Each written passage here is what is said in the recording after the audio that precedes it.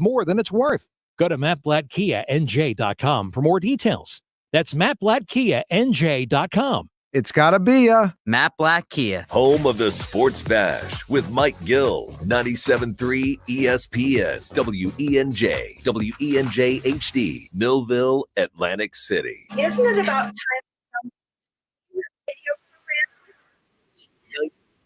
ESPN presents the Sports Bash with Mike Gill. When I'm driving, I got a guy on the radio who talks to me. I can't see him, but he talks to me. Now, live from inside the Ocean Casino Resort Studio, here's Mike Gill.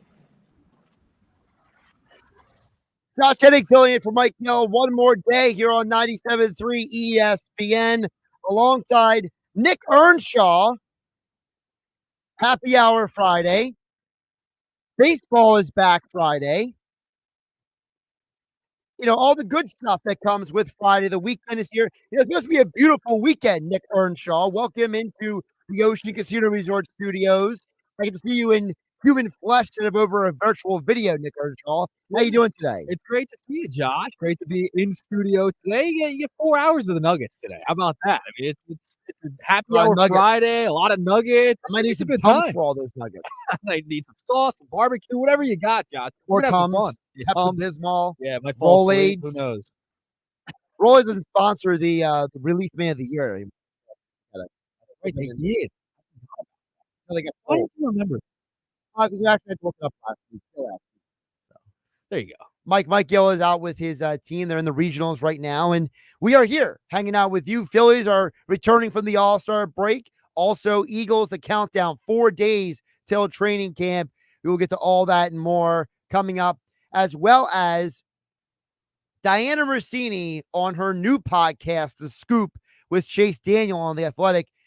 Well, Nick, we'll get to it. She confirmed a lot of what we already knew about the Eagles. But, you know, some of it was conjecture. It wasn't hard reporting, right? You know, and she confirmed some other people's reports as well. So, and we'll get to the nitty gritty about all of that this show. Plus, coming up, Mike McGarry for the Press of Atlantic City at 2:25. Bob Wankel from Crossing Broad talking Phillies at 3 p.m. Emery Hunt from CBS Sports HQ. Of course, football game plan joining us at 3:30. Adam Kaplan, football at 4, powered by the Inside the Birds podcast. And yes, it is 4 hours of Nick's Nuggets interwoven throughout the show here on 97.3 ESPN. So, also, I can't forget, by the way, bad job by me. Text board is open, 609-403-0973. Your DMs into 97.3 ESPN mobile app powered by First Bank of Seattle. So, Nick, we have a lot to get to, but we wanted to start with this. You and I ran into this morning. So, as I mentioned, Diana Rossini used to work for ESPN. She's one of the best reporters out there. You know, the joke at ESPN used to be the only person who broke more news than her was Adam Schefter at ESPN. Well, now she's over at The Athletic. And they got into the conversation about the Eagles and what happened last year. Because apparently, since we never got a straight answer, Nick, from last year, I mean, I didn't and you didn't. No one seems to. Nobody did. Right? Nobody actually knows all the deal, getting bits and pieces, right? You know, Lane Johnson and Brandon Graham, they blame the coaches, right? You know, Fletcher Cox kind of gives the, you know, I don't even know what happened answer.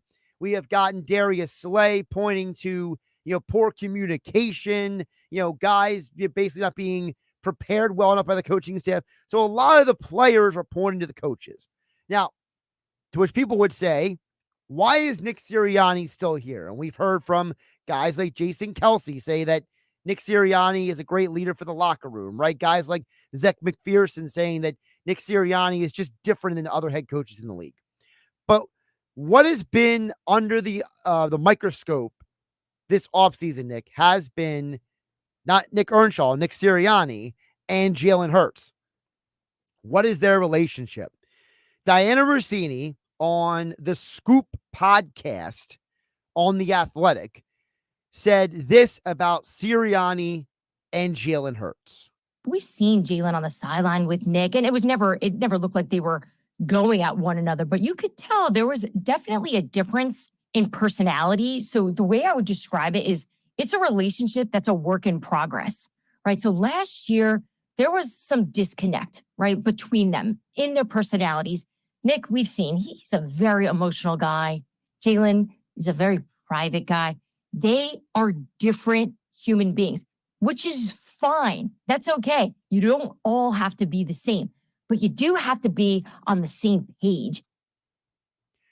I think that's a very interesting contrast she presents, because she's not saying, as some blowhards in the media have tried to put out there, that they don't get along, they don't like each other. Nick, Hurts doesn't want to endorse. No, she's explaining, Nick Earnshaw, that Nick Sirianni is just a very different person than Hurts, and that if they're not on the same page, if they're not connecting, their differences are amplified. Right. And this goes back to even the Super Bowl against the Kansas City Chiefs, right? Remember that little moment on the sideline they had where Sirianni's the doing awkward yes, moment. Yes, when Jalen Hurts is like telling Sirianni to stop. And this goes back to that. They're different types of people, right? And that's kind of what she's saying here. They're not, it's not like they don't get along, right? It's like there were differences on schematic stuff in the offense. Like that's kind of the idea we're going with here. They had differences there and differences of opinion. So it's not like they hate each other or something. That's not, I think, what she's trying to say here. It's that she's trying to explain that they're two different people. They had two different mindsets last year, and it just was not working. They were on a different page than they were in the past, right? Like, and it was Nick Sirianni's offense last year, okay? Like it was essentially him. Johnson was Hurts' guy, right? Like that was Brian Johnson was Hurts' guy. Right. So, obviously there was going to be a little bit of a disconnect from Sirianni and Hurts when, he's going to be all in on Brian Johnson's side. And the communication thing, it was all over the place. And that's why you saw so many players pointing fingers everywhere else. And that brings me to the second part of what she said, because she talked about what happened last year, Nick, and what she said rings almost identical to something I heard an Eagles player say about last season. Diana Rossini from The Scoop. It's her and Chase Daniels, The Scoop podcast. I'm gonna get used to this dumb name. Okay, it's a horrible name for a podcast. Diana would be sitting here. I'd be telling her, whoever chose the name for this podcast, bad job. Bad job. It is a bad job. I mean, The Scoop podcast on The Athletic. Like, come on. It's a mouthful. It's a mouthful, Josh. Too many does. Too many transitions of the name. It's another podcast that you have to add to your list. I know. I'm running out of time in the day to listen to all these things. But here's Diana Rossini with more on what happened with the Eagles last year. Those 10 wins were a grind, from what I was told. It was explained to me that just because they were getting W's, that doesn't mean that behind the scenes it was perfect. And it was just this winning culture at all times.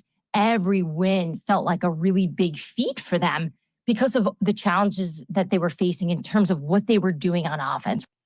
Now, Nick, when you hear that, what is your initial reaction to that? I mean, we kind of saw it, right? Like every win was a grind. They were close games, right? Early on in the season. That's why everyone was so worried that what inevitably happened was going to happen, right? They fell apart towards the end of the year, and they were grinding out wins early on in the season. And everyone kept saying, well, yeah, it's just early on in the season. They'll get it together. They're knocking the rust off, whatever. No, they were grinding wins. And, that's kind of how the season progressed when they were winning games. They got the 10 wins, whatever. And then it really came and fell apart towards the end of the season. So I think everyone kind of saw what she was talking about there. Everyone, it's kind of obvious, the point she made that, yeah, they were grinding out wins. It was obvious to everyone watching for the most part, So I think when it comes to the Eagles, there was something that just did not click last year. They were figured out pretty easily. You could tell by, how bland the offense was. We've talked about it ad nauseum, Josh. I'm glad you said it that way, because when I heard her say that this morning on her podcast with Chase Daniel, I immediately thought of what Lane Johnson said last week about the 2023 season. What we were doing collectively obviously wasn't making a whole lot of sense, and really was a tale of two teams. But even when we did have the record of 10-1, a lot of these games were very tight games and could have gone either way. you can look back at some of those games and feel like you left, 2 scores, 3 scores on the board. And that's kind of how it felt all season. So you have an NFL insider and an Eagles player both telling you the same thing. Because I didn't hear Diana Rossini say it was Jalen Hurts' fault last year. Did you? No, not at all. Did you hear Lane Johnson blame Jalen Hurts? Nobody was blaming Jalen Hurts. So nobody. What we're finding out is that the problem last year was basically coaching. Yeah. That's where they were. I mean, that's essentially it, Josh. I mean, everyone could see it. It was so obvious. I mean, you look at what happened on offense last year. It was so bland. They were going 3 and out. It was boring. They weren't able to move the ball effectively with all the weapons that they have. The play design wasn't up to par with what we thought the talent level was, right? So it was just totally clear that, yeah, they're kind of grinding out wins like they were talking about. Like these games were really close. And like Lane Johnson said, they could have gone either way. They left points out there on the board in a multitude of games last season. So for the Eagles to come into, for this report to come out with the Eagles and, the differences between Hurts and Sirianni, yeah, it was definitely a coaching problem because you could tell that other teams were figuring out the Eagles pretty quickly. And once that kind of mark hit where they started losing a bunch of games in a row and everything started falling apart, that was a big reason because teams were figuring this team out because everything was so easily identifiable. And that brings us to the reason why, right? Text board is open, 609-403-0973. Josh Hennig, Nick Earnshaw filling in for Mike Gill on a happy hour Friday edition of the Sports Bash on 97.3 ESPN FM, the 97.3 ESPN mobile app powered by First Bank Seattle. Nick, we're on the same page. Lane Johnson's saying it. Brandon Graham is saying it. Diana Rossini is saying it. Britton Covey told Mike Gill at the Super Bowl Radio Row. Everyone's basically saying the same thing. There's a level of consistency there. Right. So now we get to the nitty gritty. Why? How did we get here? And this is probably, to me, the biggest indictment of Nick Sirianni. Take a listen.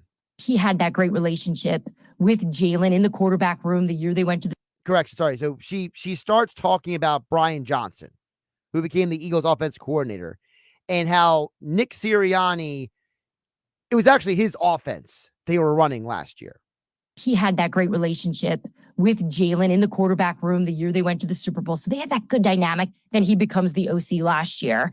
And it was Nick Sirianni's show. Everything you saw on that field was Sirianni. And from just having a few discussions with people in Philadelphia, it just seems that Nick just wanted to do it his way. And he's the head coach. If that's what he wants to do. Seems like it wore him down, though, throughout the year. Like, you can see his bags under his eyes. You can see everything. It's like too much for a head coach. That is a fascinating perspective because we know that Sirianni has been praised in the past, remember, for letting go of play calling in 2021 and letting Steichen run the show, right, Earnshaw? Yes. Sirianni said he was applauded for it. He was praised for it. So it sounds like in 2023, maybe Nick Sirianni's ego got in the way a little bit and he bit off more than he could chew, as Chase Daniels said. Yeah. And for Sirianni, I mean, when he gave up the play calling back a couple years ago, 2021, right? 21, when Steichen took over the play, you could see there was a massive difference, massive difference. For Sirianni, and I think that's where the disconnect came from. Hurts wanted to do something his way he felt more comfortable with. And now Sirianni kind of had his voice a little bit louder in the room, right? He's the head coach. He could do things his way. He's in charge, right? And it seems like his philosophy bled a little bit more into the Eagles system last year than in the 2 years prior, right? Like, until when he gave up play calling in 21. So it kind of reverted back to that bland type of offense that did not work for Jalen Hurts to start off that season, right? So you could kind of see the offense was kind of a Sirianni-esque type of play calling style. Then you could tell he had a lot of influence on Brian Johnson and what they were able to do on the offensive side of the ball schematically. So it was pretty clear. And now this year, you bring in Kellen Moore new offensive coordinator, very different style, a lot of pre-snap motion, had 60, he ran 63% of the time. He had pre-snap motion with the Chargers last year. Like he does a lot of things differently than Sirianni's philosophy. So now Sirianni's going to kind of be the CEO, and we'll see if he actually takes that step back or if he tries to poke his finger into what Kellen Moore's trying to do. Well, the reason why I don't think he will, okay, is because Sirianni did show us previously that he was able to let the OC be the OC, as Jason Kelsey pointed out on his New Heights Show podcast previously. Nick moving to like a head coaching position, he removed himself from play calling duties with Shane Steichen, right? Yeah. That ended up working out pretty damn good. Nick has shown in his tenure with the Eagles that he's going to do whatever he thinks is in the best interest of the Philadelphia Eagles. And he's going to make those decisions, and he doesn't care about how other people perceive it. He doesn't care about anything other than what's in the best interest of the team. And to me, I think players respect the hell out of coaches that operate on that level. So if that's who Nick Sirianni is, if he's the guy who said, look, it didn't work doing it my way, I'm okay with us getting a new offensive coordinator. I'm willing to hand it off to somebody else because I know somebody else could do a better job than me. Does that make you, Nick Earnshaw, feel more confident in the Eagles coming into this year? Yeah, I mean, because we've seen it before, right? Like if he can be the CEO, the leader, the manager of the team, and delegate to the best people and put them in the position to do it, I'm all for it. And that's kind of what we've been told and what it looks like heading into the season it's going to be. I mean, there's reports out there, and I think Diana Rossini may have mentioned it about Howie Roseman, how he had his hand in the hiring of the new coordinators, right? Like he kind of took it over and said, essentially it seems like that, hey, Nick, you're going to be the guy who's just kind of in charge of everything, running the show, being the manager, and being, the players type of coach, right? Like being that motivator, instead of being the schematic guy who's, dipping his toes in the different things that Kellen Moore wants to do, Vic Fangio wants to do.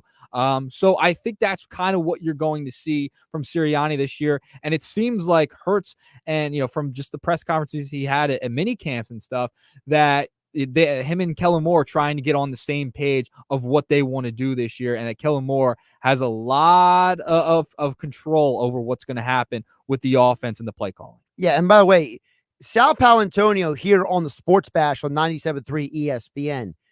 As far as I remember, he was the first person to make that claim. Let me see if I still have that audio. I think I do, actually. Yeah, there we go. For those who don't know, when I'm hosting for Mike Gill, Nick is trying to help me out over there, but Nick doesn't always know where everything is like I do. So it's not Nick Earnshaw's fault that some of these things are not set up exactly the way they should be. Like Nick didn't know that I had this audio ready over here. He just knew that I'm doing stuff over here. You can see me doing stuff. I'm watching you over here. You're multitasking. I always feel like somebody's watching me. As the song Everyone, says. I'm watching over your shoulder. That's essentially what I'm doing. Sal Paolantonio on the Sports Bash with Mike Gill said this 6 months ago. Nick Sirianni may be calling some of his friends, but he's not in any position at all in his organization. I think we can agree on this, to hire somebody. He may recommend somebody, but he's not hiring the offensive or defensive coordinators. That's for sure. So 6 months later, Diana Rossini says this. It's Howie Roseman that has the power now. And look, he always has the power, right? That's nothing new for Philadelphia, but in terms of moving forward into this season, Howie had his hands all over the decisions when it came to the coordinator position. And when they made change at defense. Which is not normal, by the way, for everyone listening, for a GM to have his hand in coordinator positions. So that confirms it. Yep.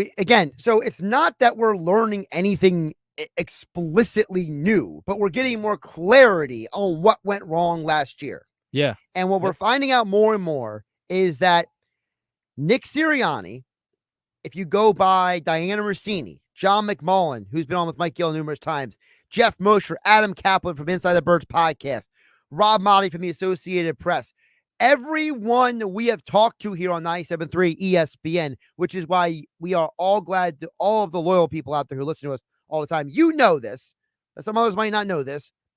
We have been telling you guys for over a year now, Here is the genesis of last season. When Steichen and Gannon left, because it was a Super Bowl year, they didn't have the time to go out and do a thorough hiring process. So what happened? Steichen leaves. They decided to promote from within.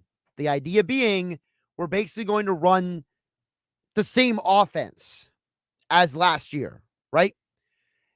And so we're going to bring in someone who runs a version of what Gannon's defense was, Sean Desai. Nick Sirianni, knowing that he had two inexperienced coordinators, right? We all can agree on that. They were both inexperienced at the NFL level. He had a more active hand, obviously, on game day. And Sirianni, when things were not going well on defense because of communication issues between the coaching staff, Sirianni opted for Matt Patricia. So now Sirianni, Nick, didn't just get 1, 2, no, he got 3 coaching staff decisions wrong.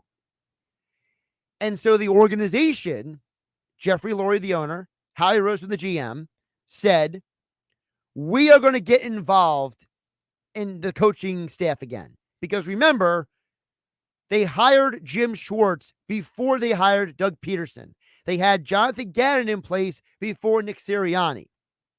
This organization has a history of having a hand in the coaching hire process. And they said, look, we have a coach who has been to the postseason 3 straight years.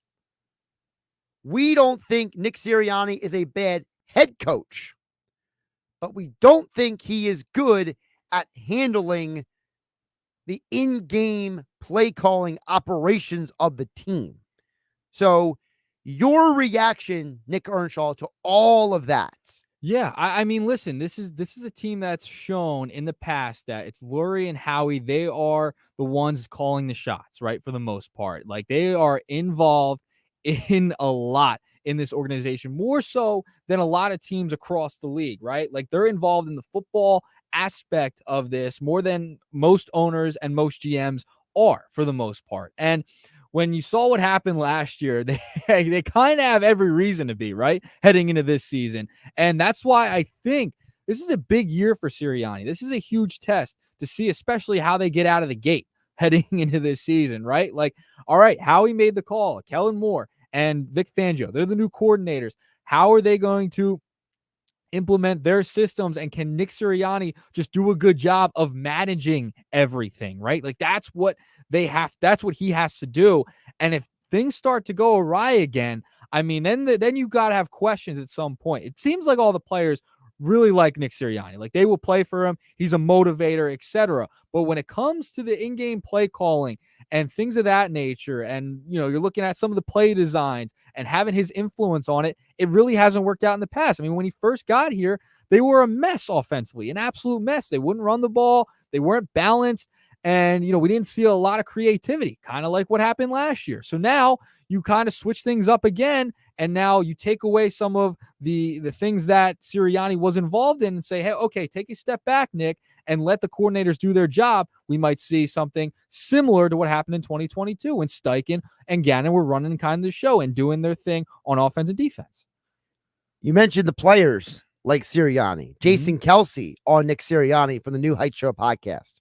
Nick, and I really mean this, is one of the best coaches I've been around, and talking about coaching situational ball, really understanding what to do in the right moment, motivating guys. We coach things up in team meetings and hold people accountable better than pretty much any other coach I've been around. That says it right there, right? Yep. And so unless you're going to say Jason Kelsey's a liar, which I don't think any honest Eagle fan has the spine to do. Nope.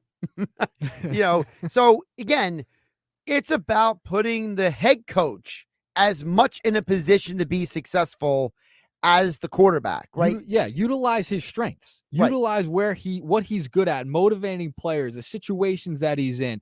But the schematics of it, that's kind of where he struggled in the past, and the play calling has been an issue. So I think, you put him in a position like kind of Jason Kelsey was talking about. The players seem to love him, and they respond to Sirianni. Make him that manager. Make him that CEO of the team where he can delegate to the best people. And that's kind of what we're kind of expecting heading into the season. He's Nick Earnshaw. I'm Josh Hennig, filling in for Mike Gill here on the Sports Bash on 97.3 ESPN. We have text coming in at 609-403-0973. We got Phil on the text as well as Glenn. We'll get to you guys in just a bit. But coming up on the other side, Mike McGarry for the Press of Atlantic City will join us for a Friday edition of a conversation on the Sports Bash. Mike Gill, he'll be back on Monday or Tuesday next week, depending on how far along his team goes. We hope the best for them and plenty of success. But until then, me and Nick got you covered here on the Sports Bash. Happy Hour Friday. What are you guys having this weekend? Let us know. 97.3 ESPN FM, 97.3 ESPN mobile app powered by First Bank of Sea Isle City. You're listening to the Sports Bash with Mike Gill. And if you're not down with that, we got 2 words for you. On 97.3 ESPN and the 97.3 ESPN free mobile app. 97.3 ESPN has teamed up with Seize the Deal for incredible weekly offers from some fantastic local restaurants. Here's this week's big deal. Get a $50 gift card, good for use at the Ravioli House in Wildwood for just $25. This great deal is on sale now at seizethedeal.com. Hurry, chances are this deal will sell quickly. For more info on this great deal, go to seizethedeal.com. Seizethedeal.com. Hi, I'm Cesar Milan. People are always commenting on how happy and healthy my dogs are. One of the reasons is the food my dogs eat. Dr. Marty's Nature's Blend is a premium freeze-dried raw dog food designed to support your dog's health, happiness, and lifespan. Their jaws are more flexible, their teeth are cleaner, and their coats shinier, and why they seem more youthful even as they age. I'm veterinarian Dr. Marty Goldstein. I've helped countless dogs thrive with one simple concept. Your dog needs a high-meat diet similar to what their ancestors ate in the wild. Dr. Marty created Nature's Blend using 50 years of nutritional research and experience, helping dogs make incredible turnarounds. Save up to 54% off Nature's Blend and get a free bag of Cod Krispies, their wild-caught, ultra-crunchy cod skin treats. Go to drmartypets.com/deal or text DEAL to 511-511. Your order is backed with a 90-day guarantee. All dogs are unique. Your dog results can and will vary. Message and data rates may apply. eBay Motors is here for the ride. Go ahead, feel your engine. Admire that perfectly installed exhaust. Your vehicle's moving along this freeway like it was made from fresh installs and a whole lot of love. With eBay Motors, you get over 122 million parts to keep it running. And with eBay Guaranteed Fit, they'll be the perfect fit every time. Plus, at these prices, well, we're burning rubber, not cash. Keep your ride or die alive at ebaymotors.com. Eligible items only. Exclusions apply. Total Wireless is made to totally keep up with you. We now have unlimited data that never slows you down. Covered by the Verizon 5G network. And for less than $30 a month, we make your phone your ride or die. Switch now and pick a free 5G phone with qualified plan purchase. And your fourth line at no additional cost. Visit your local Total Wireless store today. Total Wireless, we're totally with you. Actual speeds may vary by location. For data management practices, see TotalWireless.com. There he is. It's Agent 00 Chicken.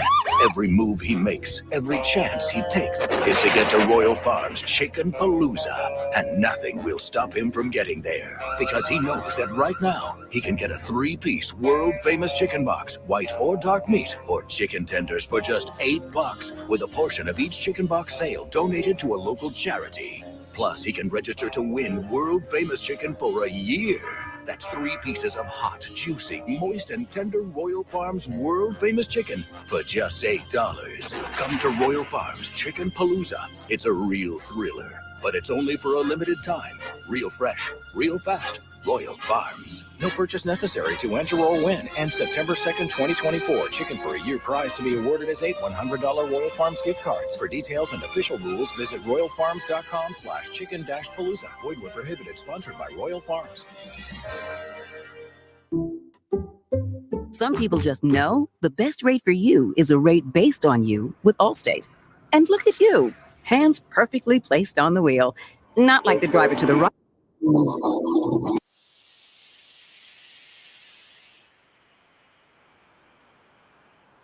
And only pay a rate based on you.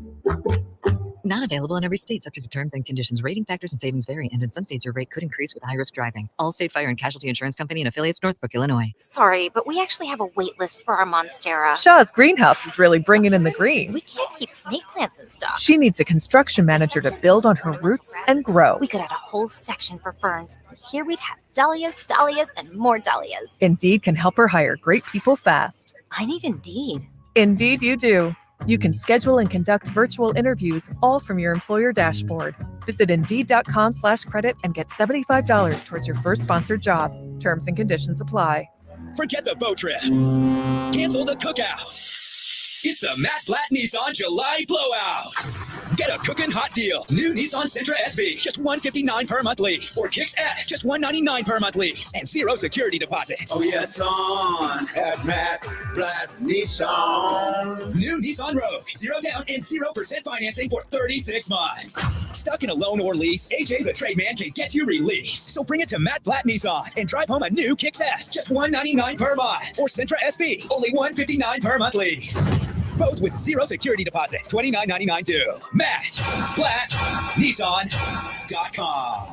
On approved Tier 1 credit through NEMAC. Negative equity will be refinanced into new vehicle. Plus tax tag and $589 doc fee. Offers can't be combined. Call 877-289-6670 or go to mattblattnissan.com for complete details. VIN RL544560 and RY282964. Central lease selling price $23,694. Kick selling price $22,944. Offer ends 8/6/2024. It's on at Matt Blatt Nissan on the Black Horse Pike, Egg Harbor Township. You're listening to the Sports Bash with Mike Gill. Never thought this radio stunt would catch on so big. On 97.3 ESPN.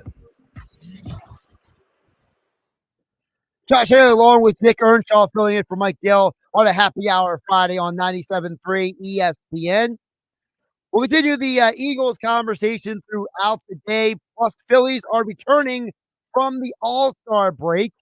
We'll get into all that more right now. Mike McGarry from the Press of Atlantic City, AC Press McGarry on Twitter, X. Easy for me to say. I'm never going to get used to calling it X. I got to be honest. No, I'm never going to call it X. No. I call it Twitter X just because. I'm trying to get it in the rotation in my vocabulary, but it's just not going to work, Josh. Yeah, it's just not going to work. It doesn't flow. Well, either way, Mike McGarry is with us here on 97. Mike, welcome in. How you doing today? Hey, guys. How are you? Doing pretty good. So, before we get to the Phillies, I want to get your reaction to, we're 4 days away from Eagles training camp, and, the reporting basically has been confirmed by players, by reporters, by everyone who apparently can get a microphone and have a podcast. Everyone has a podcast now, it seems like. That basically, the problem last year was coaching, Mike McGarry. So, if the problem last year was coaching, in your mind, is Helen Moore and Vic Fangio enough of a fit for the Eagles? Well, we're going to find out, right? We're going to see what those two highly talented coordinators have. I think that Helen Moore probably has a bit more pressure on him than Vic Fangio, only because it'll be more visible there. I thought Jalen Hurts took a step backwards last season, did not play as well as he had the year before.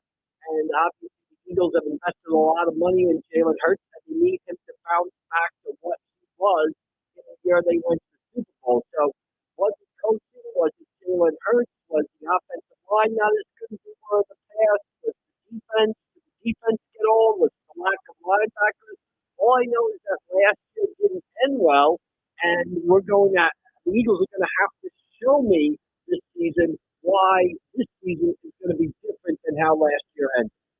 For you, what is the biggest individual? You mentioned the pressure be on Kellen Moore. Is he the biggest individual, or is there somebody else that you're keeping a closer eye on than Kellen Moore going into this season? To me, the whole thing is Jalen Hurts. Who is Jalen Hurts? How good is Jalen Hurts? Is Jalen Hurts the guy who led the Eagles to the Super Bowl? Is Jalen Hurts that season? He was a guy who could make plays with his legs. I don't know how many times I looked at the TV, 3rd and 7, 3rd and 6. He's able to scramble, get 8, 9 yards, or avoid rush and get a guy downfield. He just seemed to make so many big plays.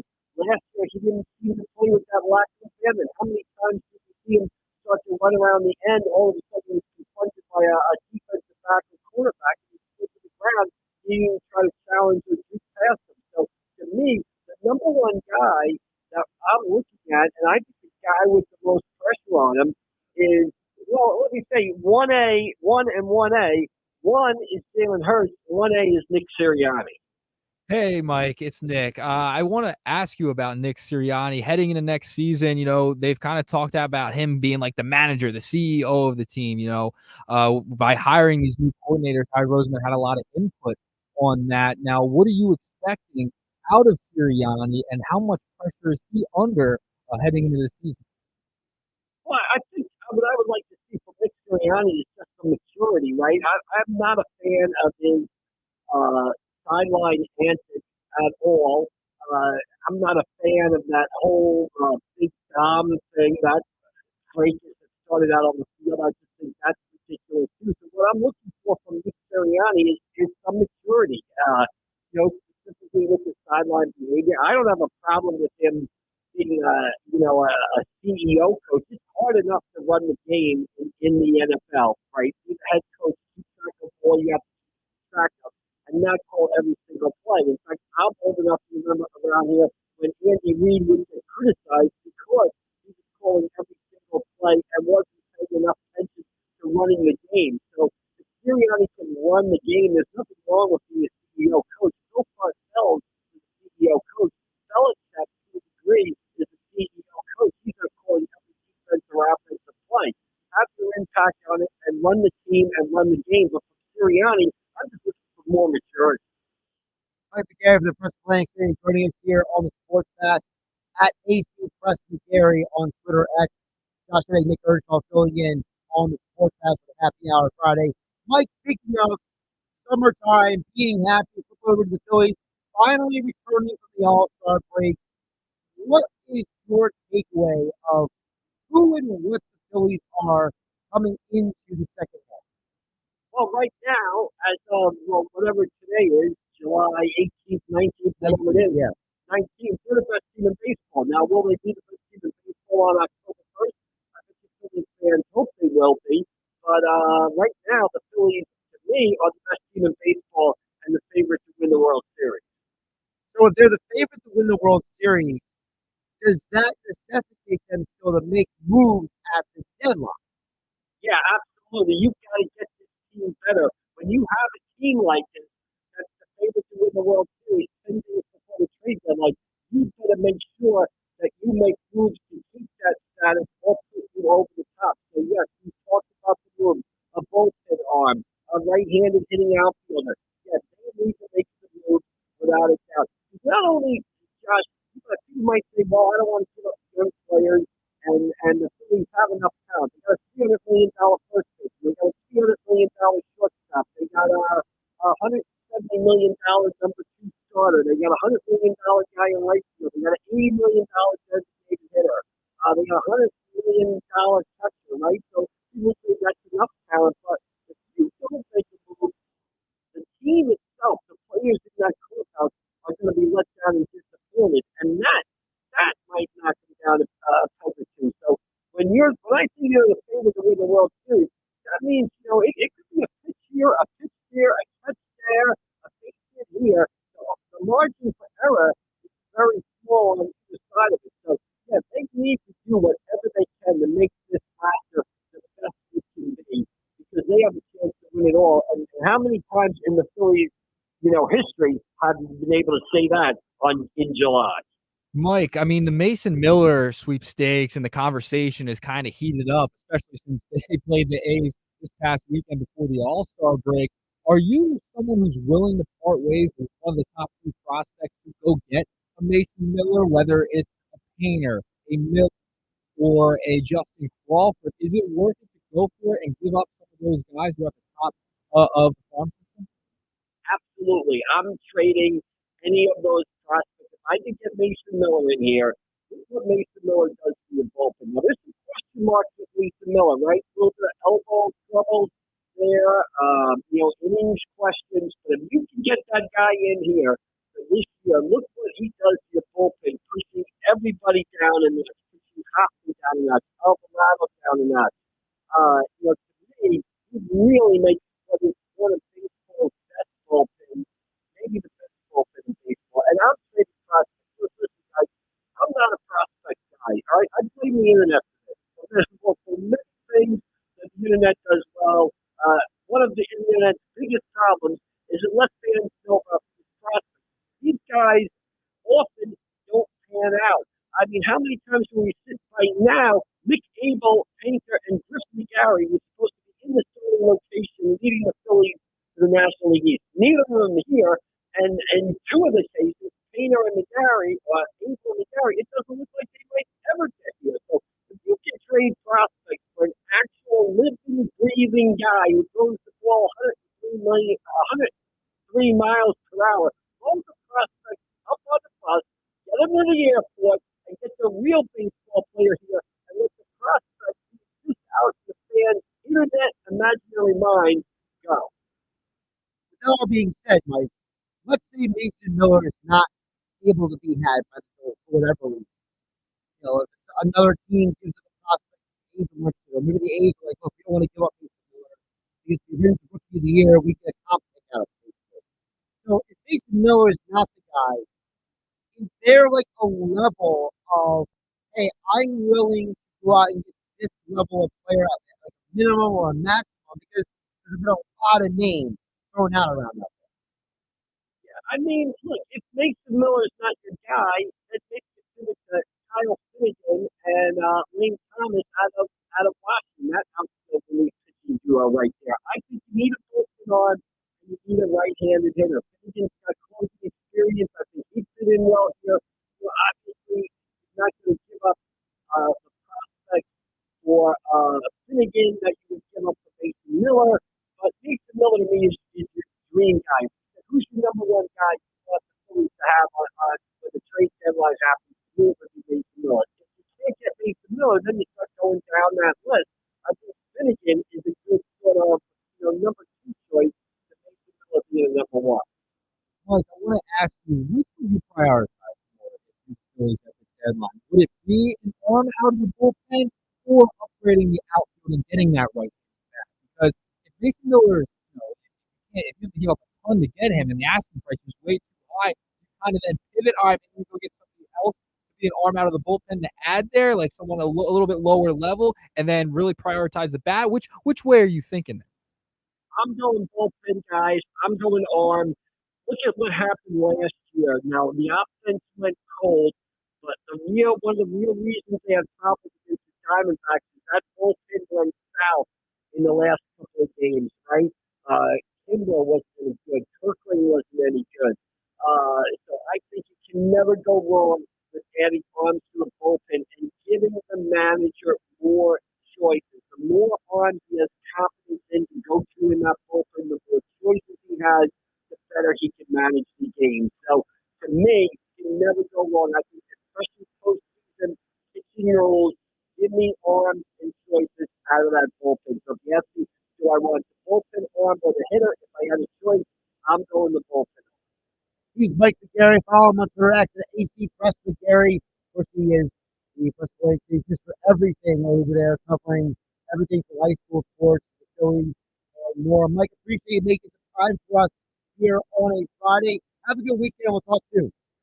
Okay, guys. Thanks for talking to you. We'll see you down the road. Thanks. Absolutely. Mike McGarry here on the Sports Bash on 97.3 ESPN. Nick, before we hit the break, I want to ask you, when you look at what's going on with the Phillies, right? Mm-hmm. What are you prioritizing? You asked me to get the question. I'll ask you the question. All right. Well, he's AC Press in this story thing. You're the story thing here, by the way, here at 97.3 ESPN. That's your nickname here, too. I just got to preface with that. But I would prefer them to probably go get another arm. I was kind of on that train a few months ago that they should go arm first. But I think they got to go both. You got to get something in the outfield. You got to add another bat because the depth in the outfield is not great. Go both. If I had to choose one, I'm leaning for you. Interesting. We'll discuss this more throughout the show. I feel like I can make an argument for either direction. Yeah, they need both.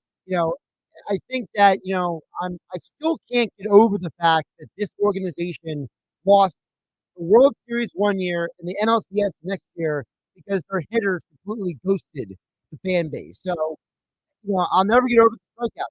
And there's Yep. always that part of me that says, I don't care how many pitches I have, I don't score a run. What are the odds that they all go cold at the same time? These top-of-the-line hitters, the Turners, the Harpers, the Remuto, that can't happen. They're not going to win anything But back guess in what? The 2018 Red Sox, Dave Dombrowski oversaw. Who was the World Series MVP? Not Rafi Devers, not Xander Bogaerts, not Mookie Betts, not Jackie Bradley Jr., the guy that traded at the deadline, Steven Spears. Sometimes you need that random dude to end up becoming the dude. Yes. I mean, Joe Blanton, remember, Joe Blanton. It's a big home run as a pitcher. I mean, he can do it all, and pitchers don't hit anymore. But the random guy at the deadline, he makes a big move. You know what I mean? So it's important deadline for skills issue. Back in section 4, coming in next, 0973 in your TMs into 973 ESPN mobile app powered by First Bank of Seattle. He's Nick Earnshaw. I'm Josh Hennig. Filling for Mike Gill on a Friday edition of the Sports Bash. We have the Phillies covered. Swing and drive, right field, way back, forget it, out of here. Kyle Schwarber hammers one over the right field wall. Get the best Phillies baseball coverage on the Sports Bash with Mike Gill on 97.3 ESPN. Hey, it's Mike Gill with another amazing opportunity for you at Key Acura of Atlantic City. All 2024 MDXs in stock must go this month, so Rocco has priced them to move. You can drive up the lot with a 2024 MDX all-wheel drive technology package for $49.95 down for just $4.99 a month for 36 months. That's right, $4.99 a month on a low-mileage lease for current Acura owners. There are only a few left, so get there now. Key Acura, Tilt Road at EHT, your small but friendly dealer. See dealer for details. Texting enrolls you into recurring automated text messages. Consent not required to purchase. Message and data rates may apply. Hey, Dan, how you doing? Haven't seen you around the gym for a while. Yeah, I've really fallen off. Since I turned 40, I just don't get the results I used to get. Could be lower testosterone. Lower T? Yeah, I went through it a while back. Once you hit 40, your body has less free testosterone. I got Nugenix Total T, and it's made a huge difference for me. I've seen that ad on TV. Is it for real? Oh, yeah. The key ingredient is something called Tesnor, which helps boost free and total testosterone levels to help you trim up and stay lean. And it's made a difference for you? Man, I feel like I'm in my 20s again, at work, in the gym, and in the bedroom. Are they still giving out complimentary bottles for people to try it for themselves? Yeah, you just need to send them a text. Text Rocky to 42424 right now for your complimentary bottle of Nugenix Total T, the #1 selling testosterone booster at GNC. Plus, text now and we'll include a bottle of Nugenix Thermo, our most powerful fat incinerator ever, to help you get back into shape fast. Absolutely free. Text ROCKY to 42424. That's Rocky to 42424. We're going abroad for the first time in years, to Spain. So we started using Babbel. And started learning Spanish fast. With Babbel, you can start having conversations in another language in just 3 weeks. ¿Cómo te llamas? ¿Cómo te llamas?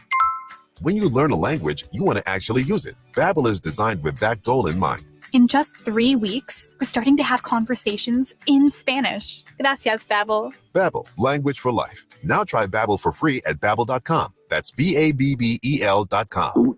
Oh no, stomach issues again? Stomach issues? Who are you? Your pancreas. I could be the real reason for your diarrhea, gas, bloating, stomach pain, or loose oily stools. I thought it was my stomach. People often do, but any of these symptoms could mean having a condition called exocrine pancreatic insufficiency, or EPI. With EPI, the pancreas doesn't release enough enzymes to break down food, but EPI is manageable. Use the symptom checker on identifyepi.com and speak with your doctor. That's identifyepi.com. Sponsored by AbbVie. Total Wireless is made to totally keep up with you. We now have unlimited data that never slows you down. Covered by the Verizon 5G network. And for less than $30 a month, we make your phone your ride or die. Switch now and pick a free 5G phone with qualified plan purchase. And your fourth line at no additional cost. Visit your local Total Wireless store today. Total Wireless, we're totally with you. Actual speeds may vary by location. For data management practices, see TotalWireless.com. Introducing Lumi for Men, and we named him Mando. I'm Dr. Shannon Klingman's brother, the inventor of Mando Whole Body Deodorant for pits, packages, and feet. Because we all know our pits aren't the only places we get odor. Mando Whole Body Deodorant is different from anything you've tried before. It stops odor before it starts, powered by our acidified technology. Mando controls odor anywhere you have it. Her patented whole body deodorant formula has over 200,000 5-star reviews. And because Mando has a 60-day stink-free guarantee, you can try Mando risk-free.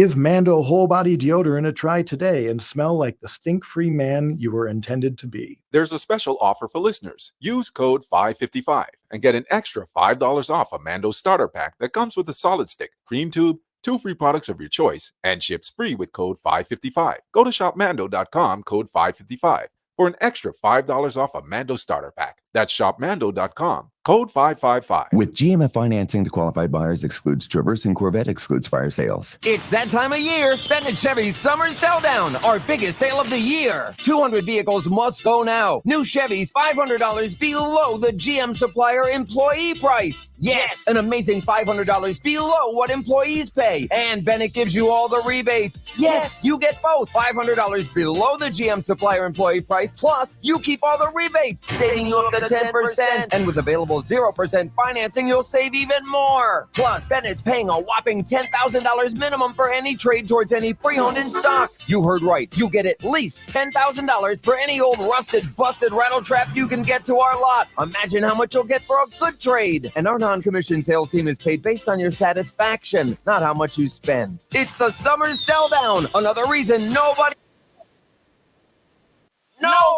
Together, let's drive at Bennett Chevy, Egg Harbor Township, and BennettChevy.com. It's the Sports Bash with Mike Gill And I am the voice of the voiceless. on 97.3 ESPN and the 97 mobile app.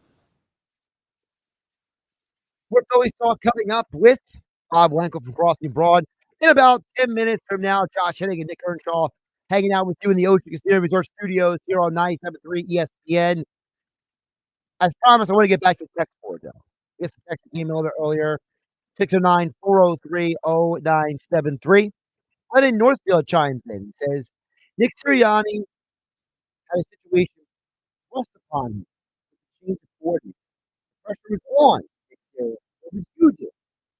Your job. And as he control, that's what he did. I would do the same. My job was deputy.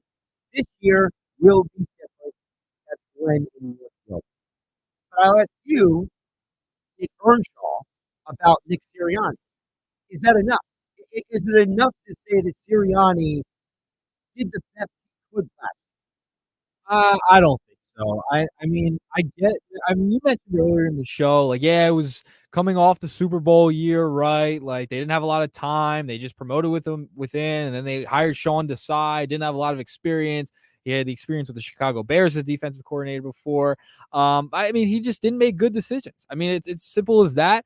And, I'm not going to feel bad for him. He didn't make the right call here. And, that's why they kind of fell apart last year. Clearly, his ego probably got a little bit in the way as he kind of put himself back into the rotation of being in the mix for the offensive scheme and setting it up, right? So I'm not gonna feel bad for Nick Sirianni. He made mistakes, and it cost the Eagles a ton towards the end of the season last year. That's why they were bounced in the first round. We have our first Happy Hour Friday submission. What do we got? Today. What are we drinking today? Josh from Cape May says, I got some Foam Brewers Experimental Jet Super Solid Double New England IPA. It's a 4.9 on Untapped. Wow. That's out of 5, right? It's out of 5, yes. Yeah, okay. That's pretty good. Did you really think it was out of 10? I was thinking it was out of 10 for a second. I was like, 4.9? It better be out of 5. It's that good? Yeah. Now, if Mike Gill was here, he would love this can because this is a pretty impressive can. But I'm going to say usually if Untapped has a pretty good rating, anything above like a 3.5, it's solid. It's usually a pretty good option. So good suggestion there from Josh and Kate May. Foam Brewers Experimental Jet Super Solid Double New England IPA. It's a long that's a mouthful right there to say the least. I would suggest those brewers come up with a better name. Yeah, that one's not rolling off the tongue, but if it's 4.9, it doesn't matter what it's called. If it's really good, it's really good. Right, well, if it's really good, then you're not even reading it anymore. You're just drinking it. Yes, especially if you have a couple in you already. Nick Earnshaw and Josh Hennig hanging out with you here on 97.3 ESPN. Coming up next, State of the Phillies coming out of the All-Star break. We'll talk with Bob Wankel about it next here on 97.3 ESPN. And, of course, don't forget the 97.3 ESPN mobile app. It's free. Thanks to First Bank of Sea Isle City. More Phillies, Eagles talk, and more coming up on the Sports Bash. Saturday morning in the locker room with Billy Schwein, Josh Hennig, and former Kansas City Chiefs wide receiver Dave Clemick join me in the studio. The Phillies resume play in Pittsburgh, and football camps open up. Hour one, we will hear from the new head football coach at Rowan University, Pat Ruley, on his 2024 props. Hour two, we'll talk with boxing promoter Larry Goldberg about next week's event at the Tropicana. Then it's the Beach Patrol Report, brought to you by McCann Realtors of Seattle City and the Ocean City Beach Patrol Lifeguard Alumni Association. It's the locker room with Billy Schwein, Saturday morning from 10 a.m. to noon on 97.3 ESPN. Everyone on the road is trying to make it to their destination safely. You can help by staying aware of the large trucks and buses around you. They take longer to stop, have large blind spots, and make wide turns that require caution from other drivers. It takes all of us working together to share the road safely. Learn more at www.sharetheroadsafely.gov. Paid for by FMCSA. Getting quality employees to fill positions in your company is essential, but finding those people can be a major hassle unless you use ZipRecruiter. ZipRecruiter makes finding quality people a breeze. ZipRecruiter's advanced technology identifies candidates with the right skills, sends you great matches, then you can easily invite them to apply. 4 out of 5 employers who post on ZipRecruiter get a quality candidate within the first day. See for yourself. Go to ZipRecruiter.com/free to try ZipRecruiter for free. That's ZipRecruiter.com/free. Beat the heat this month at Matt Blatt Kia during our sale Abrasion. Take $7,500 off MSRP or pay 0% for 48 months and make no payments for 90 days on every clearly marked EV in stock.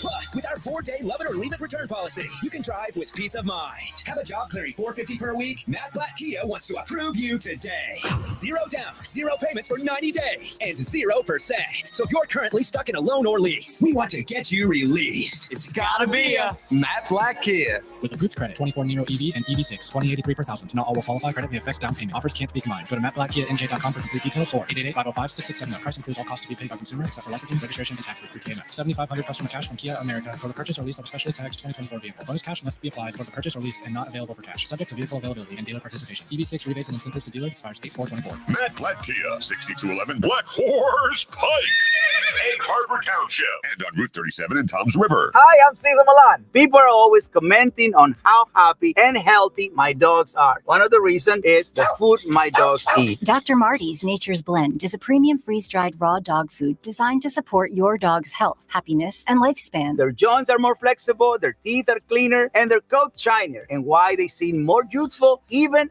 as they age. I'm veterinarian Dr. Marty Goldstein. I've helped countless dogs thrive with one simple concept. Your dog needs a high-meat diet similar to what their ancestors ate in the wild. Dr. Marty created Nature's Blend using 50 years of nutritional research and experience, helping dogs make incredible turnarounds. Save up to 54% off Nature's Blend and get a free bag of Cod Krispies. They're wild-caught, ultra-crunchy cod skin treats. Go to drmartypets.com/deal or text DEAL to 511-511. Your order is backed with a 90-day guarantee. All dogs are unique. Your dog results can and will vary. Message and data rates may apply.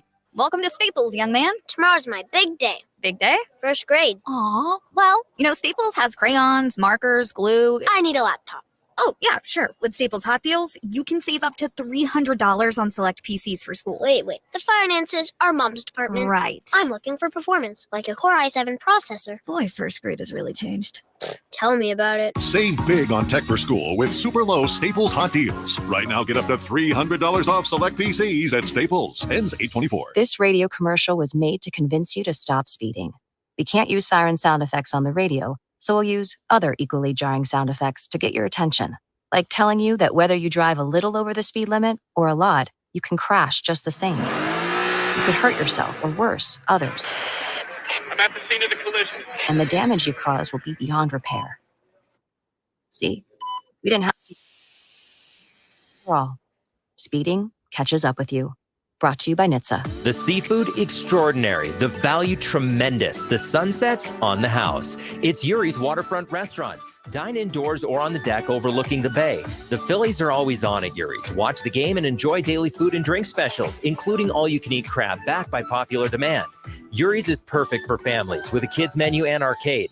Next door to Yuri's is the Boathouse Restaurant. 2 great ways to experience the Jersey Shore's best waterfront dining. Yuri's and the Boathouse at the foot of the bridge in Wildwood. home of the Philadelphia Eagles. They got him again! Sixers. Bang! It's good! Ball game! And Flyers. Tipped in front of the net! 97.3 ESPN, WENJ, WENJ HD, Millville, Atlantic City, a Town Square media station serving all of South Jersey. This is the Sports Bash with Mike Gill on 97.3 ESPN and the 97.3 ESPN free mobile app.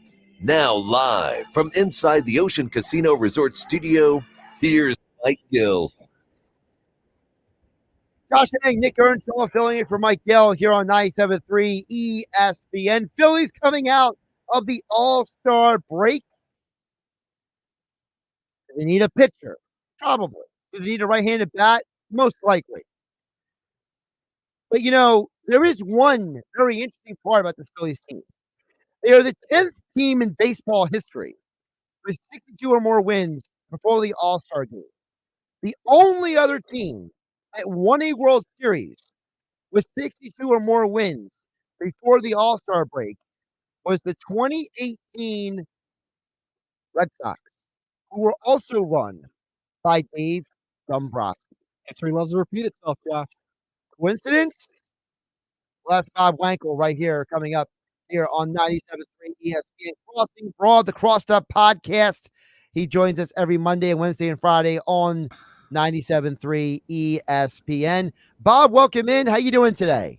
I'm good. Nice to talk to you guys. I like this. Like, get a little three-person mix here. It's way better than just talking to Mike. And it's a happy hour Friday, Bob. Yeah, let's go. Yeah, exactly. So what do you think about that, Bob? Is Dave Dombrowski going to be potentially the reason why this Phillies team succeeds where others have failed? Yeah, I mean, listen, I think that Dave Dombrowski is really good at what he does, and I think he's earned a lot of trust, and I think that there's a reason for it. And I think he knows what he has in front of him here. He has a really good team that will likely win this division, probably by a handful of games or more. He knows what has happened each of the last two postseasons. I think he's also smart enough to realize that this is their best shot. And I've said it multiple times. When were the Phillies going to get a better chance to win a championship than they had a year ago? Game 6 and 7 at Citizens Bank Park. You feel invincible at home. You're playing an inferior opponent, and they let it slip away. But then you fast forward to this season, and everything is lined up so favorably for this team. And all of these guys in their primes right now, you've got to go. You've got to drop the hammer, and I think he knows that. When you think about what this team is going to do at the deadline, we know they're going to do something. We know they're not a team that's going to sit on their hands. But what is a realistic expectation, Bob? Because listen, our listeners here on 97.3 ESPN, they all have been sending in names for like several weeks. Obviously Mason Miller and Brent Rooker were already in town. We know some people are talking about Luis Robert Jr. Some people are talking about George Springer. Some people are talking about Kevin Pillar. Some people are talking about, you name the guy. I feel like everyone has been named potentially for the Phillies. So in your mind, what and who is realistic expectation? So the one thing that I am absolutely certain of is that they will add a platoon option with Brandon Marsh in left field. There is no question that they will add to that. They do not want Brandon Marsh to face left-handed pitching. Certainly not this season. Maybe down the line that'll change. So they have to get a guy that they can match with him. And I think that that's probably their priority, because if they don't, they leave themselves very vulnerable against good pitching staffs in the postseason. So that is the one thing that they will absolutely do. Now, who is that going to be? I know that Robert is a guy that we've been talking about. His name gets thrown out there. Everybody fell in love with Brent Rooker last weekend, and rightfully so. He had a good series. I don't see that. I don't see either of those guys, and especially with Rooker. You just have to go back to the fact that we're talking about an Oakland Athletics team who has a trade piece here. They are not going to contend, and they need to feature him as best they can. And he's not playing defensively for them. What does that tell you? So to me, I don't think that the Phillies view that as a fit. And I also think that Brent Rooker is more of an everyday guy. He's an everyday bat. So why would you overpay for a guy that you would possibly be just platooning with or platooning for? So the question becomes to me, what is that guy from the right side who can handle it? And so then you start to see like Mark Canha, like, 879 OPS against left-handed pitching this season. A guy like that, like, it probably kind of fits the mold a little bit more. So, I mean, that's sort of where I'm at. But I do think that it's possible that they add to the bullpen, and I do think it's possible that they add for a back of the rotation starter, because they do have some question marks now in that last spot. Bob, I want to ask you about a name that's kind of been reported out there and it's made its way into the conversation. Cedric Mullins of the Baltimore Orioles. Now, there's reports that the Phillies are interested in him, but like we talked about, is this going to move the needle for the Phillies? Like, is Cedric Mullins going to be enough offensively for the Phillies? I mean, he's only batting .214 this season. He struggled. I don't think that's enough. Do you? Yeah, I don't. And he has struggled this season. I think that they're a little bit disappointed in what he's brought to the table for them. So that's the thing. It's like, I will say this. You go back to these earlier Phillies runs from 08, 09, 10, 11, and it was like, there was always a name, and it was like a really big name that you felt great about. Like, oh, they got Hunter Pence. Let's go, right? That guy doesn't really exist necessarily right now, but you can still be all in, and you can still be like in it to win it without bringing back a piece where you say, oh, they got this guy. They got this perennial all-star. Obviously, this is going to be a needle mover. You can do it through a series of savvy trades. And when I say savvy, I don't mean like, Band-Aids. Like, you can get good players in here that just don't come with the same clout as a guy like a Hunter Pence did back in the day when they acquired him. So I think that they do a series of moves. Like, does Cedric Mullins make them better? Maybe, but like, I feel like you do have to do deals that move the needle for you. And to me, that is not one of them. And the other name that's kind of popped up lately is Tommy Pham. And like, I'll just go back to what I've been told by a couple people, specifically someone in the organization that has some familiarity with Tommy Pham. Like, I was told he's not a very good teammate. Like, so you can look at the Phillies clubhouse dynamic and you can look at it and say, all right, well, the clubhouse is so strong. And I don't know how those guys feel about Tommy Pham. Maybe he's not the greatest teammate, and they have a lot of really good personal things to say about him. Doesn't mean because he might not be a fit in one clubhouse that the Phillies can't make it work. But I've been told that by multiple people, that it's just kind of like, it's a tough fit with him sometimes.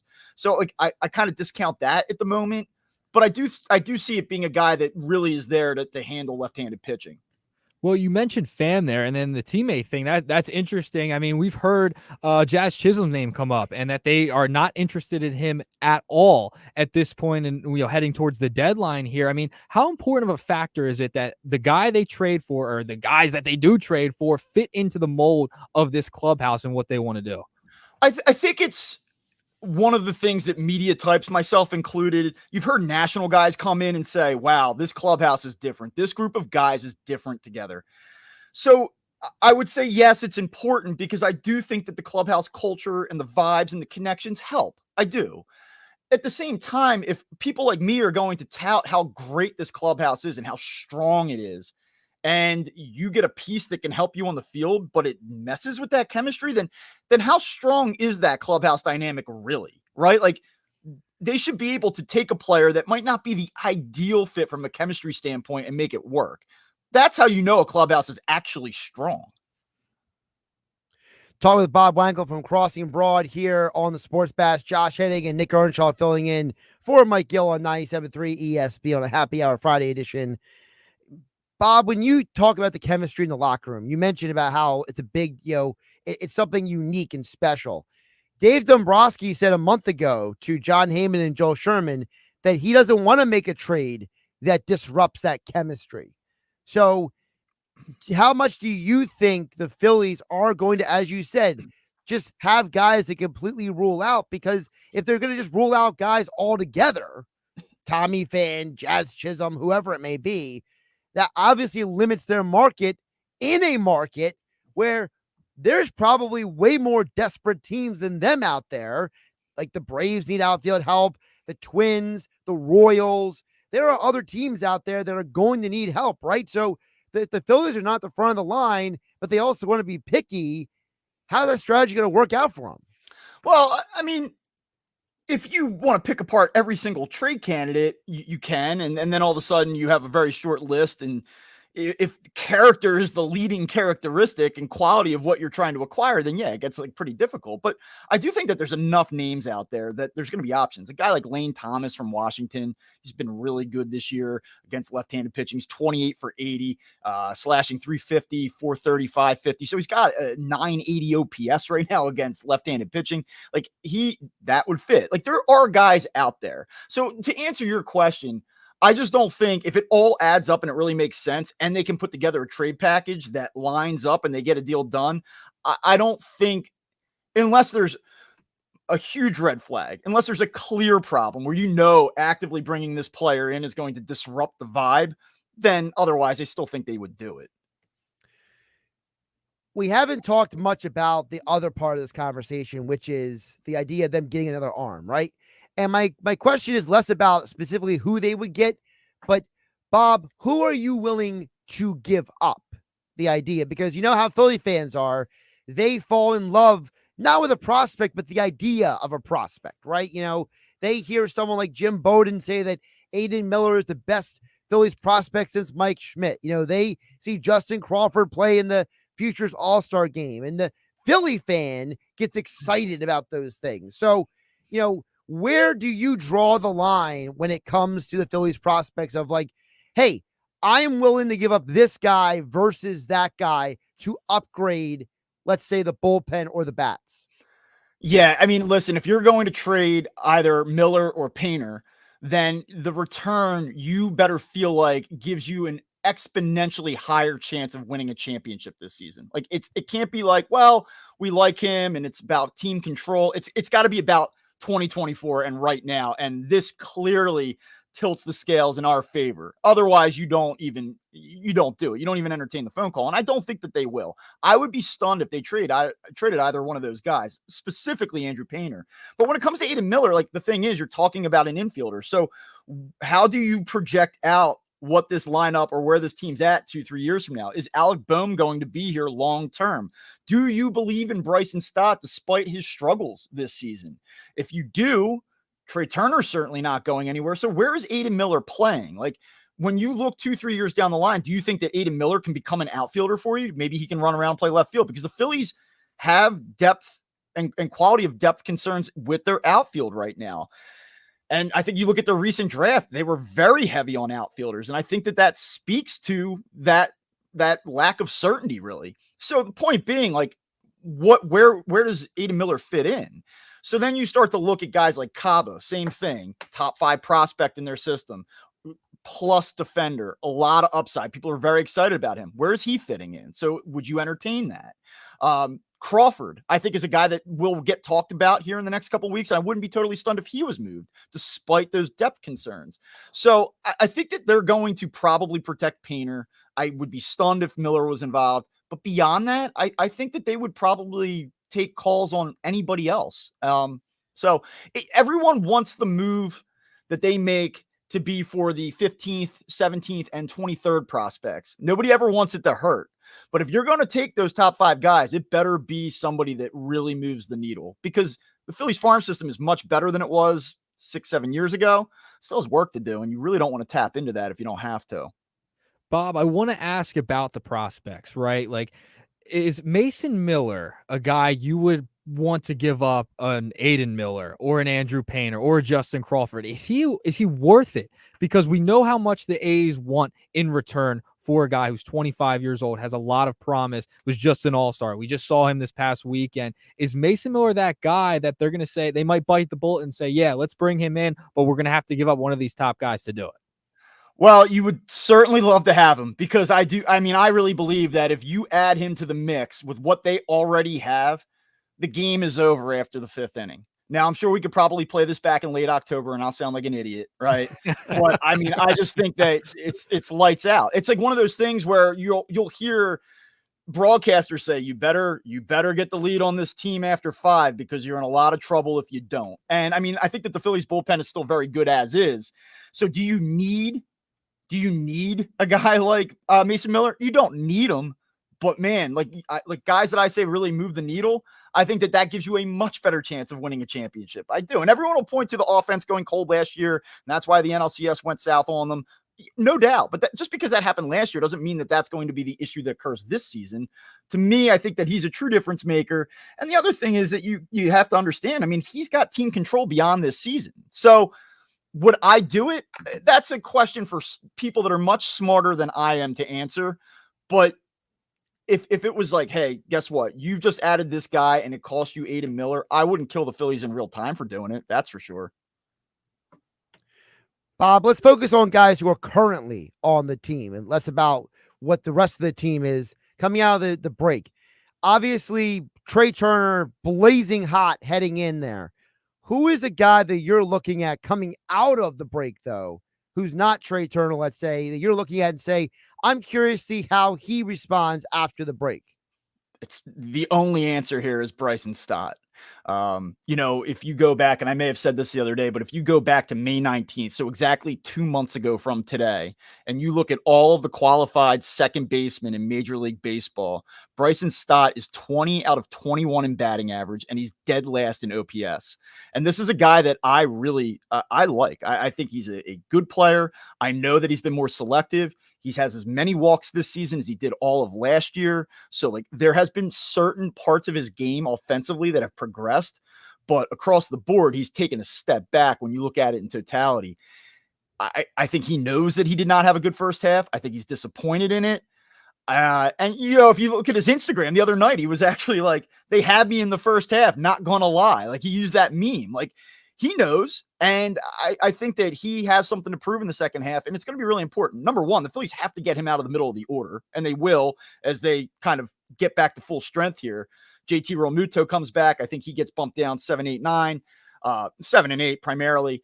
And then from there, I just expect to see a different player. And throughout his first 2 seasons, he's been a better second half hitter than he's been a first half hitter. So we'll see. How about Ranger Suarez? Any concerns about him in the innings load? Because he's getting very close to that number of the most innings he's ever pitched in a year between the minors and the majors. So are you looking at him with a close eye? Yeah, look, I mean, I still have a lot of confidence in Ranger Suarez. We know that he's a big game pitcher. I don't know that he is going to be what he was at the beginning of the season for the first 2 months or 10 weeks or whatever it was. But I still think that you have a nice number 2, number 3 type of option there. I'm not betting on him to win the NL Cy Young or anything, but I still think you have a nice pitcher who's just going through it a little bit. I think that the innings and the workload is real. And pitchers do struggle. I would say that last time out against Oakland was a little bit concerning. And going into that start, I was willing to concede, hey, even the best pitchers put together 2, 3 starts in a row where they can't find it. But to struggle the way that he did last weekend was, to me, a little bit of a concern. And I do think that what the Phillies are doing is smart, pushing him off a series. You won't see him this weekend in Pittsburgh. But I think it speaks to the Phillies, I don't want to say concern, but acknowledgement that the workload is real and it's having a detrimental impact on him right now.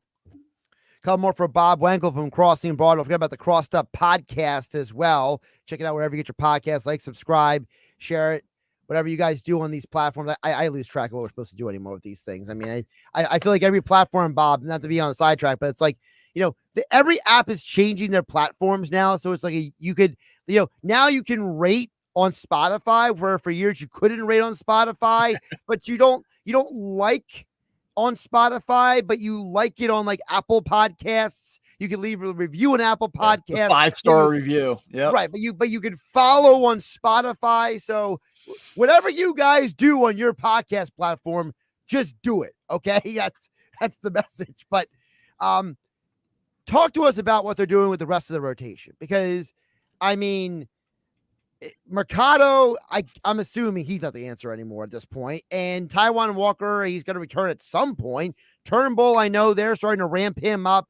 I mean, do you look at Tyler Phillips and be like, go out there, get a couple more starts? Like, what are you expecting for that, 5 or potentially 6 spot if they go in that direction? Yeah, it's a good question, and it's something that they definitely have to answer here in the second half. I think, number one, Michael Mercado is not the answer, and I don't know what they're going to do here. Maybe they send him down, let him work. He's got some command issues, struggles to throw strikes. But there's a world where maybe they decide, let's reduce the workload, because I think he got tired pretty quickly against Oakland last weekend. He's got a big arm. Maybe if you just make him a 1-inning guy, give him a look at the major league level, see how he handles that. We'll see. But I don't think he's an option for the rotation at this point. Tyler Phillips, it's been encouraging so far. 0.9 whip through the first 2 appearances against the Braves and the A's. That being said, you look at the numbers in the minor league, it was not something that blew you away. I just don't know that you can really trust him specifically. But I mean, he's been good, and there's a lot of reasons to be encouraged, but I don't think you can bank on that continuing. And if it does, great. So the thing that I look at is Spencer Turnbull, you probably won't see until at earliest the middle of August. So I don't really know that he's an option. And it comes down to Taijuan Walker. Like, what's going to happen with Taijuan Walker here? The hotspot thing that he went on the IL with, like, I think that's real. I don't think that was a phantom injury. At the same time, he has been out for an extended period now. Like, so it does make you wonder, like, did they use this as an opportunity to try to also reset him and try to work on some things so that when he comes back, he's a little bit more effective? Or is he falling out of favor to the point where they try to find him a new home at the trade deadline, where they just say, it just is not working here, we've got to move on? Could they do that? Maybe.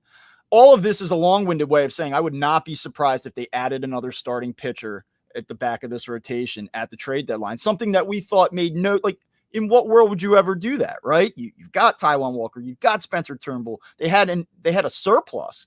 I think that they may go to a 6-man rotation at some point, and they're going to need another veteran type to do that, a Michael Lorenzen type. And in fact, if Texas struggles over the next 10 days, like, why not Michael Lorenzen again? You know, he's on a 1-year deal, $4 million. He kind of don't tell Mike Gill that he'll lose his mind. But that's kind of what they need. I mean, they need a cheaper veteran option who can kind of just fill a handful of starts down the stretch and try to give these guys a little bit of a breather. But that being said, they've got to get off to a good start in the second half here. This schedule is no joke, and the Braves' strength of schedule is pretty weak. Like, the division's not over. So, you know, they might not be able to just glide to the finish line here either. But I do expect them at some point, probably the 3rd week of August, to maybe consider opening up to a 6-man rotation. Bob, there's one guy I do want to talk about a little bit before you get out of here, and it's Johan Rojas. What is his outlook heading into the second half of the season at this point of where we're at? I mean, the trade deadline's right around the corner. How much is that going to affect what they're going to do with Rojas?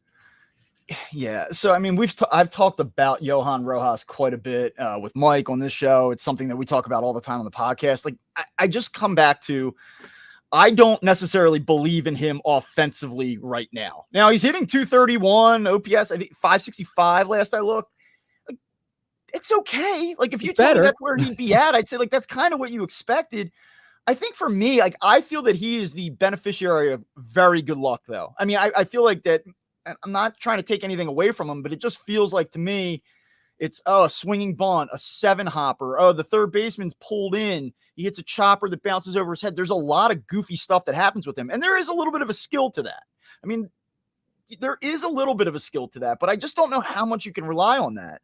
And so in a perfect world, to me, you go out and get a platoon with Brandon Marsh in left field, but you also find an answer in center field that's a more immediate upgrade for this season. It's a lot to do, though. Talk about maybe adding a bullpen arm, another starter, certainly the platoon piece. Like, is Dave Dombrowski going to go out and make 4 trades in the next 2 weeks? I doubt it. So I guess I wouldn't be surprised if Johan Rojas is here, takes the bulk of starts in center field, and they piece around it. But I'm not out on him moving forward. But it scares me a little bit to have him in a lineup in the postseason. I just don't think he's ready for that. I just don't. He's Bob Wankel from Crossing Broad. Give him a follow on the Twitter X platform at Bob_Wankel. Check out the Crossed Up podcast, wherever you get your podcasts. It'll be back on Monday here on the Sports Bash. Bob, enjoy the weekend. Phillies in Pittsburgh. So the good news is it's a road game, but it's not a late night for you. No, this is easy. This is good. Exactly. Sit down, turn the computer off at 9:15, ready to be about my weekend. just gotta focus on tonight. All right, I'll see you guys. Get through tonight, exactly. Yep. Gotta get through tonight first. Yeah. Then you can cruise on through, right? That's right. All right, talk soon. Take care, Bob. Bob Wankel from Crossing Broad. It's great stuff from him as always, here on the Sports Bash. Josh Hennig and Nick Earnshaw filling in for Mike Gill on 97.3 ESPN. We'll talk more Phillies throughout the show. We still have a extended edition of Nick's Nuggets coming up later in the show. But coming up, we'll get back to the football. Emory Hunt, friend of mine from the CBS Sports HQ, a busy man, but he's carving out some time to drop some football knowledge on us coming up on the other side here on a Happy Hour Friday edition of the Sports Bash on 97.3 ESPN. We have the Phillies covered. Swing and a high fly ball, well struck left field towards the corner. That's got a chance, and that is gone. Home run, JT Real Muto. Get the best Phillies baseball coverage on the Sports Bash with Mike Gill on 97.3 ESPN. The Sports Bash with Mike Gill is celebrating 15 years on 97.3 ESPN, and Bud Light wants to celebrate with you. It's Happy Hour Friday, July 26th from 2 till 6 p.m. at Giuliano's Pub and Grill, Ocean Heights Avenue and Egg Harbor Township, featuring $3.50 Bud Light drafts and $4 neutral vodka seltzers from 2 till 6 p.m. Enjoy a cold one and enter to win tickets to Green Day and Smashing Pumpkins at Citizens Bank Park, and celebrate 15 years of the Sports Bash with Mike Gill on 97.3 ESPN and Bud Light. We're going abroad for the first time in years, to Spain. So we started using Babbel. And started learning Spanish fast. With Babbel, you can start having conversations in another language in just 3 weeks. ¿Cómo te llamas? ¿Cómo te llamas? When you learn a language, you want to actually use it. Babbel is designed with that goal in mind. In just 3 weeks, we're starting to have conversations in Spanish. Gracias, Babbel. Babbel, language for life. Now try Babbel for free at Babbel.com. That's BABBEL.com.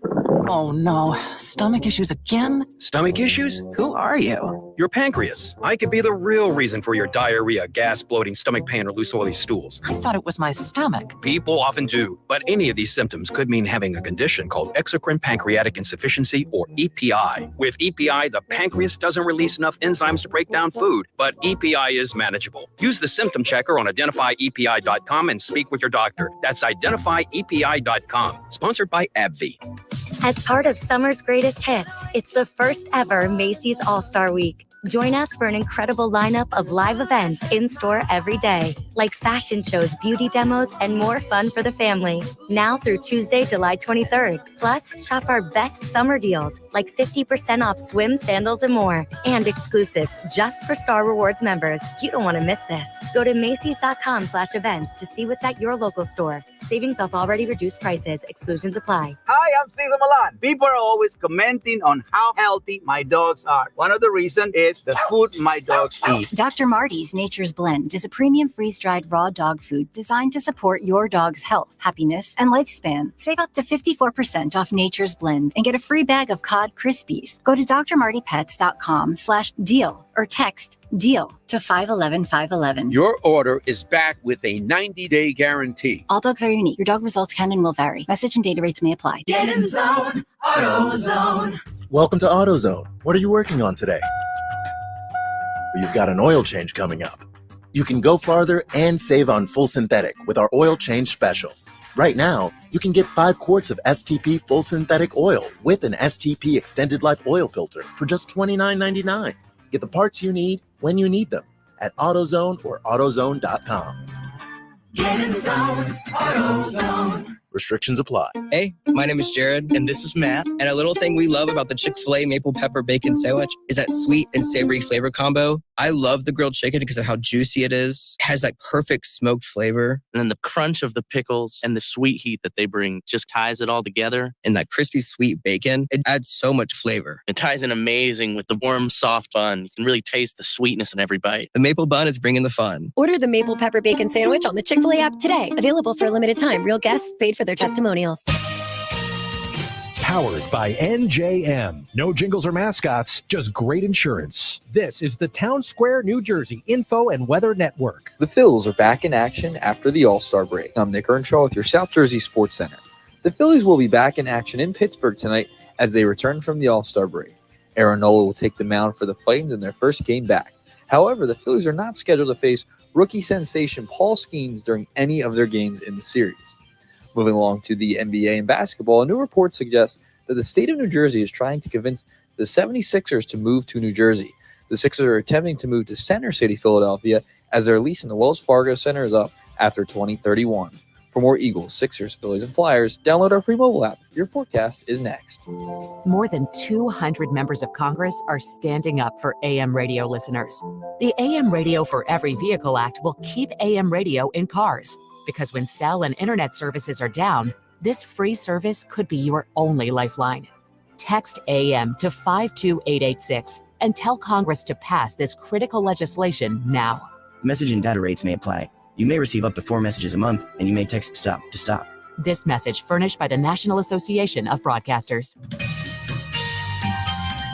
From the Town Square, New Jersey Info and Weather Network, I'm Chief Meteorologist Dan Zarrow. Temperatures and humidity will creep up slightly this weekend, but we have a few more days of reasonable summertime weather here. Good stuff. Tonight looks great, mainly clear and comfortable, low temperature 66. Tomorrow, a mix of clouds and sun, high again 84. Spotty showers and maybe a thunderstorm possible, especially in the early evening hours. Partly sunny and 88 Sunday.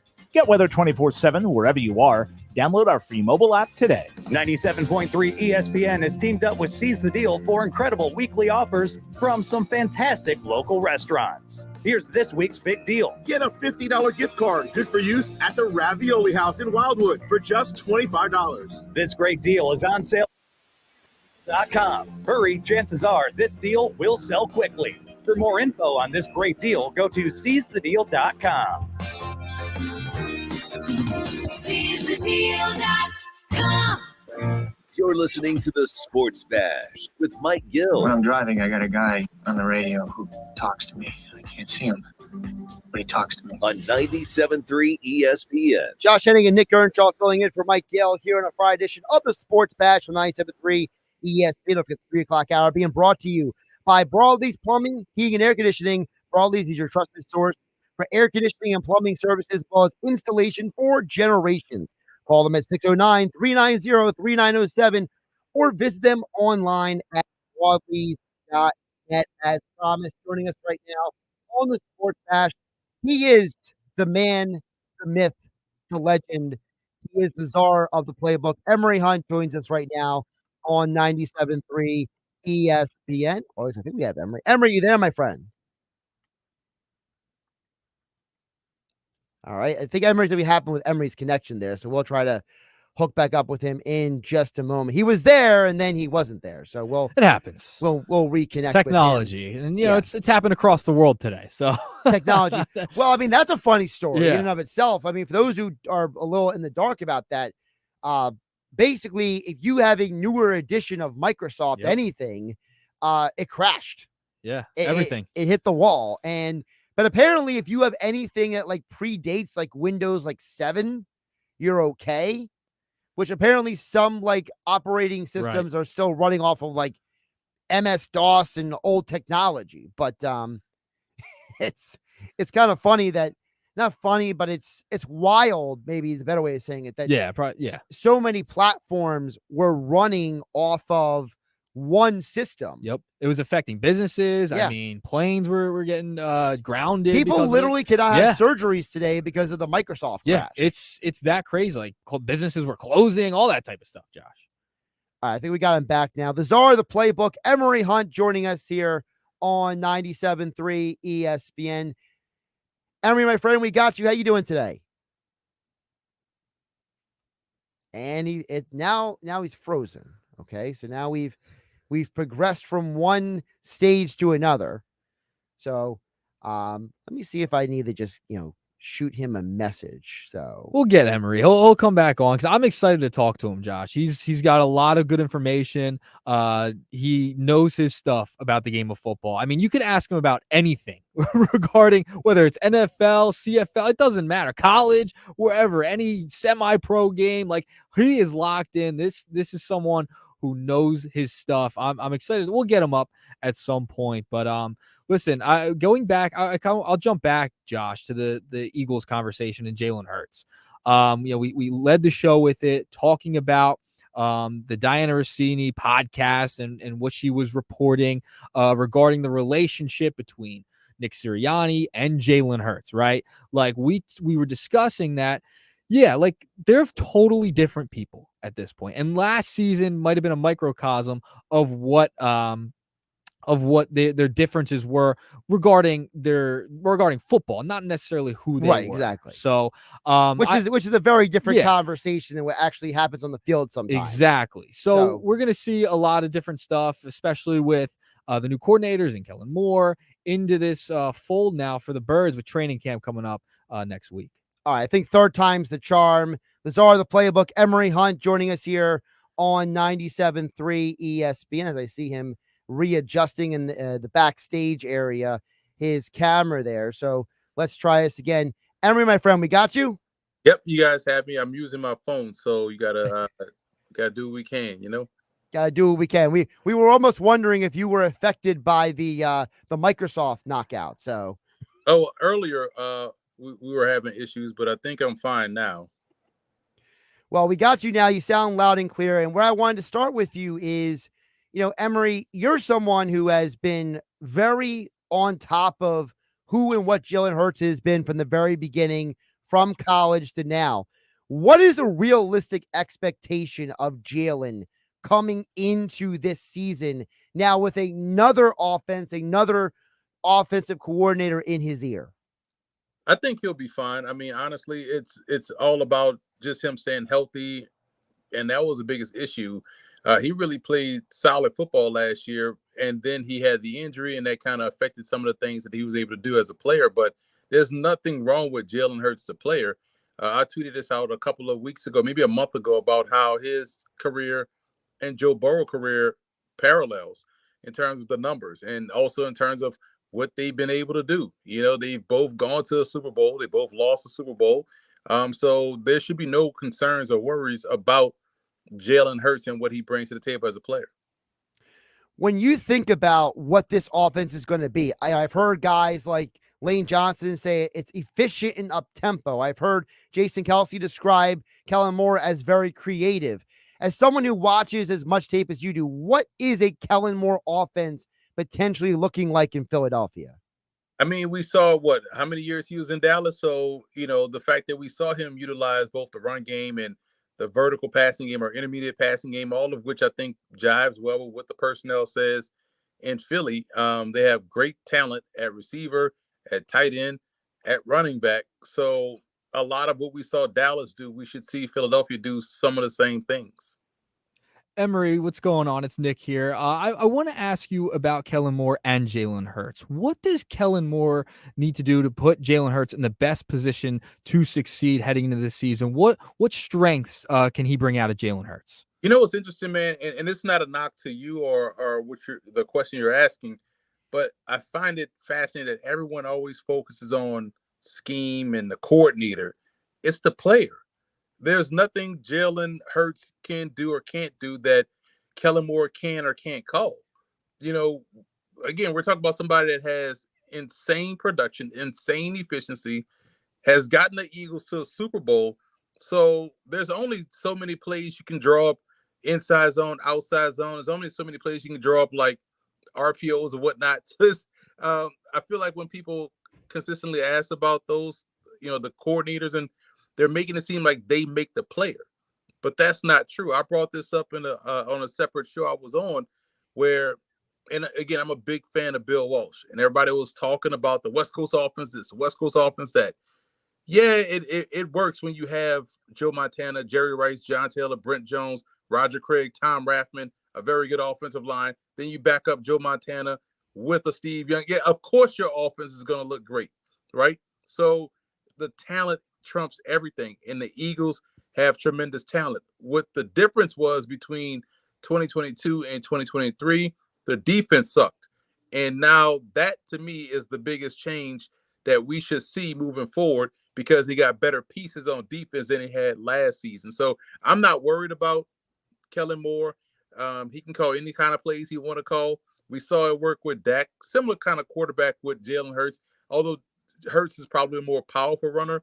Dak is a little bit more of a shiftier runner, a quicker runner. Both throw the deep ball rather well.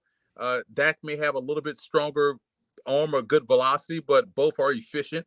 Both are very productive. Both are able to move the offense consistently down the field. So I have no problems in the offense side of Philly. I expect Philly to average at least 30 points a game, but what they have personnel-wise out there on the field. Talk with Emery Hunt, the czar of the playbook at F-Ball Game Plan on Twitter, X Football Game Plan on YouTube. Also, don't forget about his weekly on the Ross Tucker podcast, as well as his all over the place on CBS Sports HQ. If I'm forgetting something, Emery, let me know, but you're a busy man, and I appreciate you jumping on with us. You mentioned the defense. I want to ask you about that as well, because the Eagles basically admitted last year wasn't just not good, it was bad.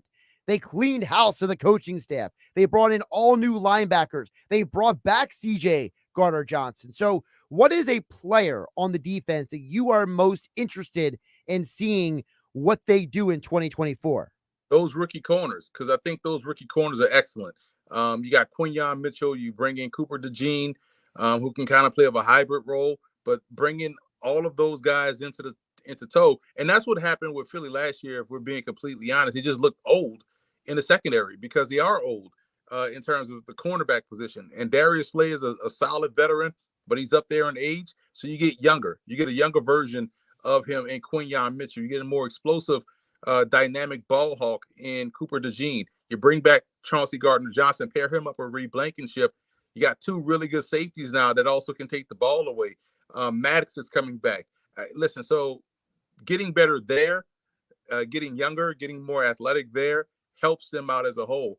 And you're getting guys that can play press, that can, that don't shy away from press coverage, that can mirror match with guys inside, and can cover on the back end, turn the ball over. And I know you can't bank on turnovers, but if you have guys that can kind of tie up receivers because they play good man coverage, and you add the fact in you're now going to put your three really good D linemen on the field, Milton Williams, Jordan Davis, Carter as well, with those edge rushers that you can now rotate in waves, it generates the pressure. You got good coverage on the back end. That's how the ball gets turned over.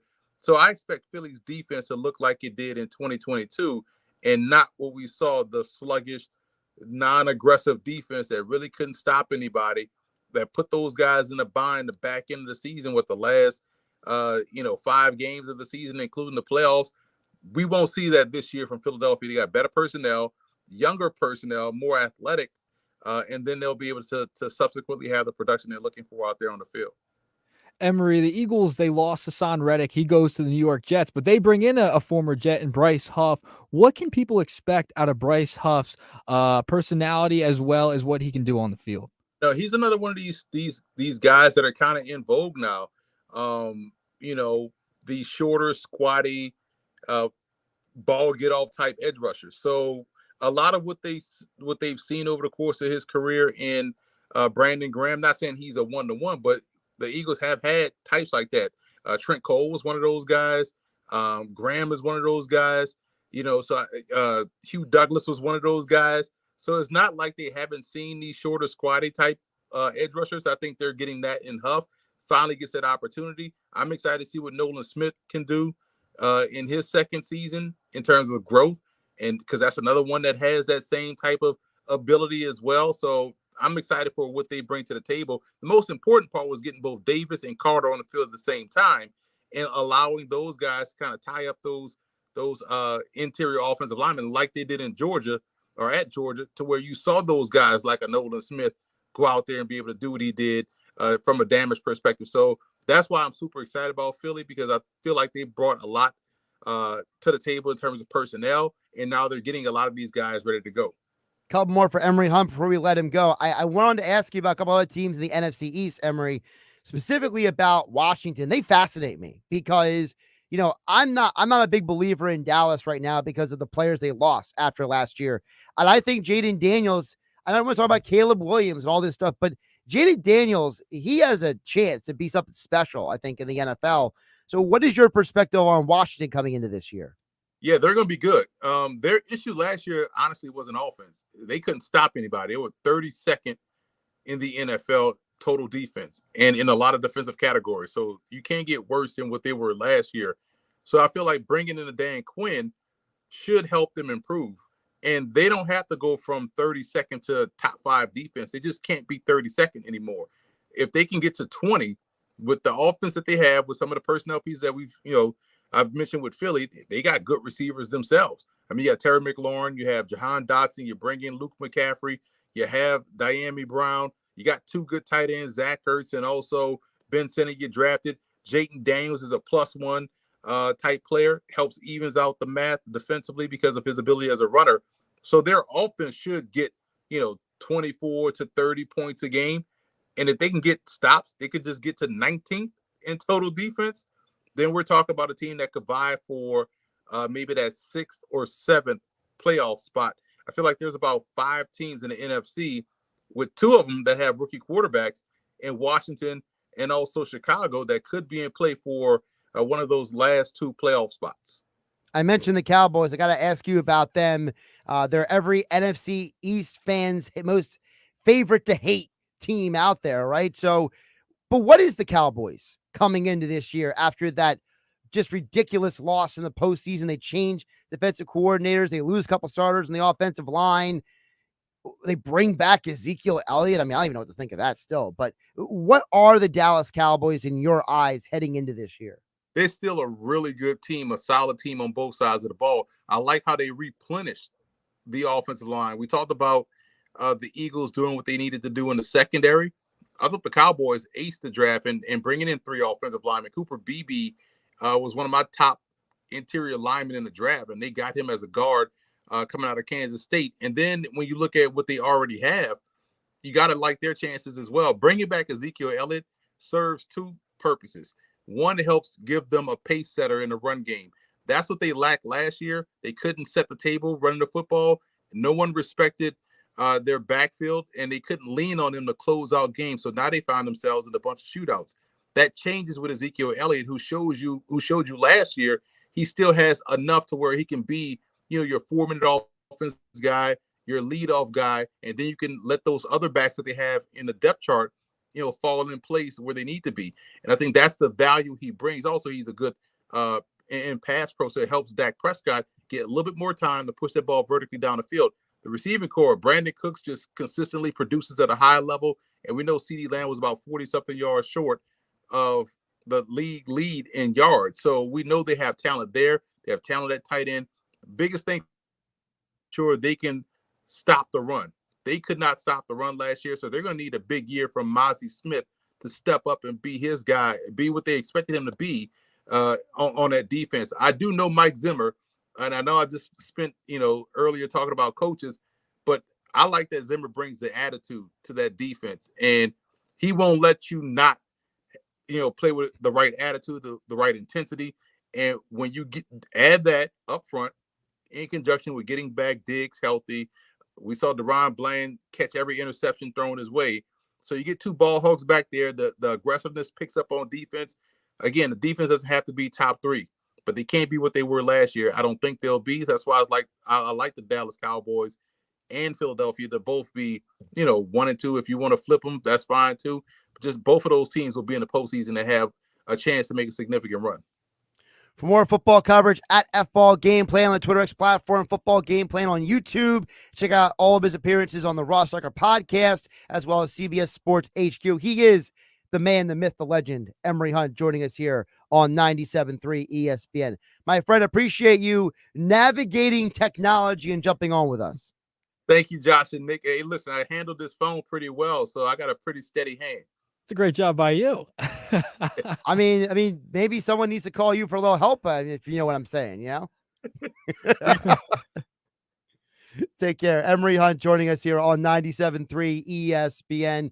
And our conversation with Emery, of course, being brought to you by Broadleys Plumbing, Heating, and Air Conditioning. Broadleys is your trusted source for air conditioning and plumbing services and installation for generations. Call them at 609-390-3907 or visit them online at broadleys.net. More football conversations still to come, as when we are 4 days away, 4 days from Eagles reporting the training camp. Nick, we got Adam Kaplan coming up at Football at 4, powered by the Inside the Birds podcast. All that and more still to come on 97.3 ESPN. Josh Hennig, Nick Earnshaw filling in for Mike Gill on a happy hour Friday. It's the Sports Bash with Mike Gill. Keeping the fans entertained and happy. On 97.3 ESPN and the 97.3 ESPN free mobile app. With GMF financing to qualified buyers excludes Traverse and Corvette excludes fire sales. It's that time of year. Bennett Chevy's Summer Sell Down, our biggest sale of the year. 200 vehicles must go now. New Chevys, $500 below the GM supplier employee price. Yes, an amazing $500 below what employees pay. And Bennett gives you all the rebates. Yes, you get both. $500 below the GM supplier employee price, plus you keep all the rebates, saving you up to 10%. And with available 0% financing, you'll save even more. Plus, Bennett's paying a whopping $10,000 minimum for any trade towards any pre-owned in stock. You heard right. You get at least $10,000 for any old rusted, busted rattle trap you can get to our lot. Imagine how much you'll get for a good trade. And our non-commissioned sales team is paid based on your satisfaction, not how much you spend. It's the summer sell down. Another reason nobody beats a Bennett deal. And I mean nobody. Together, let's drive at Bennett Chevy, Egg Harbor Township, and BennettChevy.com. There are a lot of so-called fast food deals out there. But do any of them have the Wendy's Junior Bacon Cheeseburger, crispy fries, everyone's favorite nugs, and a drink for just $5 like Wendy's Biggie Bag? Nope. And that's why no other deals can be called the Wendy's Biggie Bag. That and a little thing called plagiarism. When the deal is as fresh as the meal, gotta be Wendy's. Gotta be fresh. Includes choice of JBC or crispy chicken sandwich with 4-piece nugs, junior fry, and small soft drink. U.S. price and participation may vary. Prices may be higher in Alaska, Hawaii, and California and via third-party delivery. If you're looking to get a new car, you could really cut expenses by bundling your car and renter's insurance with Progressive. Sure, you love your old car, but you know it's not normal to give instructions on how to open the window. It should be self-explanatory, but it's not. And notice how when you're in other people's cars, you can feel cushion in the seats? That's pretty nice, right? No, it's just normal. So bundle your renters and car insurance with Progressive and put the savings toward a new car. It's time. Progressive Casualty Insurance Company coverage provided and serviced by affiliates and third-party insurers. Not available in all states. I'm embarrassed to say this. I've been using deodorant on my armpits for 30 years, and anytime I noticed odor anywhere else, I thought I needed another shower, I wasn't clean, or I felt like there was something wrong with me. And then my gynecologist told me about Lumi. It's a whole-body deodorant for pits, feet, and privates that controls odor anywhere and everywhere on your body. Since Lumi, I never have to worry about body odor ever again, anywhere on my body. And that reassurance is worth every penny. There's a special offer for listeners. Use code 555 and get 15% off your first purchase with code 555, like the Lumi Starter Pack, Acidified Body Wash, or new Lumi Plus Sweat Control. That's LUME deodorant.com, code 555 for 15% off your first purchase. With over 200,000 five-star reviews, I am so sure you're going to love it. Or return it for free with Lumi's 60-day money-back guarantee.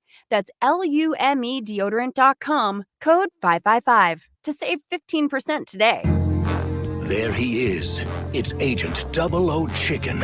Every move he makes, every chance he takes is to get to Royal Farms Chicken Palooza. And nothing will stop him from getting there. Because he knows that right now, he can get a 3-piece world-famous chicken box, white or dark meat, or chicken tenders for just $8, with a portion of each chicken box sale donated to a local charity. Plus, he can register to win world-famous chicken for a year. That's 3 pieces of hot, juicy, moist, and tender Royal Farms world-famous chicken for just $8. Come to Royal Farms Chicken Palooza. It's a real thriller, but it's only for a limited time. Real fresh, real fast. Royal Farms. No purchase necessary to enter or win. And September 2nd, 2024. Chicken for a year prize to be awarded as $8 $100 Royal Farms cards. For details and official rules, visit royalfarms.com/chicken-palooza. Void where prohibited. Sponsored by Royal Farms. You're listening to The Sports Bash with Mike Gill on 97.3 ESPN. Nick Earnshaw joining me, Josh Hennig, here in the Ocean City Resort Studios on 97.3 ESPN, filling in for Mike Gill on a happy hour Friday. You know, one of the things that stood out to me what Emery said, Nick, is that he talked about how he's really looking forward to the Eagles this year. But he said, I expect this team to be 30 points a game. Yeah, he's got a lot of confidence in Jalen Hurts, and you know he's been someone you should have listened to before. He's been on Jalen Hurts for a long time. Has a lot of confidence in him, and it makes me feel at ease that he has confidence in the Eagles' offense heading into this season. And You know what else would made me feel at ease, Josh? Defense. He thinks the defense is going to be much better this season. And because I have a little bit of concern about the defense with how young they are, a little inexperienced, new coordinator Vic Fangio. What are you going to get out of guys like Jordan Davis, Nakobe Dean? He thinks the defense is going to take a step back to where they were in 2022, a much better total defense overall. So that made me feel at ease, Josh. It made you feel at ease. Yes. Well, I did think it was interesting because he said, look, they had to fix the defense, right? Yes. But he also pointed to the Georgia guys. And how many times have we talked about first-round pick Jordan Davis, first-round pick Jalen Carter, first-round pick Nolan Smith? I mean, if those guys can be what we are hoping and expecting them to be, watch out. We got something special here, right? Yeah, I think we have something special brewing. Hopefully, if all those guys can pan out to what they did at Georgia, the Eagles defense might be scary. More football talk on the other side. Adam Kaplan, NFL Insider, Football at 4, powered by the Inside the Birds podcast.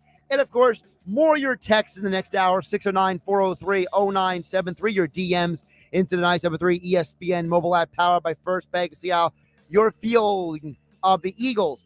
4 days until they report the training camp. You have the choice, whether it's going out to dinner or ordering takeout at a local restaurant or buying that new outfit from a local boutique. Those choices help to put money back into your community. Town Square Media South Jersey proudly puts a spotlight on local businesses. Broadlee's, your trusted source for heating and plumbing service and installation for generations. Call 609-390-3907 or visit broadleys.net. Manhattan Bagel. Looking for a quick snack or a full meal? Easy to use menu, customize how you'd like, place your order and sit back. ManhattanBagel.com has you covered. Start fresh, fast, order online for pickup and delivery. And Kindle Auto Plaza, the area's best selection of Ford, Lincoln, Chrysler, Dodge, Jeep, Ram, and Wagoneer. Off exit 10 on the Parkway on Stone Harbor Boulevard. Call 609-465-5000 or KindleAutoplaza.com. Thank you for supporting your local businesses from Town Square Media South Jersey. Your luxury BMW experience is closer than you think. Take advantage of exceptional savings at BMW of Atlantic City. Stop in and shop your favorite models, including the new BMW 2 Series, X3, and more. We're sure to have a vehicle that fits your needs. And with Acceleride, purchase your vehicle online and we'll deliver it directly to you. Looking to trade? We'll pay top dollar for your current vehicle. Experience luxury today at BMW of Atlantic City, closer than you think. In Egg Harbor Township, shop our complete inventory online at bmwatlanticcity.com. Guess what, people? Wendy's has new saucy nugs. You heard me. Wendy's nugs now come in 7 saucy flavors. Buffalo, honey barbecue, garlic parm, spicy ghost pepper. You can literally hear your taste buds after every bite. I'm serious. Listen to mine. Okay, that's just me playing with sound effects, but you got the idea. For a whole new way to nug, gotta be Wendy's. At participating U.S. Wendy's. Ugh. Kitchen ants, runaway roaches, a spider. Relax. Just use Zevo. Zevo bug sprays use essential oils to eliminate those pests and up to 20 household insects. Plus, Zevo is safe for use around people and pets when used as directed. Just spritz the bugs and wipe them away. Zevo, people friendly, bug deadly. Total Wireless is made to totally keep up with you. We now have unlimited data that never slows you down. Covered by the Verizon 5G network. And for less than $30 a month, we make your phone your ride or die. Switch now and pick a free 5G phone with qualified plan purchase. And your 4th line at no additional cost. Visit your local Total Wireless store today. Total Wireless, we're totally with you. Actual speeds may vary by location. For data management practices, see TotalWireless.com. Gonna feel a puff of air. Zhang's Optometry has set their sights on staffing up. Try the next line. Hey, Kim, can you tell our 2 o'clock we're running 15 behind? Sorry, we're a bit backed up today. He needs an optometric technician to keep an eye on it all. Where are the dilation drops? Indeed can help him hire great people fast. I need Indeed. Indeed you do. You can schedule and conduct virtual interviews all from your employer dashboard. Visit Indeed.com/credit and get $75 towards your first sponsored job. Terms and conditions apply. Pros, now's your chance to find the deals you need during Pro Savings Days at Lowe's. Right now, get up to 20% off select Werner and Little Giant ladders. Plus, save $60 on a DeWalt 20-volt max 2-tool combo kit. Was $229, now $169. Shop the brands you trust in-store or online today. Because Lowe's knows savings. Lowe's knows pros. Valid through 7/26. While supplies last. Selection varies by location. Progressive knows when you own a boat, life on land is a tough sell. Come on down to Land, the place where you can do so much walking. You can walk to work, the bus stop, or the gym, where you can pretend you're walking up an endless flight of stairs. Even when you're flying somewhere, you can take a really long walk through the airport. It's Land. Life on a boat is way more relaxing, and it's even more relaxing when you protect your boat with Progressive, America's #1 boat insurer. Progressive Casualty Insurance Company and Affiliates, #1 rating based on 2022 boat market share data from ratefilings.com. South Jersey's official play-by-play home of the Eagles, Sixers, and Flyers. At 0 point would I ever consider not being a fan of the team. 97.3 ESPN, WENJ, WENJ HD, Millville, Atlantic City. A Town Square media station serving all of South Jersey. 97.3 ESPN presents the Sports Bash with Mike Gill. It's time for Football at 4 with Adam Kaplan, powered by the Inside the Birds podcast. I give my heart and soul to this franchise, as so many of us do. Now live, this is Football at 4. Josh Hennig and Nick Earnshaw filling in for Mike Gill here on 97.3 ESPN. A Friday edition of Football at 4 means Adam Kaplan is back for more conversation as we are counting down the days. Eagles players report on Tuesday. First practice Wednesday, 10 a.m. It's right there. It's right around the corner is football. And Adam Kaplan joins us here on the Sports Bash. Inside the Birds podcast, InsideTheBirds.com. Like and subscribe to the podcast wherever you get your podcasts. And don't forget about the Inside the Birds YouTube channel and Patreon as well. Adam, how you doing today? Josh, good to be with you. Yes, so every practice with the Eagles this summer at home at NovaCare is going to be at 10 a.m. Now, of course, we've got the Lincoln Financial practice on Thursday, August 1st. That practice is at 6:30, and the fans could go to that, and that's the only one that's open to the fans unless you have business with Eagles. You can't get in to NovaCare to watch them. It's changed over the years, but that's the way it is. But yeah, so it's going to be interesting, Josh. We know the Eagles practices are generally very light, but I always say, like, when you go to practice, pay attention to the depth charts. They don't really mean much in the offseason, but they sure do once training camp starts. Well, one of the guys that we are all having an interesting eye on for a variety of reasons, that being Jalen Hurts. And Adam, it's not like Hurts had a horrible year last year. He had more passing and rushing touchdowns in the 2022 MVP finalist campaign, but there were still issues in his game last year. So talk about how the Eagles are going to get Jalen back on track. Yeah, so what our subject matter is going to be, Josh, on our Monday show on Inside the Birds with Jeff Mosher and I, is we're going to give you our storylines. Now, it's generally like, okay, what do we see are the issues? What jobs are open, and what do we need to see for this team to make a deep playoff run? So obviously, it always starts with a quarterback. With 32 NFL teams, not just the Eagles. It's the number one position in professional sports. And Hurts had a very uneven season. Certainly dropped off. There's no question. It's what the tape showed. Didn't process nearly as well as the season before. There were issues with the offensive scheme. We don't have an hour to talk about this situation. Though on Inside the Birds on Monday, we're going to go probably 10 or 15 minutes on it, I'm sure. But I would say just getting him back on track. And we've said since Kellen Moore was hired that the word around the league is this is a really good, friendly scheme for quarterbacks. We know the offseason wasn't great for their offense because Hurts had to learn yet another offensive scheme, several of them going back to high school. So he's got to get used to it, and they're going to have to put him on the fast track here. But that would be the number one issue coming to training camp of a lot on this football team, is getting the quarterback back to where he was 2 years ago. And I was just getting to Josh, getting him to play consistently solid football. Hey, Adam, it's Nick here. I want to talk about the interior offensive line a little bit, especially right guard. You bring in Mekhi Becton, you bring in Matt Hennessy, you also have Tyler Steen there. What is that battle going to look like heading into training camp? Yeah, this is one of the most interesting things. Before they signed Mekhi Becton, I mean, you could have probably put Tyler Steen as the starter in a light pen. Now it's kind of like in pencil. So, yeah, Max Sharping certainly will not be starting. The only question is, and we know Becton fill in at the left guard spot for Landon Dickerson in the final camp, the mandatory camp, because Dickerson was away. But when you really look at it, Nick, they really want Tyler Steen to start at right guard. They drafted him to be that guy, to be the starter. What stunned us last summer, and we never saw this coming, is they wouldn't even let him compete for it. They handed it to Kim Jurgens. There was no competition.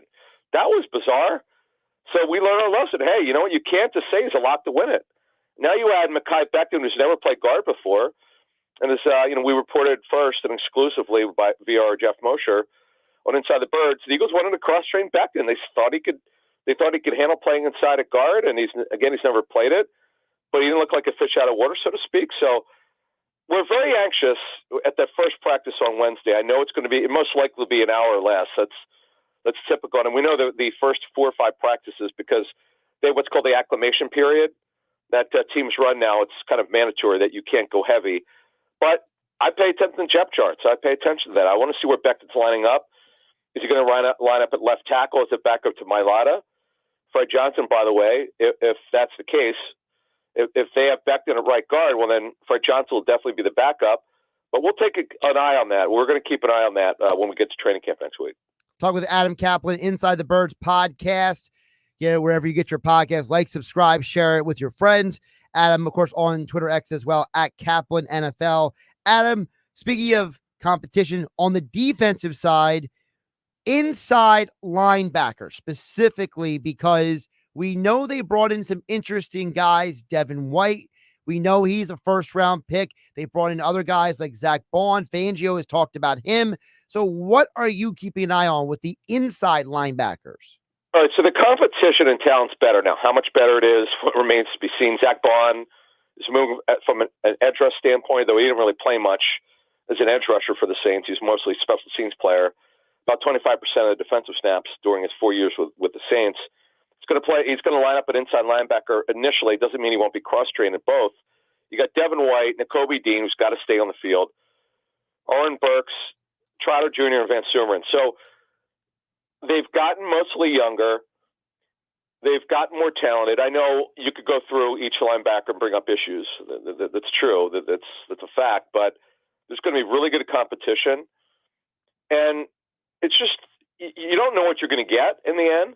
And not only will training camp tell you, but the preseason's going to give us a lot. They're probably going to have to, we haven't really talked about this before, Josh, but they're probably going to have to play these guys a lot because, sure, Devin White, I mean, it's not a lock, but most likely he'll start this season, certainly not a lock. If it's close between, let's say, Dean, Bond, White, Burks for the starting jobs, for those 2 inside backer jobs in this scheme, then they're going to have to play these guys a lot in the preseason to find out who's going to be the winner. So this is another one where, you know what, this could be pretty good competition. Adam, speaking of competition, looking at the cornerback position, I mean, there's just a logjam of young players there. Obviously they drafted Cooper DeJean as well as Quinyon Mitchell. They have Kaylee Ringo as well. Looking at the future of the cornerback position, what are your expectations heading in to training camp this year? Yeah, so Nick, here's something I got today, and this is interesting. Actually, I should say over the last 24 hours.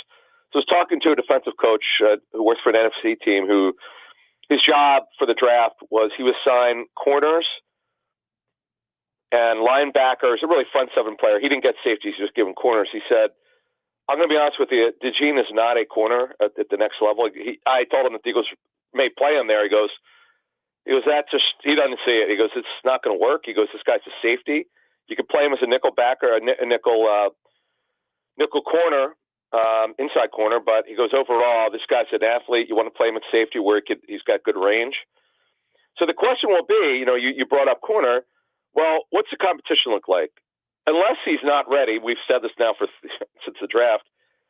Unless Quinyon Mitchell's not ready, he's going to start week 1 opposite Slay. I mean, that's happening again as long as he's ready.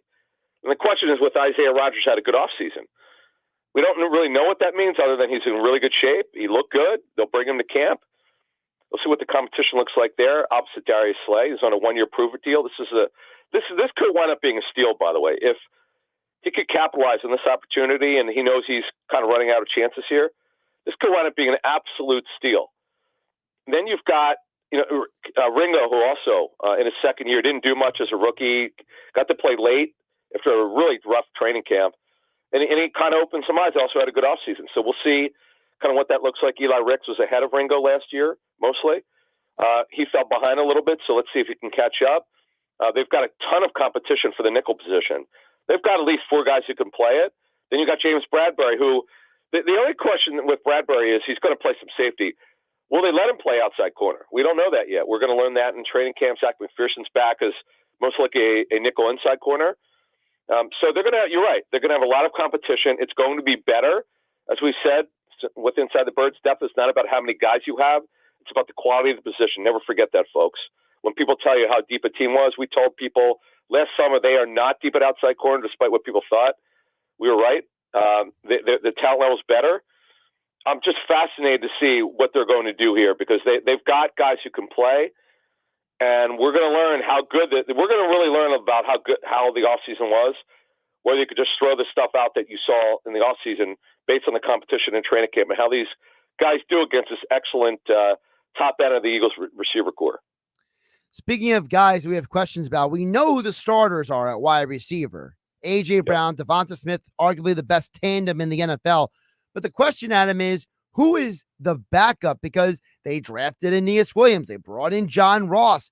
Joseph Bengata has been hanging around this team. Britton Covey is still here. You got a veteran like Paris Campbell. There's a lot of people, but we know, Adam, not all of them are going to make this team.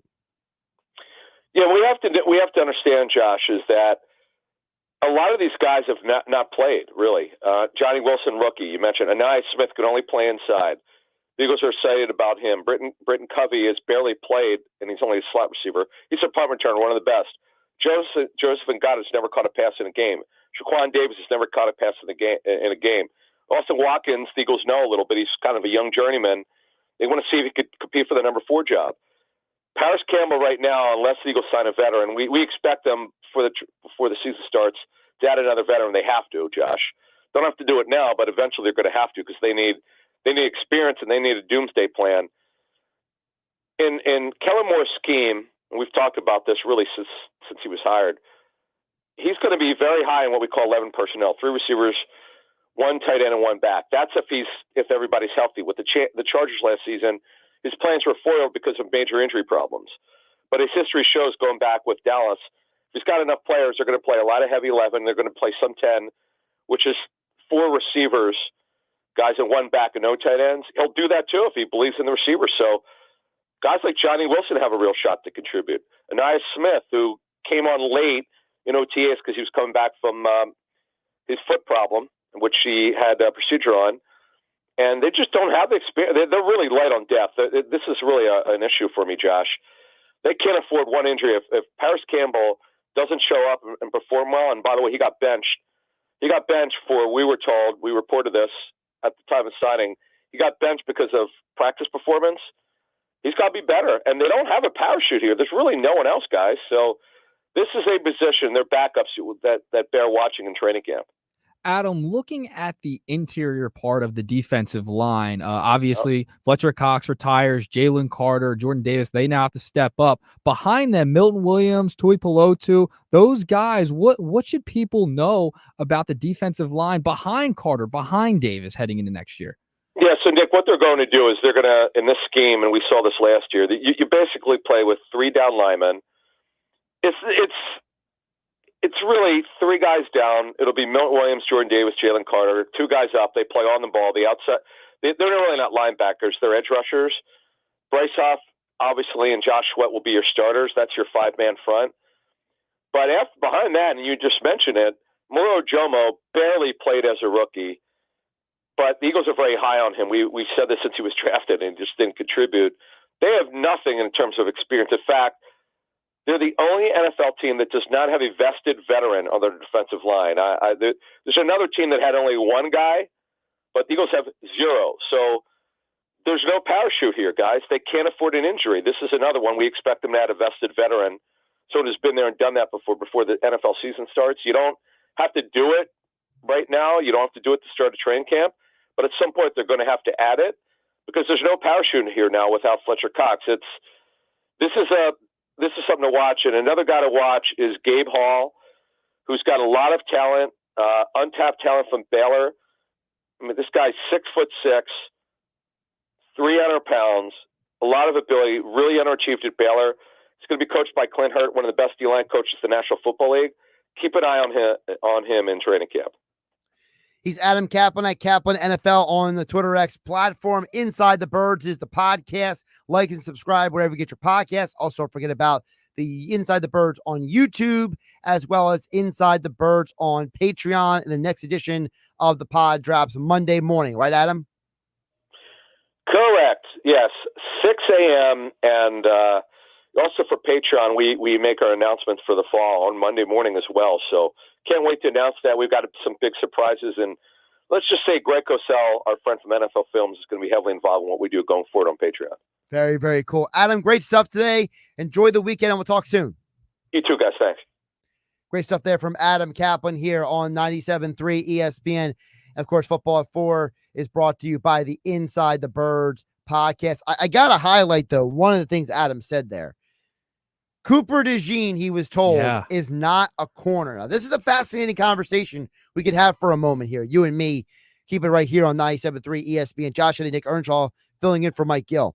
This is a fascinating conversation because if, and I say if, Cooper DeJean, as this scout told Adam, is not a corner, that he is a safety, as Adam called him, he's a hybrid, then are we talking about a player who is not going to be part of the conversation on the outside? And if he's not part of the conversation on the outside, are you looking him more as maybe a backup nickel? Is he a backup safety? Are you talking about a system where you maybe play 3 safeties, right? Maybe like CJ Garner-Johnson, Cooper DeJean, and Reed Blankenship back there. You know, are you saying to Reed Blankenship, hey, you're going to be more of a box safety. We're going to play DeJean and CJ GJ as cover safeties, right?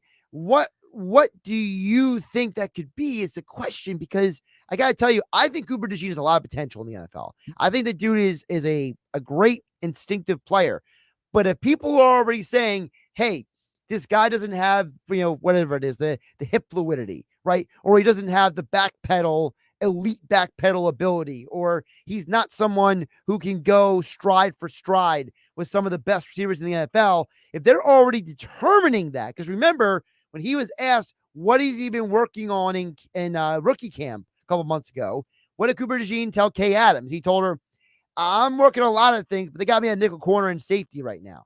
He didn't say outside corner, right? So that's a very interesting distinction for the rookie. Yeah, especially with how much depth the Eagles have at corner right now, especially young depth, right? I mean, they take Quinyon Mitchell in the first round, and then they go back-to-back and take Cooper DeJean in the second round. So, that's big stuff right there. If he's going to move to kind of that roaming around type of safety, playing a little bit of nickel here, being very versatile in that spot, I'm very curious. I mean, maybe it might have a little bit to do with that, hey, the Eagles do have a lot of corners. That's probably one of the reasons why they took him, because they don't have a ton of depth at the safety position. They have CJ GJ. They have Reed Blankenship. Sidney Brown's coming off an injury. Yep. After that, it's like, who else do you have? DeJean, if they think he's more of a safety, then that's big, and that could add some depth into that aspect of the secondary where they're at, instead of having to worry about him playing on the outside at cornerback. I mean, they have Isaiah Rodgers. They have Quinyon Mitchell, Kelly Ringo, Eli Ricks. I mean, all these young names. Josh Jobe. Yeah, if you can move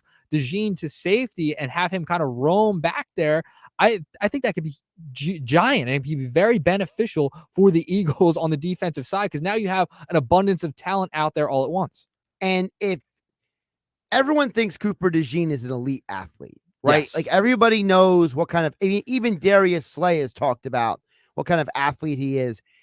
If DeJean is as good of an athlete that everyone says he is, you could argue that he should be able to go out there and play this hybrid joker, whatever you want to call it, position. This was Darius Slay. He joined Chris Long on the Green Lake podcast a couple of weeks ago and said this about Cooper DeJean. He's special. Like I saw Cooper DeJean. I saw him in high school playing basketball. Right, saw him just doing some windmill dunks and all kinds of crazy stuff. I'm like, woo, like, and then like I commented on there like literally like 4 years ago. He coming back said appreciate it and whatever. Then next thing you know, he drafted to us. Funny, interesting thing. He said he already saw a guy that was special, and then he's like, oh, now he's with us.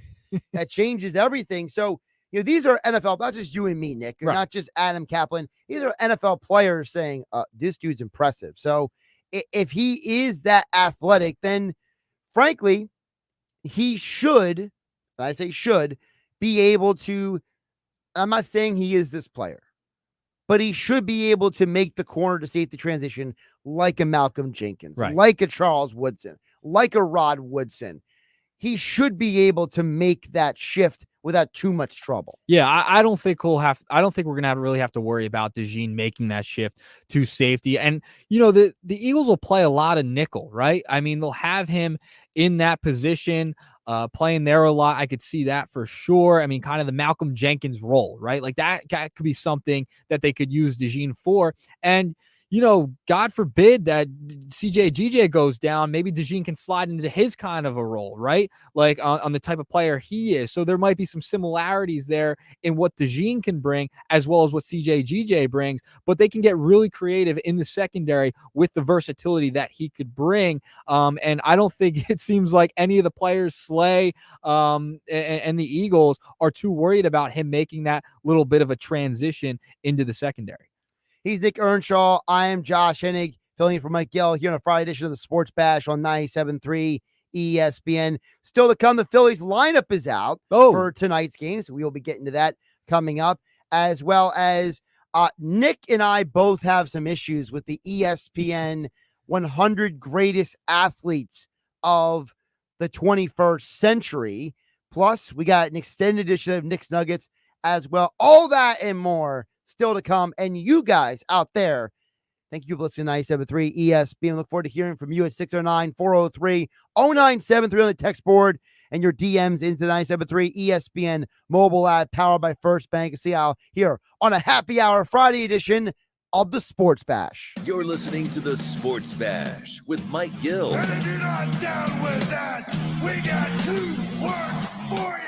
On 97.3 ESPN and the 97.3 ESPN free mobile app. 97.3 ESPN has teamed up with Seize the Deal for incredible weekly offers from some fantastic local restaurants. Here's this week's big deal. Get a $50 gift card, good for use at the Ravioli House in Wildwood for just $25. This great deal is on sale now at seizethedeal.com. Hurry, chances are this deal will sell quickly. For more info on this great deal, go to seizethedeal.com. SeizeTheDeal.com. This is the story of the one. As head of maintenance at a concert hall, the show must always go on. That's why he works behind the scenes, ensuring every light is working, the HVAC is humming, and his facility shines. With Grainger's supplies and solutions for every challenge he faces, plus 24/7 customer support, his venue never misses a beat. Call quickgrainger.com or just stop by. Grainger, for the ones who get it done. Beat the heat this month at Matt Blatt Kia during our sale Abrasion.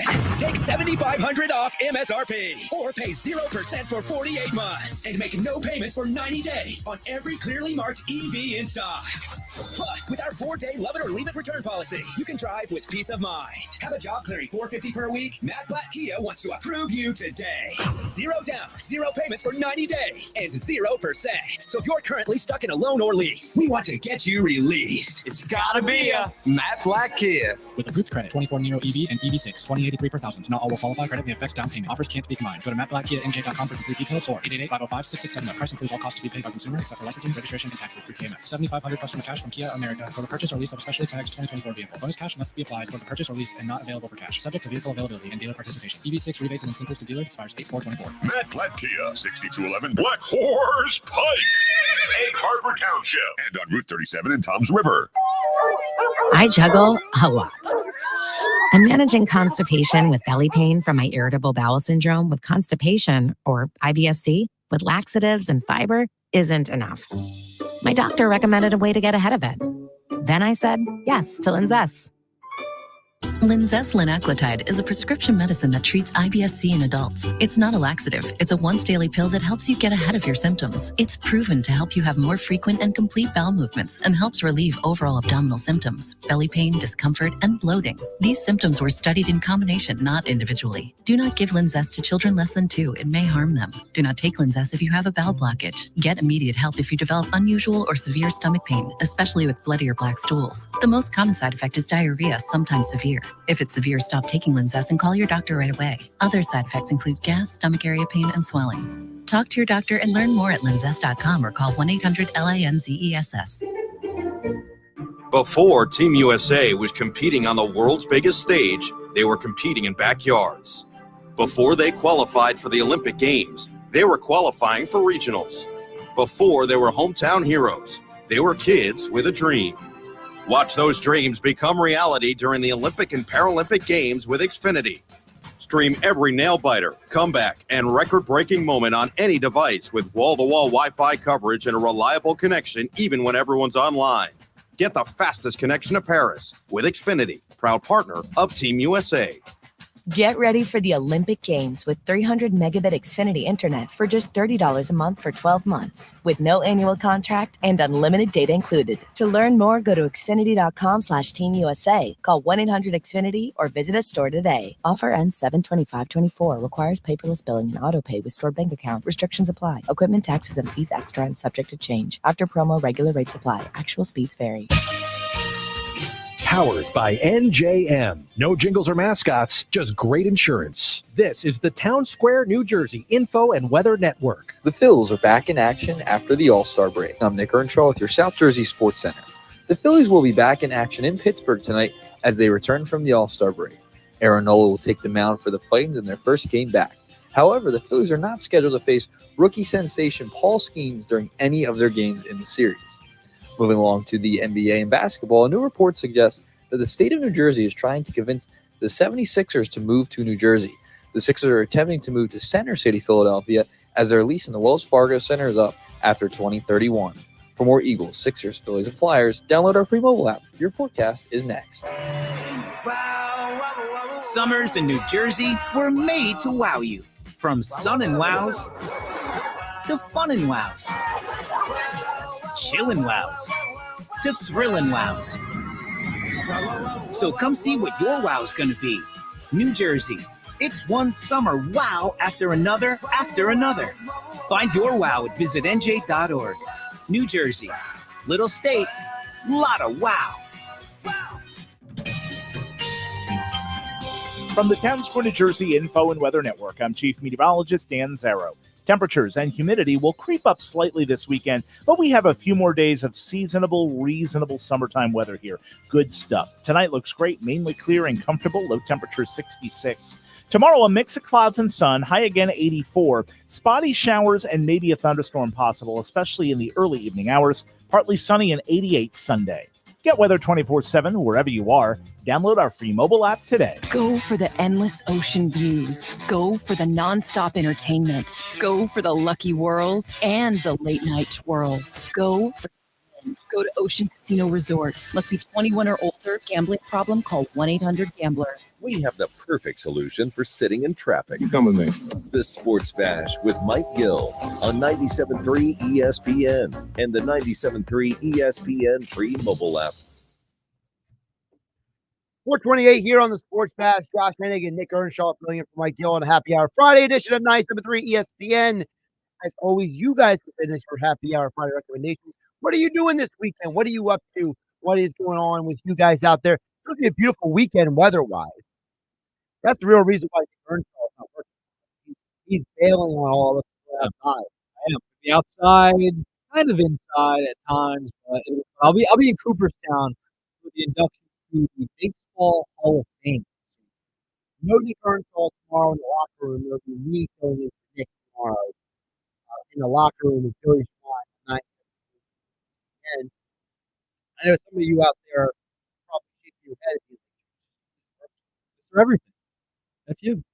We said you're Mr. Everything at 97.3 ESPN. Mike McGarry's Mr. Everything over at the AC Press. Yeah, exactly. By the way, speaking of everything, is the Phillies lineup. The Phillies are back. And the Phillies lineup is being brought to you by Clark's Moving and Storage. Moving is a breeze with Clark's Moving and Storage located in Rio Grande.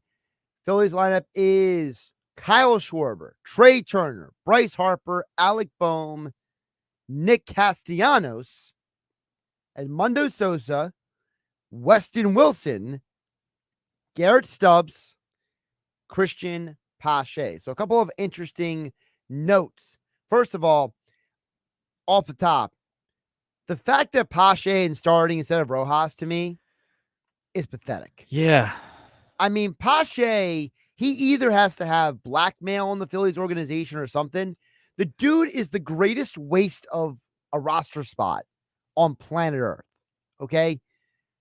There's no reason why this guy should be on the team, why he should be getting playing time. He is completely, utterly useless. And you know what's crazy? He was one of the top prospects in the Atlanta Braves organization at one point. Nice. I mean, and then he gets traded to Oakland.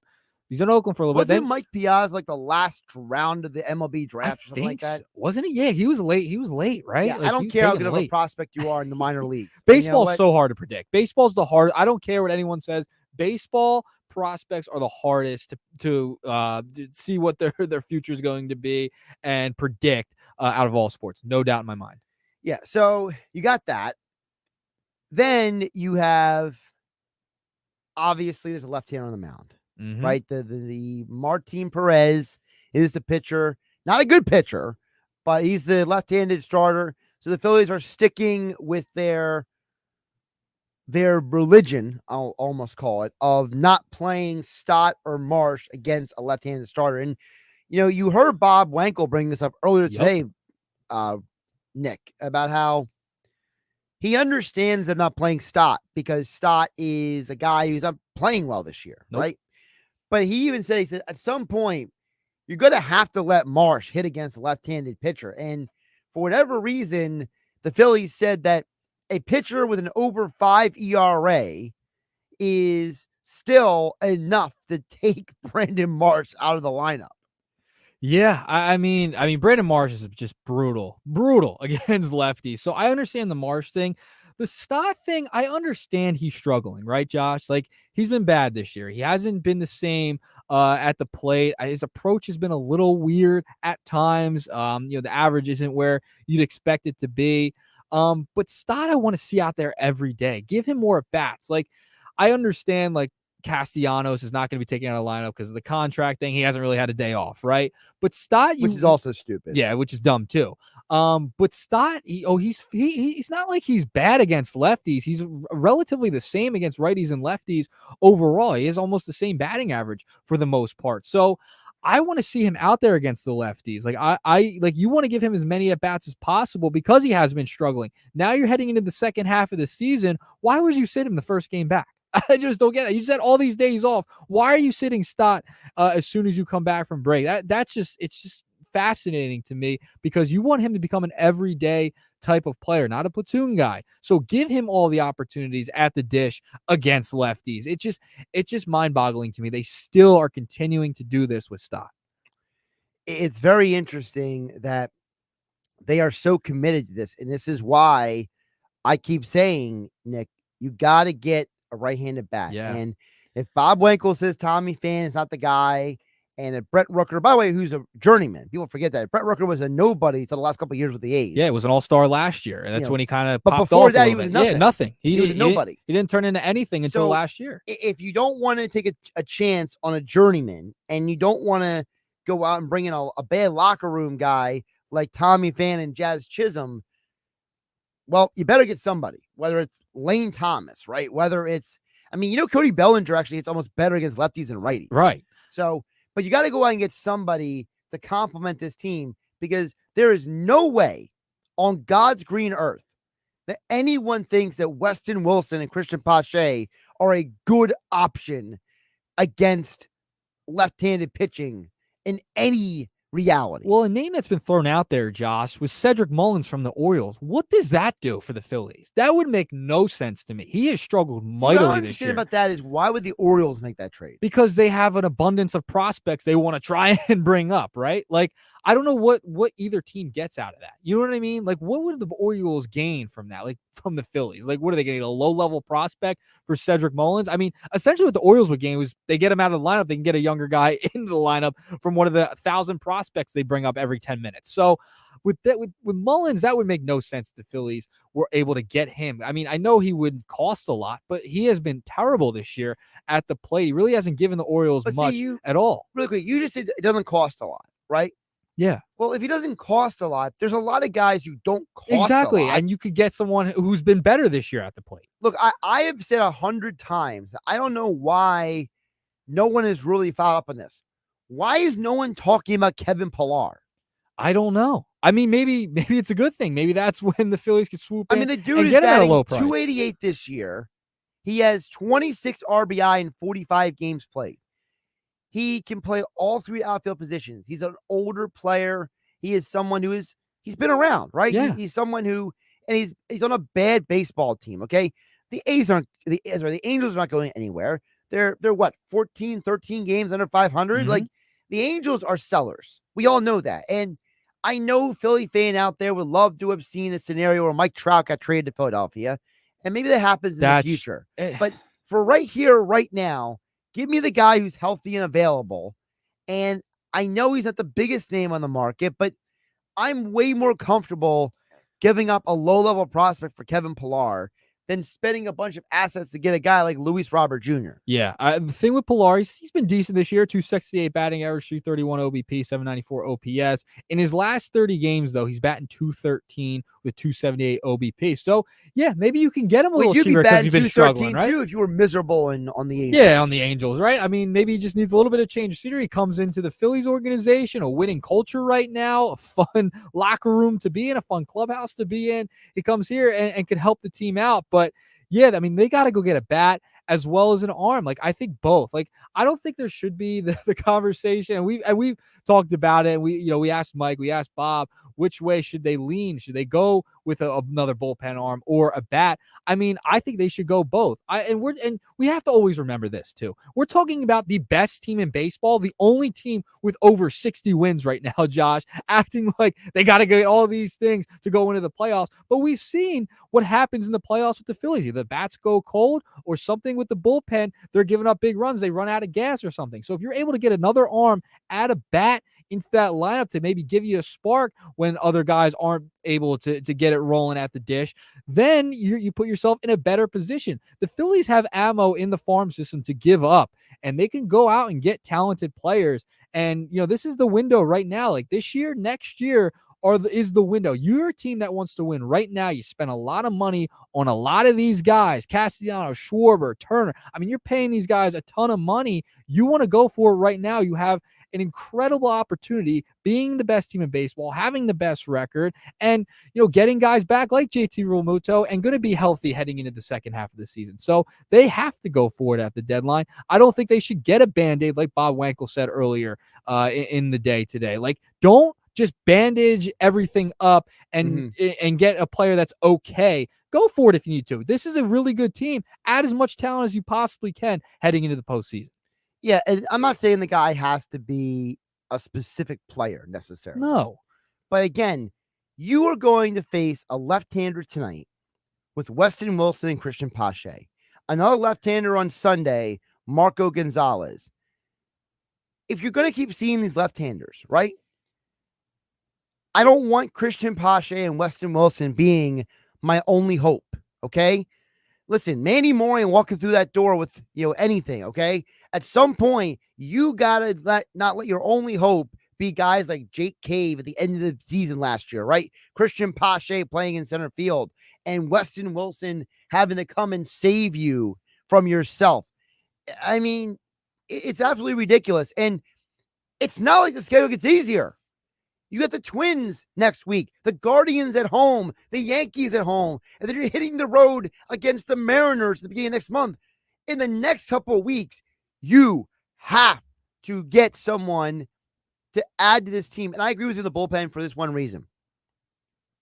Did you know that Jose Alvarado and Jeff Hoffman have pitched 42% of the Phillies games this year? Wow, it's been that much. So if they have pitched that much, you need at least one other arm out there to just not feel like you have to go to Alvarado, Hoffman, and Strom every single time you're in trouble. There needs to be another guy. And again, it might have to be Mason Miller. Okay, there's a lot of argument out there that there's discussion they might not even trade Mason Miller. Yeah, because he might cost too much. He might have to give up too much to get him. It's also here. Let me get the audio. So Jim Duquette was on with Mike Gill, the former Major League Baseball general manager. He was on with Mike on Monday's edition of the Sports Bash, and he brought up a very interesting point about. He said that the A's can't afford to trade Mason Miller. Take a listen. If I'm Oakland, he still has his rookie status. If he ends up being Rookie of the Year this year, they get a draft pick. With the new rules that have been changed, we saw the Orioles get a draft pick this year for Gunnar Henderson being a Rookie of the Year last year. Same thing with Arizona for Corbin Carroll. So Oakland is sitting there looking at potentially another. That's a really valuable pick. I don't think Oakland can afford to trade him. So if Oakland can't afford to trade him, as Duquette says, then maybe he gets traded next year, when the draft pick is not in play. Because we all know the A's value assets and prospects more than actually winning baseball games. Yes, they care about having a ton of young players in their system, but not really, they don't care about winning games. They don't care about their fans. They don't care where they're playing. I mean, it's a mess out there in Oakland, but it wouldn't shock me if they traded Mason Miller, right? Like, this is the A's. They aren't a very well-run organization. No. And for Duquette to say that, it would be like, yeah, maybe we should hold on to him. What do we have to lose? We're not going anywhere this year or anytime soon. We're only going to a AAA park next year. That's the only thing where they're going. So when it comes to Mason Miller, it wouldn't shock me if they still trade him because, they can get a lot of value for him and get some top prospects back into their system. But they're probably going to, they're not going anywhere with a closer. I mean, he's a closer, but there has been talk that he could turn into a starter. Well, there's that too. But my larger thing is it's going to take a lot to get him. Yes. And at some point, the Phillies need to make a decision. When they acquired Brandon Marsh and Noah Syndergaard a couple of years ago, they traded away Logan O'Hoppe and Mickey Moniak, right? O'Hoppe has turned out to be a good, not great catcher, but he was blocked at the major league level, right? Moniak has turned out to be a solid major league ball player. Not a good one, just he's okay, right? So are you willing to give up more than that? J.P. Crawford, they traded a couple of years ago, right? For Gene Segura. Yep. He has turned out to be a solid to good ball player, not a great ball player. Those are the kind of players you have traded away in recent years. Ben Brown to the Cubs. Good pitcher, not great pitcher, right? If we really think that some of these prospects like the Aiden Millers and the Justin Crawfords and the Andrew Painters are going to be better than the guys that I just named, are you really willing to trade those type of prospects? Yeah, and you got to give something up to get something, right? I mean, it's a tale as old as time. For the Phillies, I mean, they have more depth in their farm than they have had in recent years. Like, you can move a Mick Abel, you can move a Griff McGarry. There's some value there, and teams will value those players, even though Mick Abel has not been that good this year at all. So you can get some value with some of those other prospects.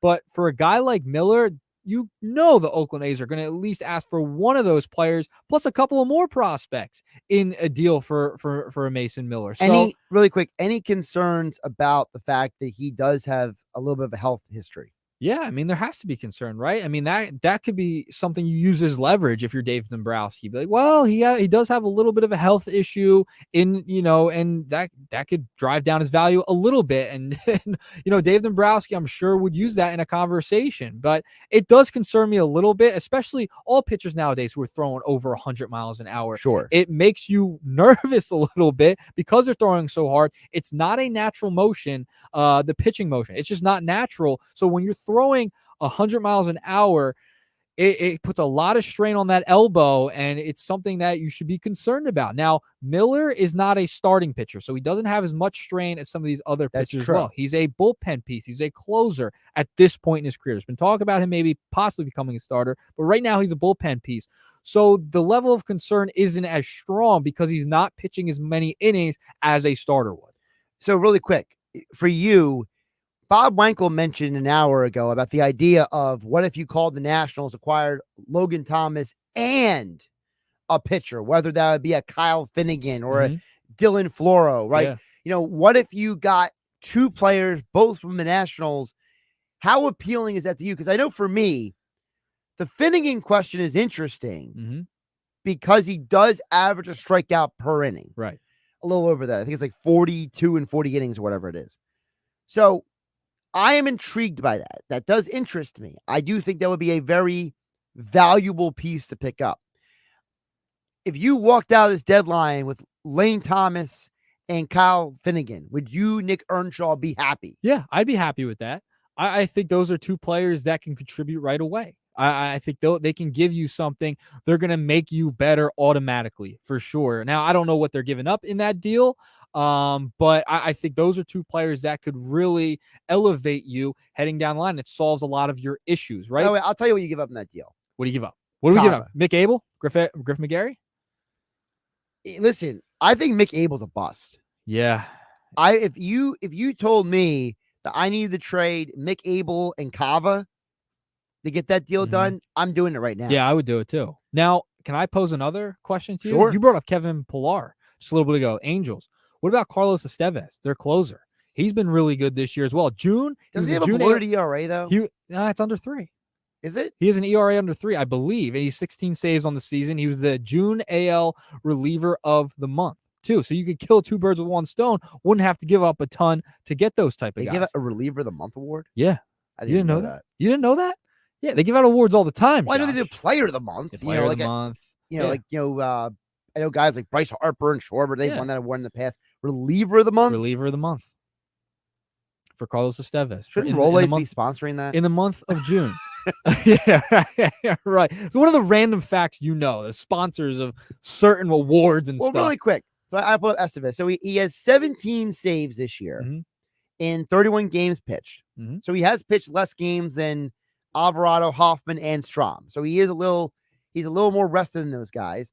2.61 ERA, so that is very good. 31 strikeouts, 31 innings. I'm good with that. I can work with that. How old is he though? 31. 31. Okay. Does Dave Dombrowski have the confidence that he can call the Angels again and offer them something to get something? It seems like they have a good relationship, right? Do they though? I mean, they send. Is there a part of the Angels that are like, dude, you gave us Mickey Moniak? Well, that's their fault. I mean, they gave us Noah Syndergaard. They gave the Phillies Noah Syndergaard. So I mean, they're Noah Syndergaard started a World Series game. So but Noah Syndergaard wasn't very good. Come on. I mean, it was at the end of his career. He's one of those players, Noah Syndergaard, is that when you look at some really good players throughout their career, when they end and they're falling off a cliff, him in a Phillies uniform just will not look right in the long run. When you look back at Noah Syndergaard, it's like, wow, he played for the Phillies. It's kind of like the Jose Bautista thing. Like Jose Bautista played for the Phillies. You're not going to remember him at all, and it's going to look weird when you see him in that. I was going to say more like Carlos Santana playing for the Phillies. That's true too, but Bautista, that's weird too.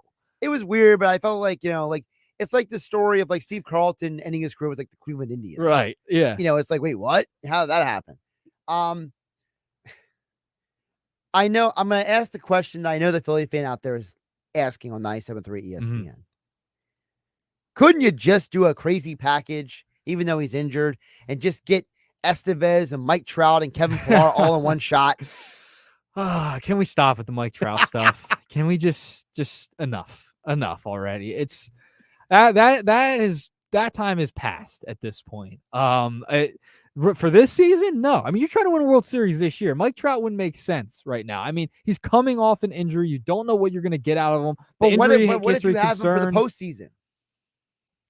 I don't know. Remember, Kyle Schwarber missed a chunk of the 2016 World Series Cup season, and he became a huge part of them winning in the playoffs. What if you get to the World Series? What are you doing to me, Josh? And What you are have doing? Mike Trout at the plate, Game 7, bottom of the 9th, tie game. How do you go? Don't you want that? How do you go from Kevin Pillar 5 minutes ago to Mike Trout? Now we're on the Mike Trout discussion again. No, we're not getting Trout. It's not happening. I'm sorry to be the bearer of bad news. Mike Trout's not coming here this year. It's not going to happen.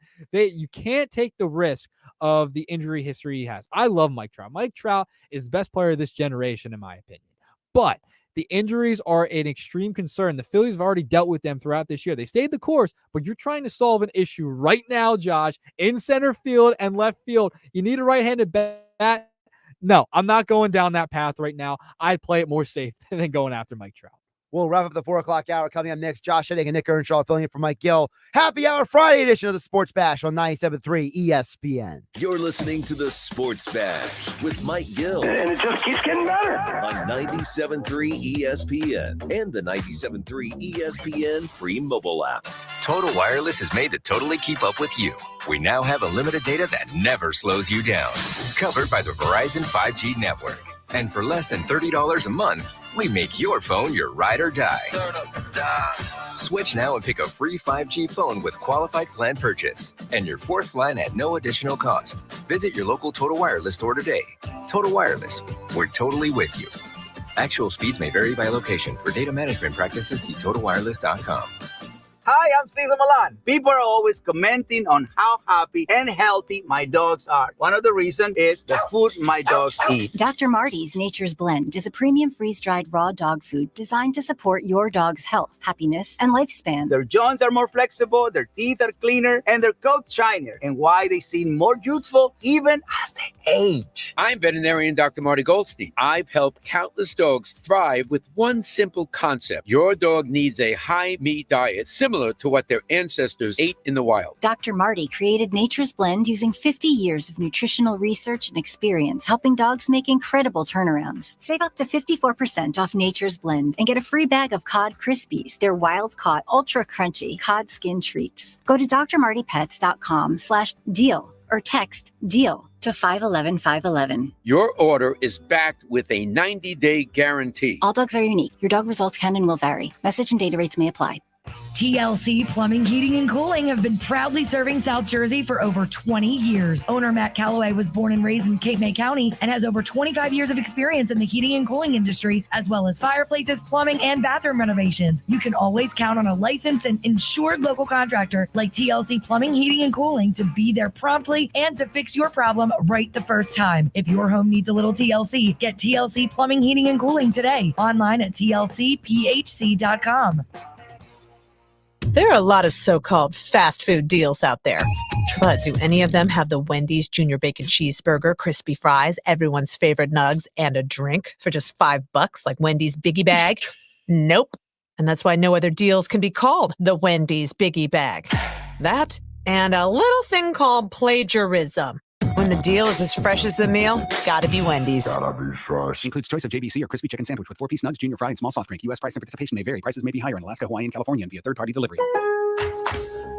Pros, now's your chance to find the deals you need during Pro Savings Days at Lowe's. Right now, get up to 20% off select Werner and Little Giant ladders. Plus, save $60 on a DeWalt 20-volt max 2-tool combo kit. Was $229, now $169. Shop the brands you trust in-store or online today. Because Lowe's knows savings. Lowe's knows pros. Valid through 7/26. While supplies last. Selection varies by location. Your luxury BMW experience is closer than you think. Take advantage of exceptional savings at BMW of Atlantic City. Stop in and shop your favorite models, including the new BMW 2 Series, X3, and more. We're sure to have a vehicle that fits your needs. And with Acceleride, purchase your vehicle online and we'll deliver it directly to you. Looking to trade? We'll pay top dollar for your current vehicle. Experience luxury today at BMW of Atlantic City, closer than you think. In Egg Harbor Township, shop our complete inventory online at WAtlanticCity.com. Bash with Mike Gill. Do I have everybody's attention now? On 97.3 ESPN and the 97.3 ESPN free mobile app. He's Nick Earnshaw. I'm Josh Hennig, filling in for Mike Gill here on 97.3 ESPN. Don't forget all of our conversations throughout the show, being brought to you by Boxing Insider Promotions. Boxing event of the summer returns next Friday, July 26th. It's going to be a busy day next Friday, Nick Earnshaw. It's your birthday. You're abandoning us next week. But Mike Gill he's going to be out at Giuliano's for Happy Hour Friday tour, and I will be at Tropicana Atlantic City for the fight next Friday night. You can watch Boxing Insider Promotions event of the summer. Undefeated junior middleweight Justin Figueroa back in action in the showroom at Tropicana Atlantic City, along with top-rated heavyweight Otto Wallen, as well as App High School graduate Bruce Sheldon Jr., all on the card. Tickets are on sale right now at Ticketmaster.com. I know that Justin will be in with Billy on Sunday. Yes, he will. Larry Goldberg, the promoter for Boxing Promotions, will be with Billy tomorrow. And then Justin will join me on Tuesday as well. So we get you covered with all of this great boxing event this Friday. Next Friday. Today's Friday. But next Friday, we will be. We will have to be in the studio. It'll be nuts. It's going to be a crazy day. It's going to be a crazy day. But no, it's going to be a great night. You come out and watch the fight tonight. It's ESPN next Friday night, July 26th. Tickets are on sale right now. Ticketmaster.com for the boxing event all summer inside Tropicana showroom in Atlantic City. Nick Earnshaw mentioned Mike Trout being the greatest player of his generation. Well, ESPN 100 came out with a list. We've checked it twice, and we think the voters of this list are not nice. They are very naughty with some of their picks. We'll tell you why. All that and more is still to come on the Sports Bash on 97.3 ESPN. Saturday morning in the locker room, Josh Hennig and former Kansas City Chiefs wide receivers Dave Cook in the studio. The Phillies resume play in Pittsburgh. The football camps open up. Hour one, we will hear from the new head football coach at Rowan University, Pat Willie, on his 2024 props. Hour two, we'll talk with boxing promoter Larry Goldberg about next week's event at the Tropicana. Then it's the Beach Patrol report brought to you by McCann City, US City Beach Patrol, and Brother Love Night Thursday. It's the locker room of Phillies Saturday morning for Saturday afternoon. Forget the boat trip. Cancel the cookout. It's the Matt Blatt Nissan July blowout. Get a cooking hot deal. New Nissan Sentra SV, just $159 per monthly. Just $199 per monthly. Zero security deposit. It's on at Matt Blatt Nissan. New Nissan Rogue. Zero down and 0% financing for 36 months. Stuck in a loan or lease? Hey man, can get you released. So bring it to Matt Blatt Nissan and drive home a new Kicks S. $199 per month. Or Sentra SB, only $159 per monthly. With zero security deposit, $29.99 too. Matt Blatt Nissan.com. On approved tier 1 credit from MENA. Negative equity will refinance the new vehicle. Plus tax tag and $589. Offers can't be combined. Call 877-289-6670. Or go to mattblattnissan.com for complete details. Spin RL544566 and RY28296. Central lease selling price $23,694. Kicks selling price $22,144. Offer ends 8/6/2024. On at Matt Blatt Nissan. What horse pipe in Harper Township. This is the story of the one. As a maintenance engineer, he hears things differently. To the untrained ear, everything on his shop floor might sound fine, but he can hear gears moving, belts slipping. So he steps in to fix the problem at hand before it gets out of hand. And he knows Granger's got the right product he needs to get the job done, which is music to his ears. Call, click Granger.com, or just stop by. Granger, the ones who get it done. What's that sound? That's the sound of Downy Unstoppable scent beads going into your washing machine and giving your clothes freshness that lasts all day long. There it is again. It's like music to your ears, or more like music to your nose. That freshness is irresistible. Let's get a Downy Unstoppable bottle shake. And now a Smith solo. Nice. With Downy Unstoppable, you just talk, wash, wow, for all-day freshness. This radio commercial was made to convince you to stop speeding. You can't use siren sound effects on the radio, so we'll use other equally jarring sound effects to get your attention, like telling you that whether you drive a little over the speed limit or a lot, you can crash just the same. You could hurt yourself, or worse, others. And the damage you cause will be beyond repair. See, you didn't have to use crash or siren sounds after all. Speeding catches up with you. Brought to you by NHTSA. Paid for by Christian Care Ministry. You know, a lot of times you have to choose between something high quality or something that saves you money. But if you could get both, why not? Especially when it comes to healthcare, and that is MediShare. You get both. Many families save $500 a month with MediShare, and that's huge. But it's also true that people wind up way more satisfied too. The member satisfaction rate for MediShare is double that of the typical health insurance rate. Double. That's because MediShare works. It has for more than 30 years. It's a community of Christians who have shared more than $5 billion of each other's bills. People love having telehealth. They love the huge PPO network. So, yeah, really, you can save a ton and make it better. Imagine being happy with how you're taking care of your health care. So if you're self-employed or part of the gig economy, or you just have a plan you're happy with, you can call right now and get a price in 2 minutes. Here's the number. Just call 855-51-BIBLE. That's 855-51-BIBLE. 855-51-BIBLE. Mom, it's school shopping time. On it. Ooh, Target has select supplies like crayons and glue sticks for 25 cents, plus markers for 50 cents. Next, my new Rockstar vibe means new clothes. Ooh, totally. These graphic tees for $6 and they can last. And a strawberry lunch bag to match my sweet personality. Got it. It was only $5. My favorite Gun and Gather snacks. They're now at a new lower price. That's team ever. When it comes to low prices, Target has your bet. With GMF financing, qualified buyers excludes Traverse and Corvette excludes fire sales. It's that time of year. Bennett Chevy's Summer Sell Down, our biggest sale of the year. 200 vehicles must go now. New Chevys, $500 below the GM supplier employee price. Yes, an amazing $500 below what employees pay. And Bennett gives you all the rebates. Yes, you get both. $500 below the GM supplier employee price, plus you keep all the rebates, saving you up to 10%. And with available 0% financing, you'll save even more. Plus, Bennett's paying a whopping $10,000 minimum for any trade towards any pre-owned in stock. You heard right. You get at least $10,000 for any old rusted, busted rattle trap you can get to our lot. Imagine how much you'll get for a good trade. And our non-commissioned sales team is paid based on your satisfaction, not how much you spend. It's the Summer Sell Down. Another reason nobody beats a Bennett deal. And I mean nobody. Together, let's drive at Bennett Chevy, Egg Harbor Township, and BennettChevy.com. Home of the Philadelphia Eagles, They got him! It's a sack! Sixers, Oh, baby! and Flyers. He scored!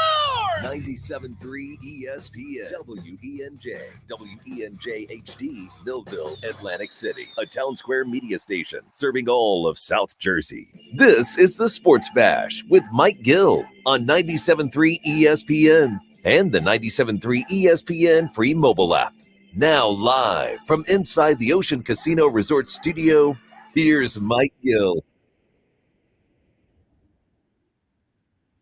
Josh Hennig along with Nick Earnshaw. 5 o'clock hour, the Sports Bash is here. Happy Hour Friday. Phillies return from the All-Star break. We'll give you some information and news on that in just a bit. Also, don't forget that, Eagles are 4 days away from training camp, which is crazy to say. It's already here. We're there. We got through. We survived. Nick Earnshaw has joined me all day. I appreciate him and everything he's done with me today, helping me out here on 97.3 ESPN. He'll be flying solo on game night from 6 to 7 tonight. Who's your guest tonight again? RB Philly Snake. So he's a Sixers contact. Yeah, explain for the old people like me, okay, who he is. Yes. So RB is a Sixers YouTuber. He covers the 76ers. He did a podcast with Paul Reed for a little while, had Nick Nurse on as well. So gonna talk all things Sixers with him for a few minutes tonight on game night. Just a few minutes? Not several minutes? Several, few, however you want to characterize it, Josh. That's however you take it, whatever it means to you. We'll be talking with RB tonight, all things Sixers. All right. So I got that coming up on game night because I've been hosting Mike Gill the last few days here on 97.3 ESPN.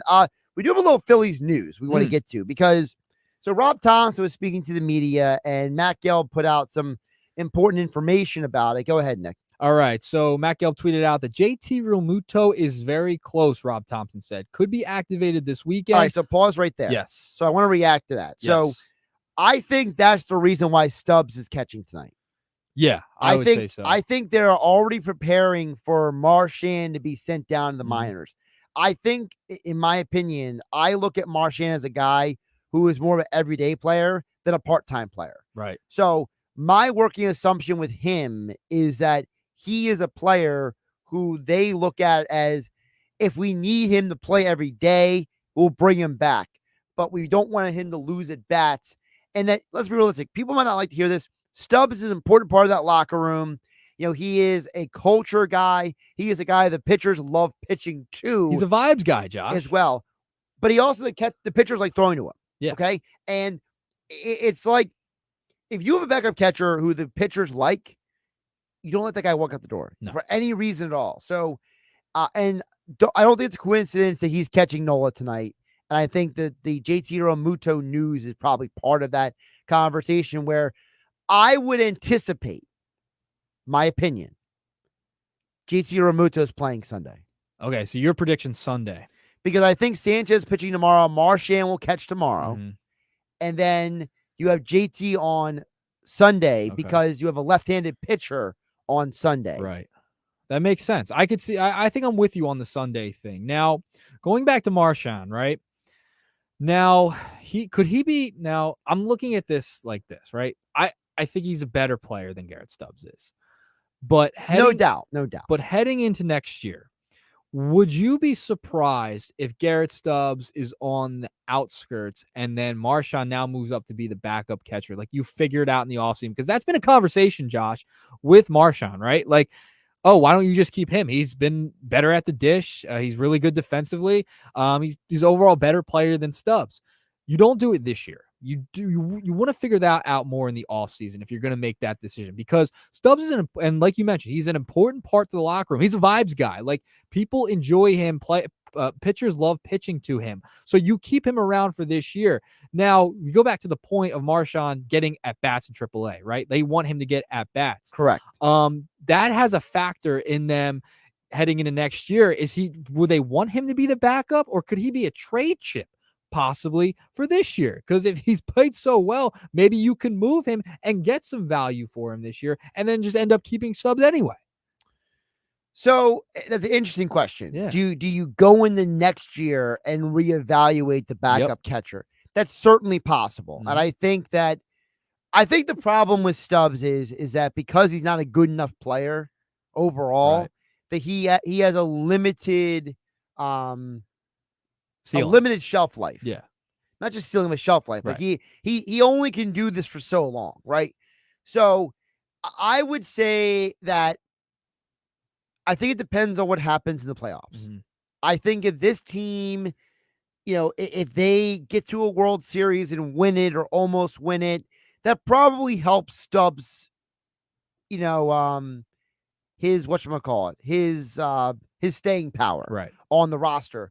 Whereas, like, if they lose the NLCS again, then the conversation is going to be like, well, you kept this guy for the vibes and the good times and all this stuff, and you couldn't even get to the World Series. So it's like, I think that might be part of the conversation. Yeah, I think it definitely will be. But I think JT Realmuto will be back Sunday. I'm with you on that. I think that makes sense. They're saying this weekend. Sunday probably sounds about right for the timeline for Realmuto. Now, I do want to also add, Matt Gelb also said, let me pull it up here, that both Zach Wheeler and Ranger Suarez threw and are good to go for Minnesota next week. The order still to be determined. So for those who don't know, the Phillies have announced their starting pitchers for the next 3 games. Then there's a gap of 2 games, and then the same 3 pitchers again. So it's Nola tonight, Christopher Sanchez on Saturday, and Tyler Phillips on Sunday. Then nothing Monday, nothing Tuesday. Then it's Nola Wednesday, Sanchez Friday, because they have a day off Thursday, coming back to Philadelphia, and then Phillips on Saturday. So there's 2 keys I want to bring up here. Number one, I'm assuming that Wheeler's going to be the Monday guy and Suarez is going to be the Tuesday, because I think they want to give Suarez as many days as humanly possible. Because again, as we talked about with Bob Wankel 2 hours ago here on the Sports Bash, the guy has not pitched this many innings he's on track for ever in his career. You don't want to overload him. You want to keep him at least on pace for the postseason. So I think that my working assumption is Wheeler will be the first crack, and then the second guy would be Suarez. Your thoughts? I disagree with you in a sense that I think they want to give both guys as many days as they possibly can, because Wheeler's had the back issues before. and you want to give him as much time as he possibly can to get healthy. He is your ace. He is your number one guy. Now, I get the argument with Ranger and the inning stuff, but I think you would rather give Wheeler the extra day off because of the back issue that he's had, and he's had issues in the past. He's your top end guy. He's your ace. You want to give him as many days as you possibly can to have off and get that back feeling right again, especially at his age. Ranger's also a little younger as well. So I think Wheeler, I think it should be flipped. I think I would rather go Ranger on Monday and then go to Wheeler in the following game, just because the back issues concern me with Wheeler's age and what has happened in the past with Wheeler. I would just disagree with you a little bit there. Are you also looking at it as if Wheeler pitches on Tuesday, he is scheduled then to pitch next Monday against the Yankees? Yeah, that would make sense, right? Well, they're also playing the Guardians too. I mean, the Guardians have been really good this season too. The Yankees have already announced who their starter is for July 29th. Who's the 29th? Heel. Ooh. So you could have Wheeler versus Heel. And that would be exciting. That would be exciting for baseball, but it would make a lot of sense to have Wheeler going up against him too. I wasn't sure if that was part of your rationale. Obviously, it wasn't because you didn't know that. I didn't know Hill was pitching that Monday. I knew it was against the Yankees, but Yeah, well, apparently the Yankees are one of the only teams that have announced a pitching beyond like this weekend. Because you have back-to-back. I mean, the Guardians are really good too. They are, yes. They're really good. I mean, they've been fantastic all season long. So you have back-to-back series against Guardians and the Yankees, two of the top teams in the AL all season long. So, I mean, it's a coin flip. It doesn't matter really who pitches which games, because both of those teams are really good overall. I will say this as well. So I mentioned there's another point I want to take away from this upcoming schedule. Tyler Phillips is set to pitch this Sunday against the Pirates and next Saturday at home against the Guardians. We touched on this with Bob Wankel earlier today on the Sports Bash. He's Nick Earnshaw. I'm Josh Hennig, filling in for Mike Gill on 97.3 ESPN. I think Phillips is auditioning to stay in this rotation. I really do. I think that they are giving him ample opportunities. Yeah. I think, as Bob mentioned, and so did Mike McGarry earlier, and we've heard this as well, that Mercado just is not consistent enough to be a starting pitcher at this level. And we don't know what exactly the long-term prognosis is for Walker and Turnbull. We know they're both starting to throw again, but we don't know how long that's going to take, right? So if the Phillies, as has been discussed, there's a lot of people who cover the team, whether it's Bob Wankel, whether it's Matt Gelb of The Athletic, whether it is Todd Zalecki of MLB.com. I know Corey Simon of NBC Sports Philadelphia mentioned the same thing. They have talked about, there is speculation that the Phillies could go a 6-man rotation in the month of August. Could Tyler Phillips be auditioning to be that 6th man? He possibly could, right? I mean, if they want to limit some guys' innings, they want to limit Rangers' innings because he's on pace to pitch the most he ever has in his career. I'm not opposed to the 6-man rotation, but we talked about it earlier in the year. Remember when it was the Turnbull versus Walker thing, when Walker was coming off the injury and Turnbull was pitching so well? We talked about, could they go to a 6-man rotation and eat some innings? But we have to remember that Wheeler and Nola like to stay on a schedule. We know how pitchers are creatures of habit. Do they want to stay on that normal schedule instead of adding another guy into that rotation? I mean, it's a possibility. I'm all for the 6-man rotation. I think it's a great way to save a pitcher's arm, especially in today's day and age with all the injuries you do have with pitchers' arms. So I think he definitely is auditioning for that 5th spot. And if he continues to pitch well, you don't yank him, because Turnbull, he's not going to be back for a while. Walker, he's been just hit or miss throughout the entire year, hasn't been that great. And when we talked with Bob earlier, I don't know if you can get anything for Walker at the deadline anyway, because, I mean, that would be a contract you want to try and move off of, but he really doesn't have value, so you're going to have to use him somewhere on this team, so I don't think you're really going to be able to get rid of him. So, yes, Tyler Phillips is auditioning for a spot in the starting rotation to eat some innings. I will point out that the Phillies do have 3 days off in the month of August. They have August 1st, August 12th, and August 19th. So, and a lot of road games too. So, guys like Wheeler and Nola might not like the extra days, but it might be necessary considering the way the schedule plays out. Because remember, they got that at Seattle, at the Dodgers, at the Diamondbacks. It's a gauntlet on the West Coast. That is not going to be an easy road to get through. And look, maybe you just explain to Wheeler and Nola, look, Wheeler dead in the eye. You deal with back problems, bro. Look Nola in the eye. You're not as young as you used to be. Okay? Just let us get you to the postseason. Don't overthink this, because at the end of the season, it's more important to have Wheeler, Nola, and Suarez ready for October than it is if they pitch in 5 or 6 days in August. Yeah, and remember how many, they're up how much in the division? You know what I mean? They're way up in the division.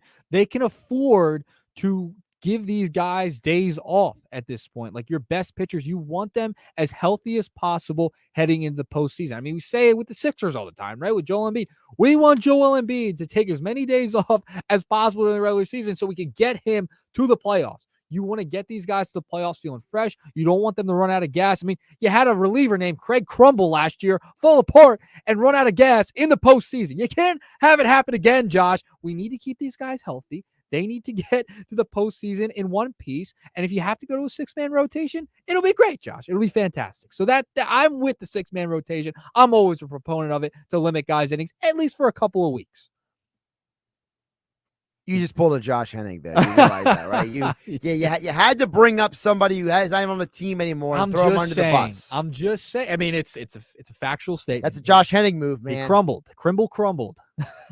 Yeah, Kimbrel crumbled. I'm the guy who usually throws a guy under the bus who's not on the team anymore. That's usually my move. Well, it's fun. He did fall apart. But, I mean, he did run out of gas. I mean, that was the problem with Kimbrel last year. He was great. He was an all-star for the Phillies last year, but he fell apart in the end. He was a reliever. I'm not saying Wheeler and Nola will fall apart, but these guys are horses. They're going to pitch a lot of innings. You want them as healthy as possible for the playoffs. Speaking of healthy as possible, I've been teasing that we were going to get to this, okay? So let's make a little pivot here. Folks can chime in at 609-403-0973. I did want to hit on Glenn from Absecon chimed in on the text board. He says, Mike Trout has only been in the postseason once, and the Angels were swept. So Mike Trout has no history really winning in the postseason or postseason success. Great regular season player, but we haven't seen the success in the postseason. Glenn from Absecon. The problem is that that's a team accomplishment issue. That's not an individual. See, I don't care that Trout hasn't been in the postseason all that much because his team stinks. Yes. Okay? It's like back in the day, you're a little young for this, Nick Earnshaw, but you know enough baseball history that I'm not going to call you Hembo, but I'm going to say that you're not ignorant of baseball history, okay? Andre Dawson was on some trash Cub teams, garbage teams over the years. The guy went to the Hall of Fame. Why? Because he had an amazing career and he almost never got to the postseason. If you told me that Andre Dawson in his prime was coming out to pinch hit for you in a World Series game, it doesn't matter that he was never in the postseason. You're still like, bro, that's Andre Dawson, right? You know what I mean? Yep. So I don't care that someone like a Trout or whoever you want to use, their teams were not successful in the postseason because Mike Trout does not pitch every day. He does not bat all 9 spots in a lineup.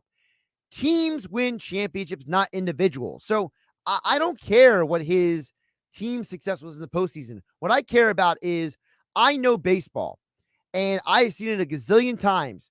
Great hitter shows up at a big moment.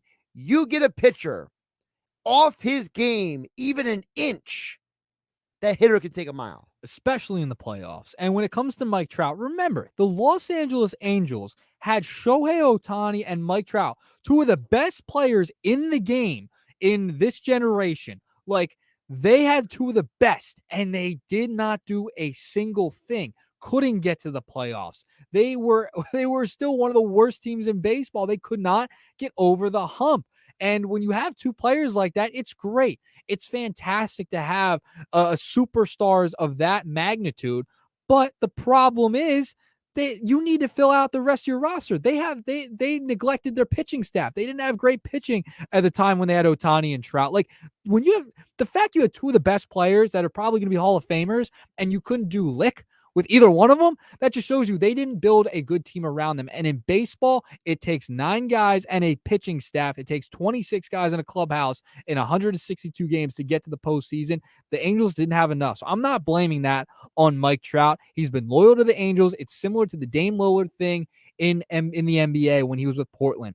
He really didn't have anyone else with him in Portland. He was by himself. They didn't really get to the postseason too often. And towards the end of his time there, I mean, that's when it was like, all right, he had to move on. So I'm not blaming Trout for not getting the postseason. If he had an opportunity, I'm sure he'd do just fine, especially with how good of a player he is. And by the way, the Angels in recent years are not the only team to have a couple of all-time greats and be complete losers at life as an organization. Okay. You know who's famous for that? The Chicago Cubs. Okay. Yes. I mentioned Andre Dawson won the MVP once and was an MVP finalist another time in Chicago. The 1987 Cubs, I pulled it up to just double check, get my information right. They were 76-85 with Dawson when he won MVP. Do you remember what his Hall of Fame teammate was on that team? I'm trying to think back. 87 Cubs. 87 he had a Cubs. Hall of Fame teammate on that team. Position. Infielder on that team. I'm trying to think. 80. I mean, listen, I'm negative 13 at this Come on, point. man. He's Mr. Cub. This guy's a Cubby. Who am I blank? Was it Sandberg? Yes. Ryan Sandberg. Former Phillies manager. That year batted .294 the year Dawson won the MVP. 49 homers, 113 RBI for Dawson. Sandberg had a .367 on base percentage that year. Man.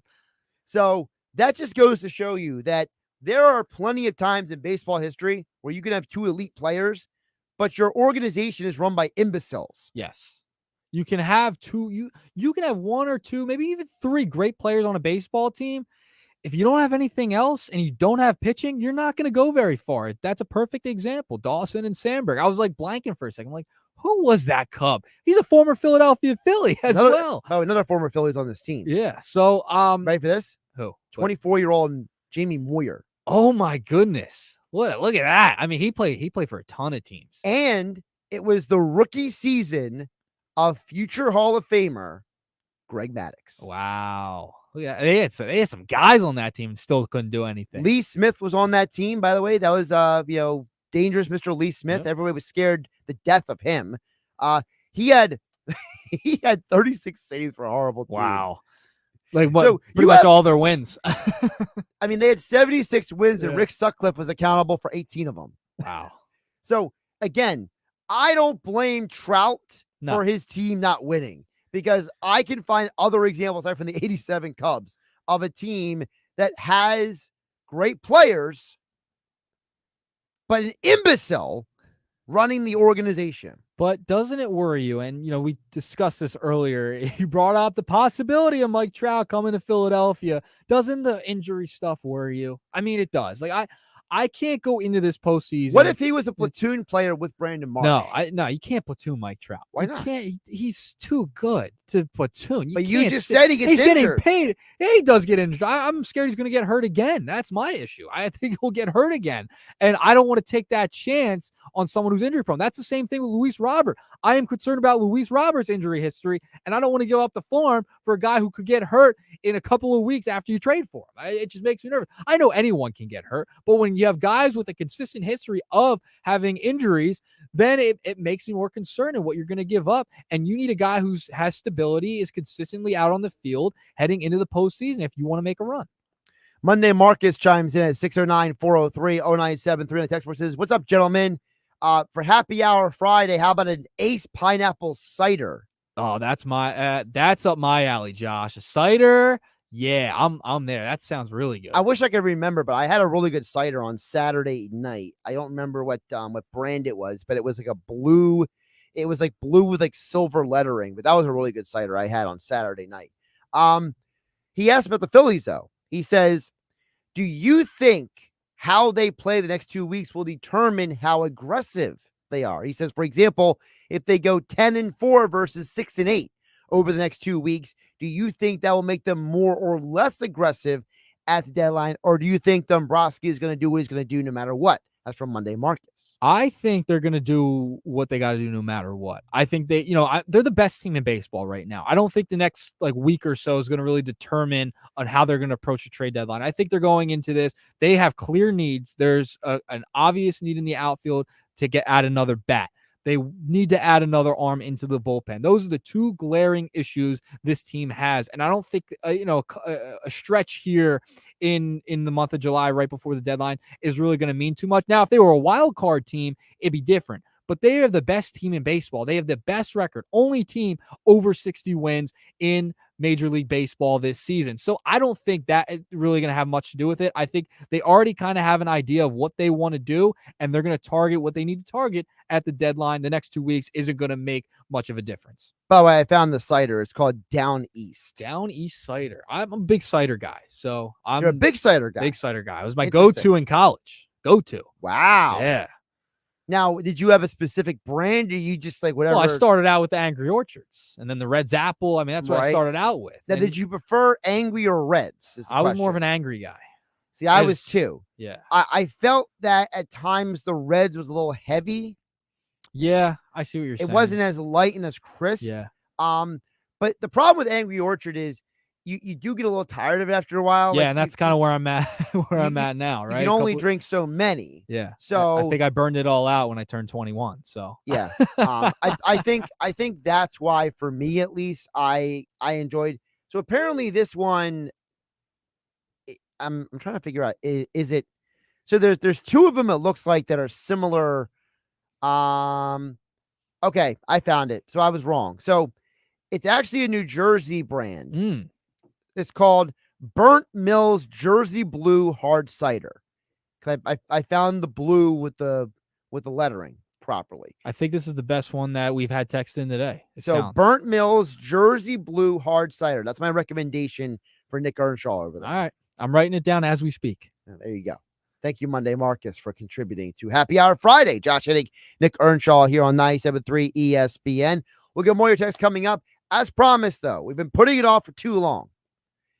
ESPN, 100 greatest athletes of the 21st century.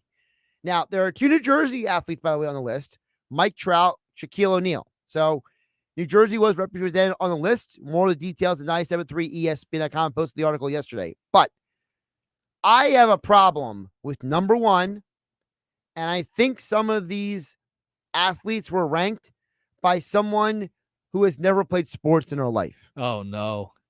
Nick Earnshaw will probably disagree with me. Coming up next, Josh Hennig, Nick Earnshaw, filling in for Mike Gill on the Sports Bash on 97.3 ESPN. You're listening to the Sports Bash with Mike Gill. Never thought this radio stunt would catch on so big. On 97.3 ESPN. 97.3 ESPN has teamed up with Seize the Deal for incredible weekly offers from some fantastic local restaurants. Here's this week's big deal. Get a $50 gift card, good for use at the Ravioli House in Wildwood for just $25. This great deal is on sale now at seizethedeal.com. Hurry, chances are this deal will sell quickly. For more info on this great deal, go to seizethedeal.com. Seizethedeal.com.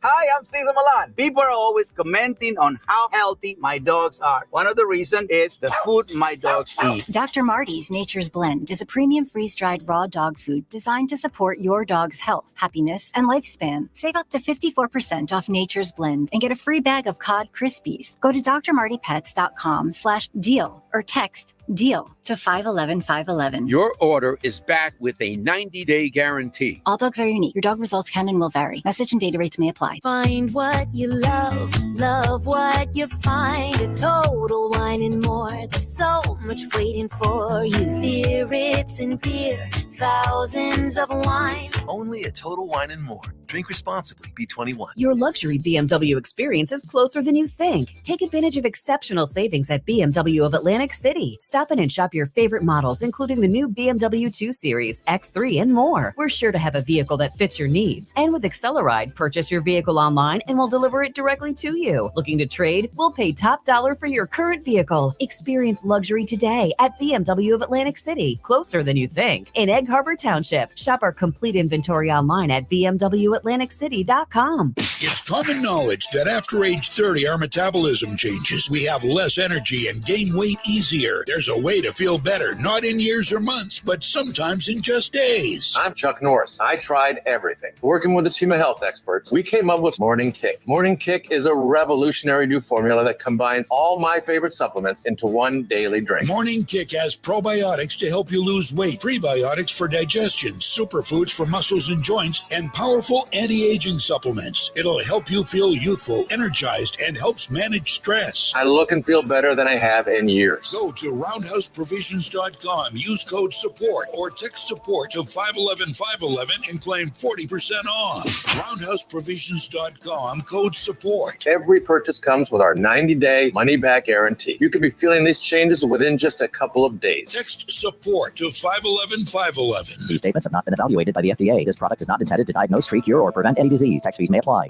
Mom, it's school shopping time. On it. Ooh, Target has select supplies like crayons and glue sticks for 25 cents, plus markers for 50 cents. Next, my new Rockstar vibe means new clothes. Ooh, totally. These graphic tees are $6 and made to last. And a strawberry lunch bag to match my sweet personality. Got it. And it's only $5. Let's get your favorite Good and Gather snacks. They're now at a new lower price. Best team ever. When it comes to low prices, Target has your back to school. This radio commercial was made to convince you to stop speeding. We can't use siren sound effects on the radio, so we'll use other equally jarring sound effects to get your attention. Like telling you that whether you drive a little over the speed limit or a lot, you can crash just the same. You could hurt yourself or worse, others. I'm at the scene of the collision. And the damage you cause will be beyond repair. See, we didn't have to use crash or siren sounds after all. Speeding catches up with you. Brought to you by NHTSA. Powered by the all-new BetParks New Jersey Casino and Sportsbook app. BetParks.com. This is the Town Square, New Jersey Info and Weather Network. The Phils are back in action after the All-Star break. I'm Nick Earnshaw with your South Jersey Sports Center. The Phillies will be back in action in Pittsburgh tonight as they return from the All-Star break. Aaron Nola will take the mound for the Flames in their first game back. However, the Phillies are not scheduled to face rookie sensation Paul Skeens during any of their games in the series. Moving along to the NBA and basketball, a new report suggests that the state of New Jersey is trying to convince the 76ers to move to New Jersey. The Sixers are attempting to move to Center City, Philadelphia, as their lease in the Wells Fargo Center is up after 2031. For more Eagles, Sixers, Phillies, and Flyers, download our free mobile app. Your forecast is next. Here is an important safety message from the New Jersey Division of Highway Traffic Safety. I'm Attorney General Matt Blacken. I'm PBA President Peter Andreev. Speeding endangers lives and shatters families. Every driver has a duty to drive responsibly. Slow down, follow speed limits, and protect those around you. Drive safely, New Jersey. From the Town Square, New Jersey Info and Weather Network, I'm Chief Meteorologist Dan Zarrow. Temperatures and humidity will creep up slightly this weekend, but we have a few more days of seasonable, reasonable summertime weather here. Good stuff. Tonight looks great, mainly clear and comfortable, low temperature 66. Tomorrow, a mix of clouds and sun, high again 84. Spotty showers and maybe a thunderstorm possible, especially in the early evening hours. Partly sunny and 88 Sunday. Get weather 24/7 wherever you are. Download our free mobile app today. Don't miss Borgata's $1.5 million Summer Showdown. Now through August 31st, 1,500 winners will earn a share of $1.5 million. Plus, 2 lucky players will win a 2024 Ford Bronco or Jeep Rubicon. Earn entries for drawings held every Saturday, including 2 grand prize drawings on July 27th and August 31st. The $1.5 million Summer Showdown, only at Borgata Hotel, Casino, and Spa. Must be 21 or older. Players must be present to win. Gambling problem? Call 1-800-GAMBLER. A guy on the radio who talks to me. I can't see him, but he talks to me. On 97.3 ESPN.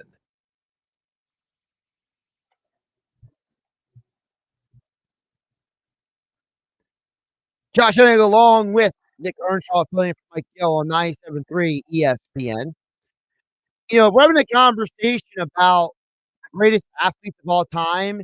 This felt like the most appropriate song to play, Nick Earnshaw. They are not like us, Josh. They are not like us. They are not like us in more ways than we can verbalize on a radio station. That's a perfect way to sum it up, isn't it? So, for those who don't know the full story, I'll just give you the quick Reader's Digest background. So, back in 1999, 25 years ago, ESPN created a documentary series called Sports Century, where they ranked the 100 greatest athletes of the 20th century. And it was a huge hit. It won Emmy Awards and Golden Globes and all this kind of stuff. Like the documentary is still on repeat. You can find it online. There's full playlists of how, and it was groundbreaking that they didn't just rank a bunch of athletes. They turned it into an episodic show. Every week you were tuning in to see who was 45, who was 30, who was 10, right? Before smartphones and the internet and everything, So Nick Earnshaw barely remembers the world before the internet. But you're right about that. This was a big deal back then, okay? Because you didn't know who was number 5 and number 6. No one knew leaks back then. So now ESPN, 25 years later, decided to do a top 100 of the 21st century. Now, obviously, the biggest difference between 25 years ago and now, aside from the fact that we have the internet now, is that we haven't finished 21st century yet. So some of the guys on this list, they're probably going to have a chance to move up this list, right? Yeah, it's the first quarter century. Right. So it's an interesting list, okay? Now, I mentioned earlier, Mike Trout, for example, from New Jersey, is 30th overall. Just to give folks an idea of how stacked this list is. Albert Pujols, his former teammate, is only 24, which kind of feels a little low. But then you realize they didn't just limit themselves to North American sports, okay? For example, Cristiano Ronaldo is 13.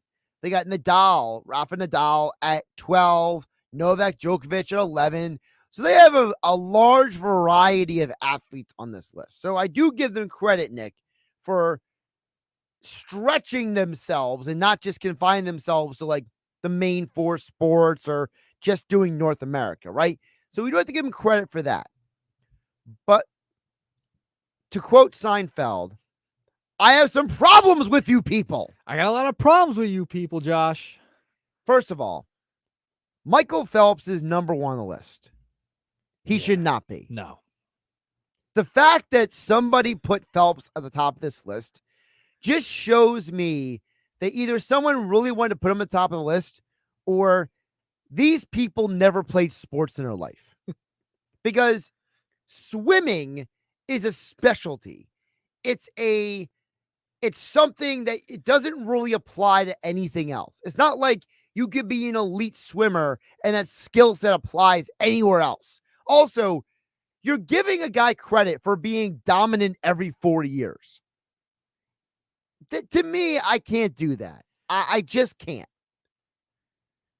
So before I go on, how do you feel about my take on that? I agree with you 1,000%, Josh. All right. Michael Phelps should not be number 1. Now, top 5, top 10, yes, for sure. I think he should be top 5. I can live with. I can live with that, right? I think that's more a fair description of where Michael Phelps should be. He should not be. He's not the best athlete of the 21st century. There's no way you can have him at number 1. You can't. I understand the gold medals, one of the most decorated Olympians ever. Top 5, sure. But number 1, no. Swimming, no. I don't know. No. I also have a problem with Lionel Messi being 3 because the majority of the accomplishments they list are team accomplishments. They're not his individual accomplishments. And to me, Messi and Ronaldo are very similar in terms of their soccer careers. So for him to be at 3 and Ronaldo to be all the way down at 13. Outside of the top 10. That's ridiculous. That's crazy. Okay. you can't have one without the other. So if you told me like Messi was 5 and Ronaldo was 6 or whatever, I'd be way more okay with that. Right. They both have to be inside the top 10. I can't believe they have Ronaldo outside at 13. Like this is why we're airing grievances right now. Yeah. And this is why we have a lot of problems with these people who make these lists, Josh. I mean, you can't have Ronaldo and Messi that far apart. It just makes no sense because they're very neck and neck at that point. If you're a soccer fan and looking at this, you got to be like, are you kidding me? I also have a problem with Federer being at 6. And then you have Djokovic at 11 and Nadal at 12. Yeah. And I say that for 2 reasons. One, all 3 of them have very comparable careers. Number 1. Mm-hmm. Number 2, Federer did most of his work in a diluted era. Djokovic did his work in a more talented era. Remember, Joker came along about, I think it was like 5-6 years after Federer first came in. Yeah. So it was Djokovic, Federer, Nadal, basically like, all going at it. To have Federer that far ahead of Djokovic. By the way, Djokovic has 24 Grand Slams at this point, which is more than Federer. Federer only has 20. So why is there that gap? Again, it's like the Messi-Ronaldo thing. There should not be this huge gap between these men. And to me, you can make the argument that Djokovic might be the greatest tennis player that ever lived, and he's not in the top 10. Yeah, that's brutal there. And I want to go to another beef I have. Sure. Is Nikola Jokic. Why is he at 28? How is Nikola Jokic at 28 on this list? We're talking best of all time. Best of all time, Josh, in the 21st century. He's ahead of guys like Mike Trout, some other names in there, Miguel Cabrera. Like, there's not a baseball player until Albert Pujols on this list at 24. Like, that's crazy to me. And Jokic being there at 28, he's ahead of Dwayne Wade, who's retired. Like, Jokic still has some more things he's got to prove to me to, be in the top 30 in this list. I wouldn't consider him the top 30 greatest athlete of the 21st century yet. I'm not there yet with Jokic. I think there's still more to be seen from him, and having him at 28 and not even having a baseball player until 24, I'm losing my mind here, Josh. A little disrespectful to the game of baseball. A little bit. It is disrespectful. It's also, I think, it's almost like they're projecting Jokic's career. They had him above Kevin Durant. Durant's at 39. I'm taking Kevin Durant over Jokic any day, especially with the totality. He's been in the league much longer than Jokic has. Also, I don't like the fact that there's so many baseball players behind him, like you said. Yeah. Like you're basically saying that it's harder to play basketball than baseball. You know what the hardest thing to do in all sports? Hit a baseball. Yes. I would argue there's nothing harder in sports than being a major league baseball hitter. Yep, I agree 100%. Hitting a baseball is the hardest thing to do in sports. Right behind that is playing golf. That, to me, they're the 2 hardest things to do. I can work with that. No doubt about it. Now, we can debate which baseball players should be higher. We could do that in a minute. But another name we got to mention. Serena Williams is number 2 on this list. Mm-hmm. She should be number 1. Really? I think that her dominance is arguably one of the greatest things I've ever seen. I think if I was to make the list, it would be Serena 1. Mm-hmm. I can rock with LeBron being 2. If you want to go with that, right now he's number 4. The problem I have with some of the names on this list, though, is that I have trouble working around the Olympians. Right. Because Phelps, Biles, Ledecky, they're the 3 best Olympians on this list, and they all should be in this conversation. Yes. But I can't put any of them ahead of people who are playing year-round every year. Well, I'll also make the argument LeBron's an Olympian. Like, he's that been is the true, Olympic. yes, You know what that's a I good mean? point. Like, he's an Olympian too. So you can make the argument. LeBron got medals, bro. And I'm no LeBron fan, to say the least. But I'd put him 1. I would 100% put him 1. Ahead of Serena. I would put him ahead of Serena. Serena definitely 2 or 3 for sure. See, here's the problem I have with that. LeBron's a team sport player.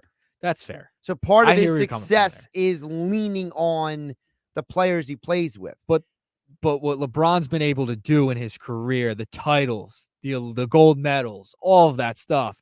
Serena's got medals too. I hear you. Yeah, I mean, she's an Olympian too, so we can make that argument as well. Like, she's an Olympian too.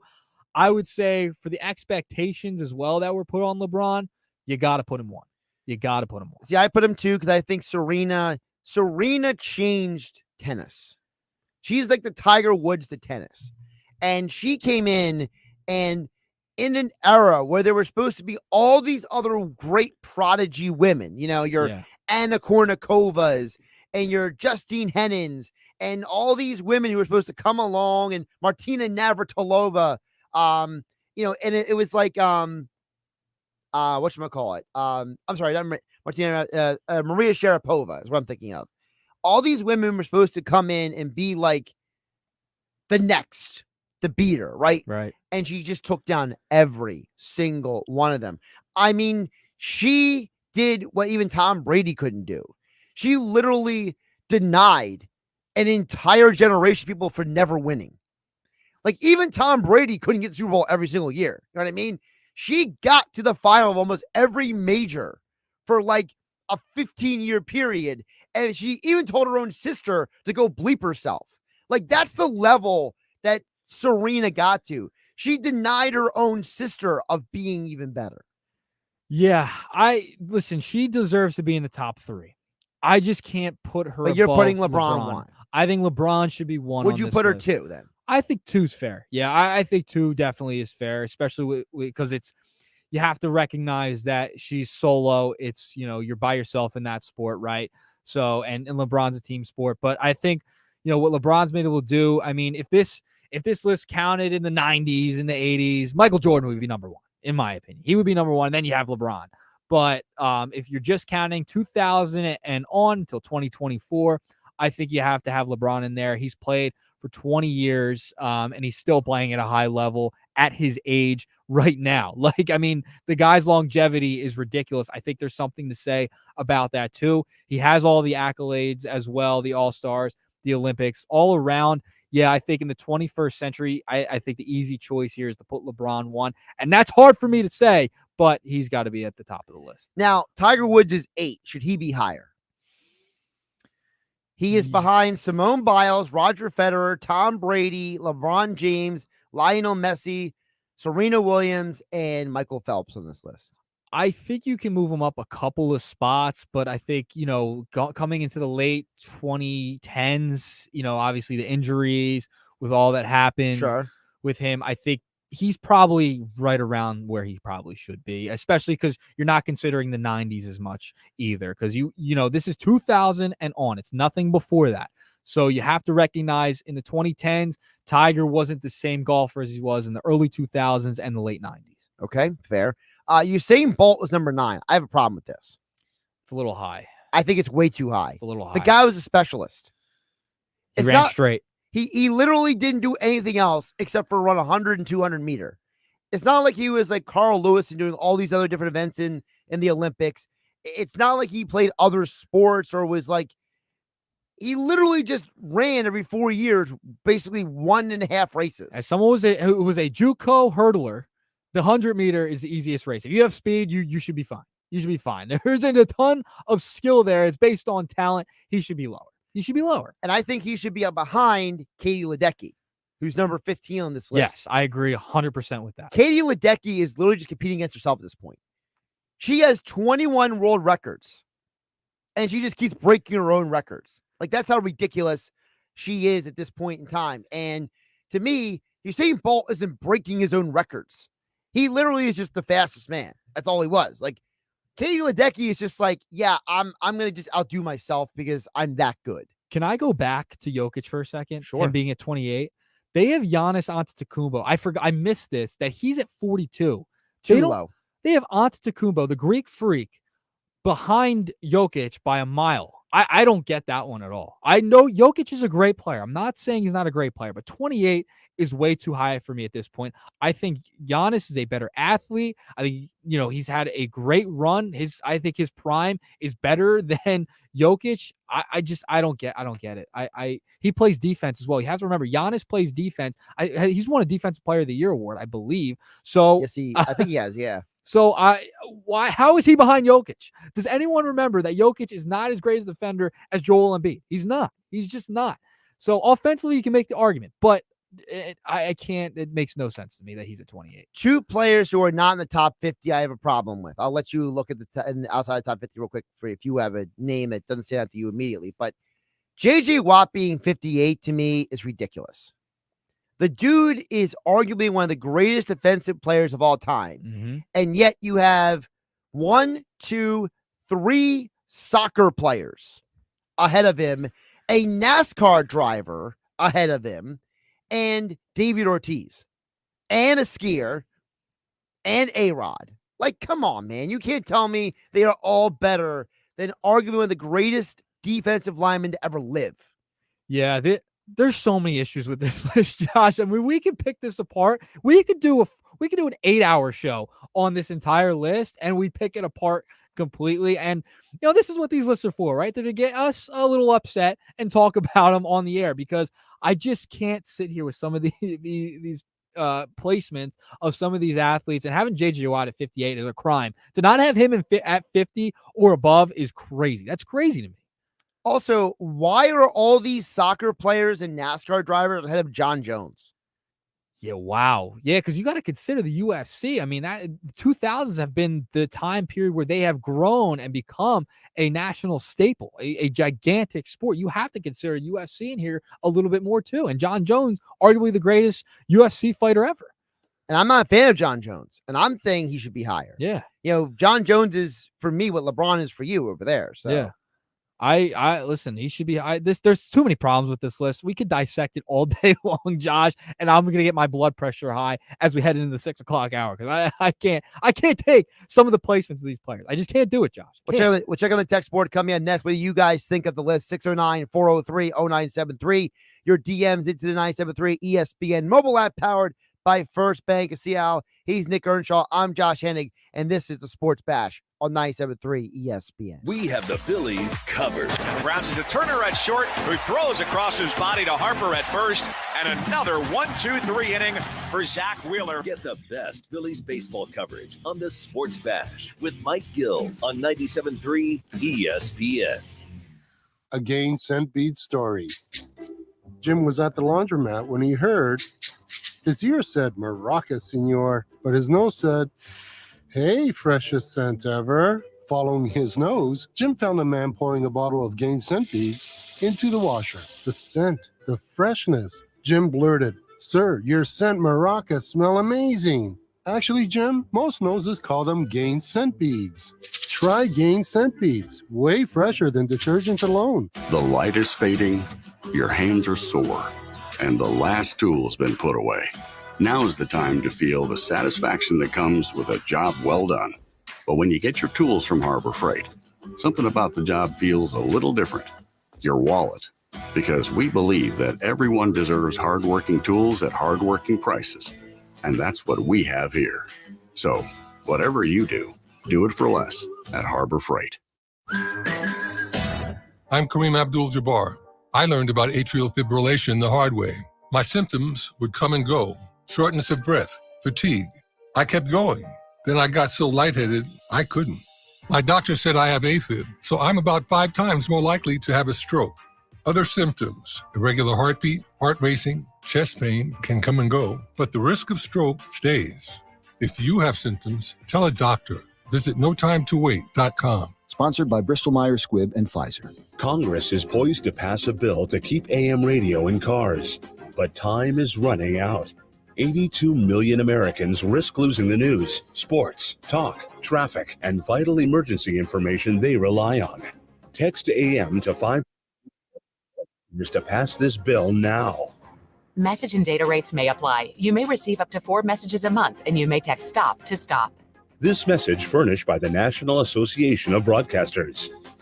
paid for by Christian Care Ministry. You know, a lot of times you have to choose between something high quality or something that saves you money. But if you could get both, why not? Especially when it comes to healthcare. And that is MediShare. You get both. Many families save $500 a month with MediShare, and that's huge. But it's also true that people wind up way more satisfied too. The member satisfaction rate for MediShare is double that of the typical health insurance plan.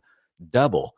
That's because MediShare works. It has for more than 30 years. It's a community of Christians who have shared more than $5 billion of each other's bills. People love having telehealth. They love the huge PPO network. So yeah, really, you can save a ton and like it better. Imagine being happy with how you're taking care of your health care. So if you're self-employed or part of the gig economy, or you just want a plan you're happy with, you can call right now and get a price in 2 minutes. Here's the number. Just call 855-51-BIBLE. That's 855-51-BIBLE, 855-51-BIBLE. Here in New Jersey, it's one wow after another, after another, after another. I'm Chief Meteorologist Dan Zarrow. Beach, boardwalk, music. It's Asbury Park, of course. You've got the legendary Convention Hall, Wonder Bar, and the Stone Pony, the Silver Ball Retro Pinball Arcade, a family favorite, and food ranging from boardwalk classics to barbecue to beer halls to fine dining. Asbury Park is an incredibly diverse Jersey Shore town with rich history and a rock star attitude. Find your wow at visitnj.org. New Jersey, little state, lot of wow. You're listening to The Sports Bash with Mike Gill on 97.3 ESPN and the free mobile app. All right, wrapping up the Friday edition of the Sports Bash with 97.3 ESPN. Josh Hennig along with Nick Earnshaw.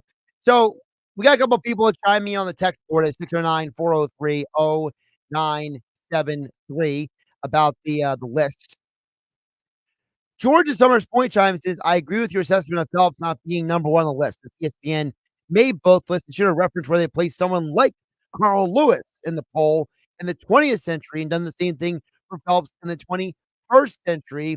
Also, many of these people will be on the list, will certainly drop off by the time we get to 2099. That's from George and Summers Point now. Yeah, I that list just has too many problems, and you can't have Phelps in the list at number one. It just can't happen. I just there's too many issues with it. We could go all day and talk about it because I just the basketball thing and then the disrespect to baseball. Well, I'm Josh, glad you mentioned the baseball. Yes, because Cole from LBI says having a 5-tool center fielder or center field shortstop is one of the most athletic positions in all of baseball. Mike Trout should have been in the top 5. The guy is a Gold Glove center fielder, hit for average, power, and stole places. I don't think any of these guys in the top 10 can do what Trout did from 2010 to 2019. Yeah, I mean, the run he had, I mean, he's been ridiculous throughout his career. That's why I call him the best player of my generation. Because growing up watching him, he's no doubt. And really the only guy who's close is Pujols. Yes. What he did offensive career. All right, Nick, you're coming in next on game night. I get to rest my voice and stop talking for a little while. It's a little nap. I'm a little too awake for that. Yeah, your energy drink, didn't you? Yeah, well, yeah. I gotta do what I gotta do. Nick Earnshaw got you for game. And that's I'll be in with Billy Schwein in the locker room tomorrow here on 97.3 ESPN, 97.3 ESPN mobile app powered by First Bank. Wherever you have been listening to us, thank you for tuning in to 97.3 ESPN. Stay safe, stay hydrated, and have a great weekend. Hey, it's Mike Gill. The Sports Bash is celebrating 15 years on